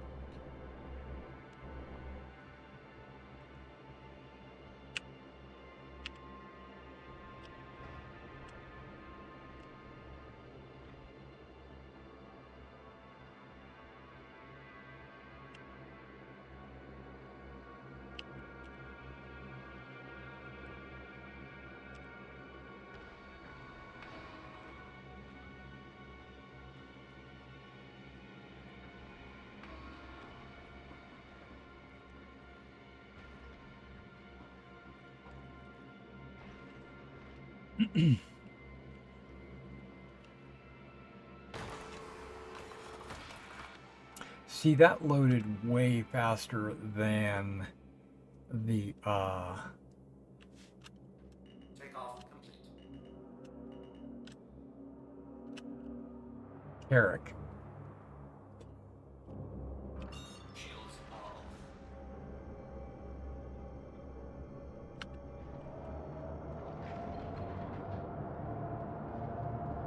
Landing gear raised. And that was 2 loads, but they're half load. 1/3 loads. Because this is like 50 when the Carrick is picking up like 150.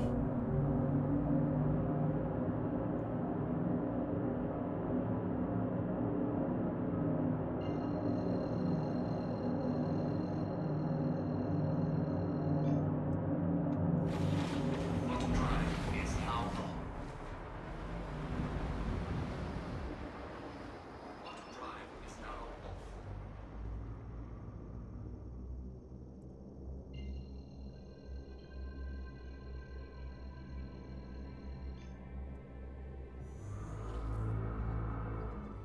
Auto drive is now on.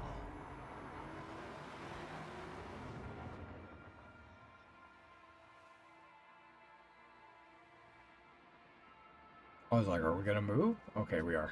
It just took a second.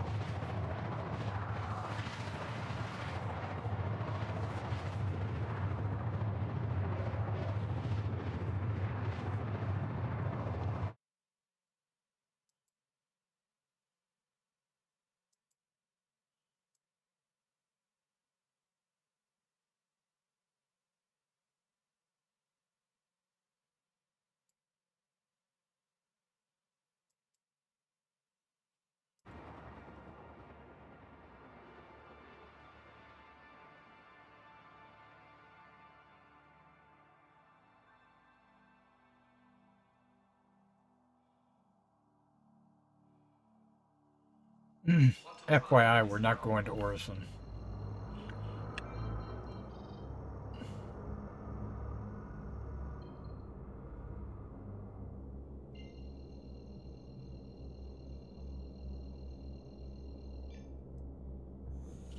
Want to drive is now on.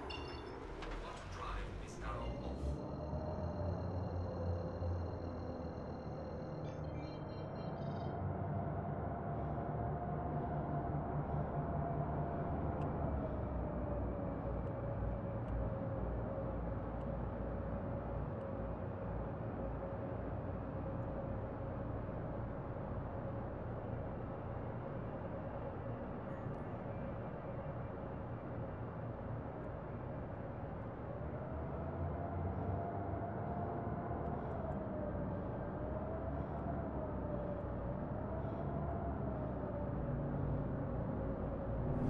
Shields are on.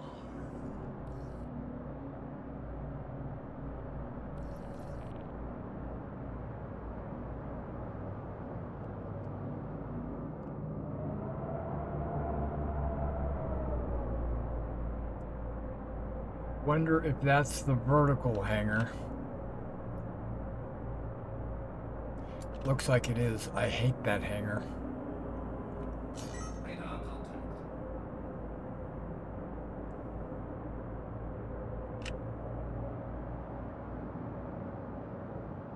Why is that Idris?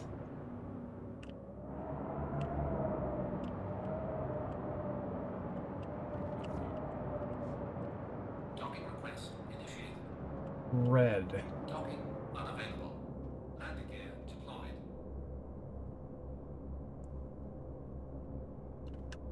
I'm not trying to dock with him.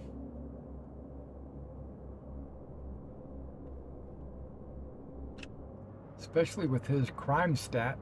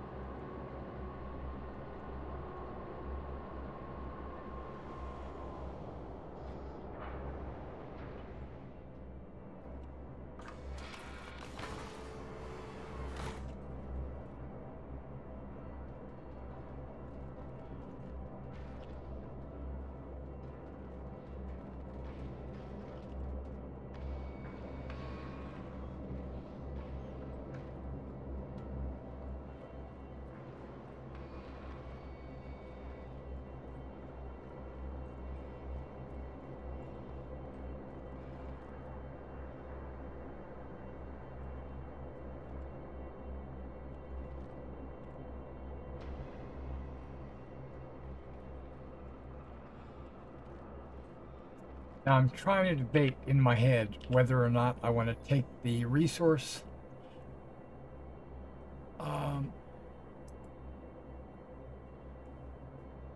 mission or just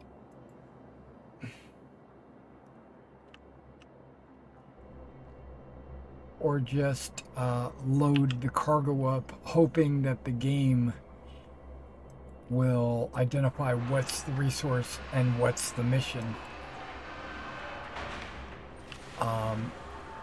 One time I had a mission and I took the resource and it put everything towards the resource, which is actually okay because I'm afraid I'll lose stuff if I don't have the resource pulled up. So we're going to do that.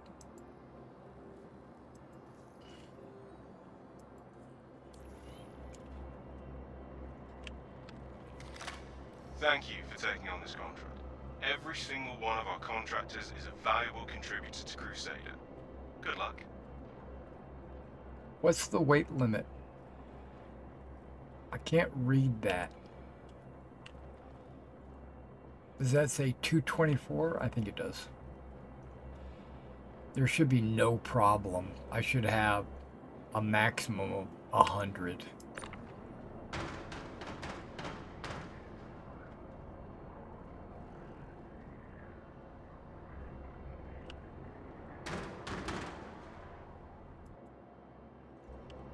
Not even trying to organize it. I'm just throwing it in there.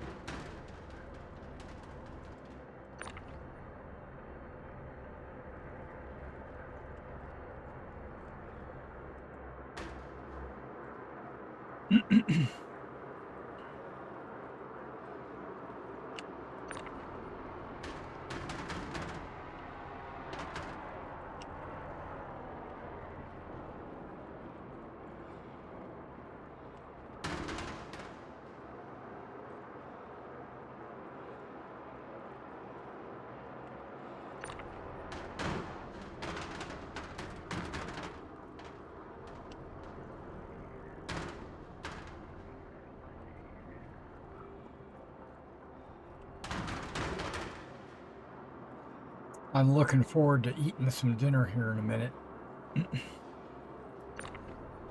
Knowing that as soon as I get this cargo unloaded, I'm going to go eat. I'm like, it's like sausage and sauerkraut and I think there's some noodles involved. But it's all waiting for me in the fridge.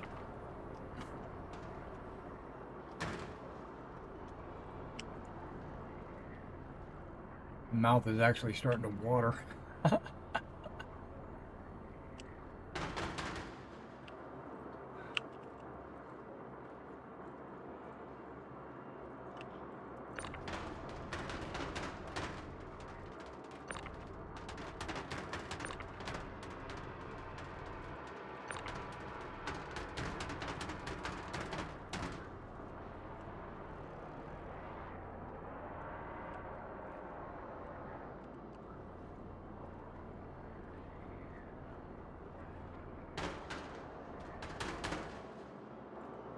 Probably should submit this here pretty soon before I...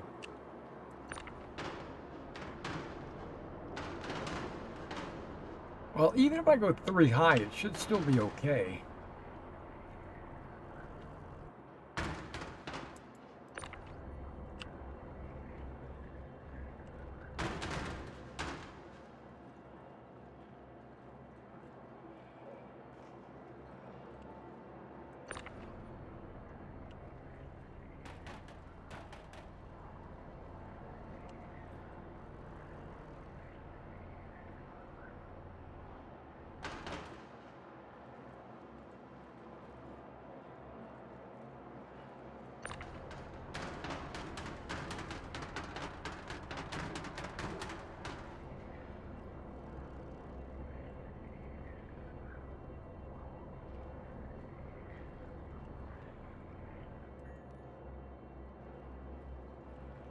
Okay, there is a box. It's not letting me select it again? Interesting.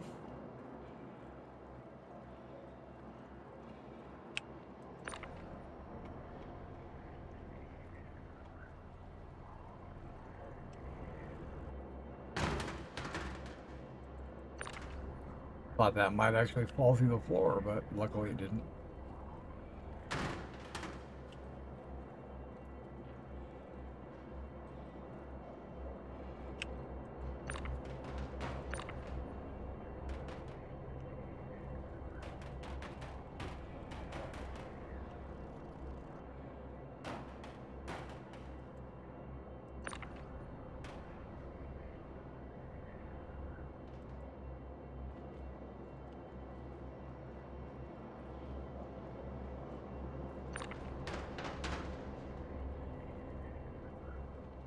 Well, looks like we're gonna have to go 3 high. Because I didn't, like, organize it very well when I put it in there.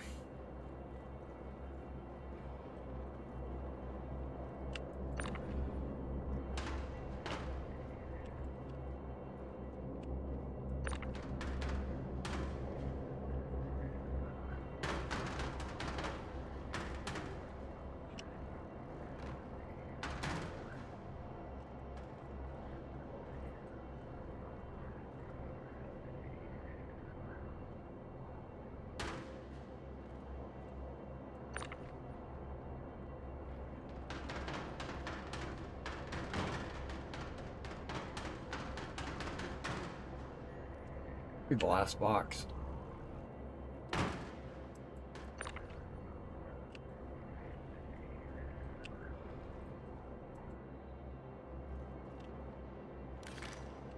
All right, let's see how this distributes the boxes.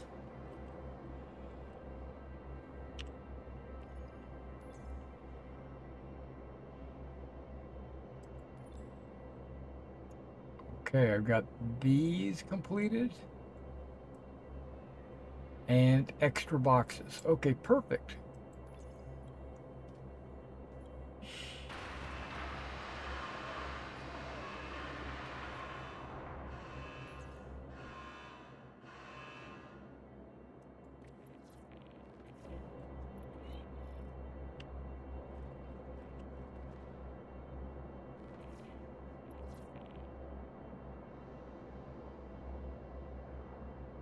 Giving it time to cook. Media shipment complete. Perfect. I will mark that contract complete. Thank you so much for all your hard work. It's been a genuine thrill to work with you. He's a smoke blower. Okay. Contracts accepted. This one should have some tonnage, and I'll just submit it.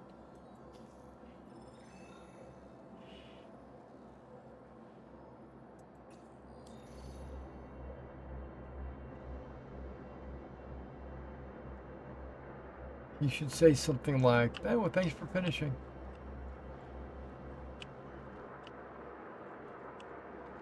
No?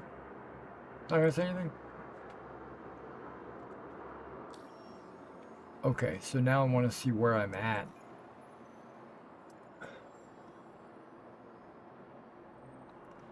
Barely made a dent.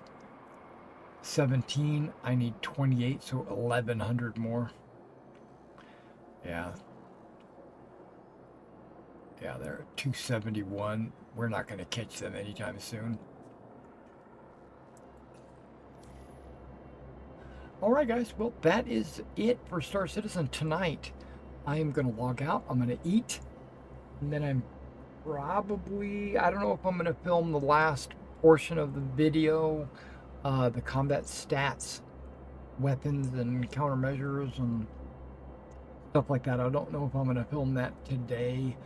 I do need to work on my Pendragon campaign a little bit. I want to pull up some maps and maybe make some portraits for some characters that they might meet along the way. Yeah. All right, guys. Well, I'll catch you in the next one. You guys take care.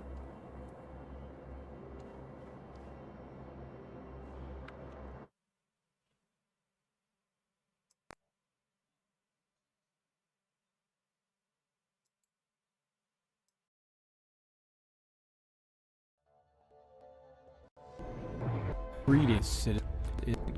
Mr. Everything, coming at you with an important announcement from the UEE Navy.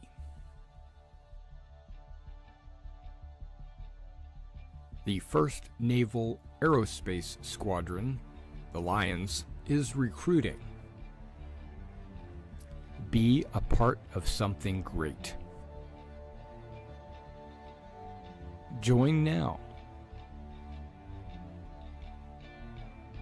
We are looking for new and veteran players.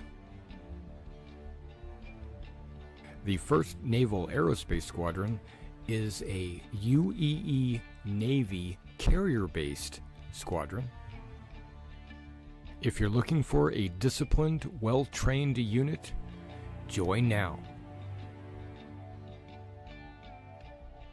Not only do we want combat professions, but we need first-person marine experts, merchants, miners, salvage. All professions are welcome in the 1st Naval Aerospace Squadron. Our mission is to protect the UEE and its citizens. Join the 1st Naval Aerospace Squadron. Expected missions would be anti-piracy, anti-smuggling, fleet protection, search and rescue, convoy escort, bounty hunting, exploration, mining, salvage, asset protection, cargo hauls, to name a few. Join now and see the galaxy.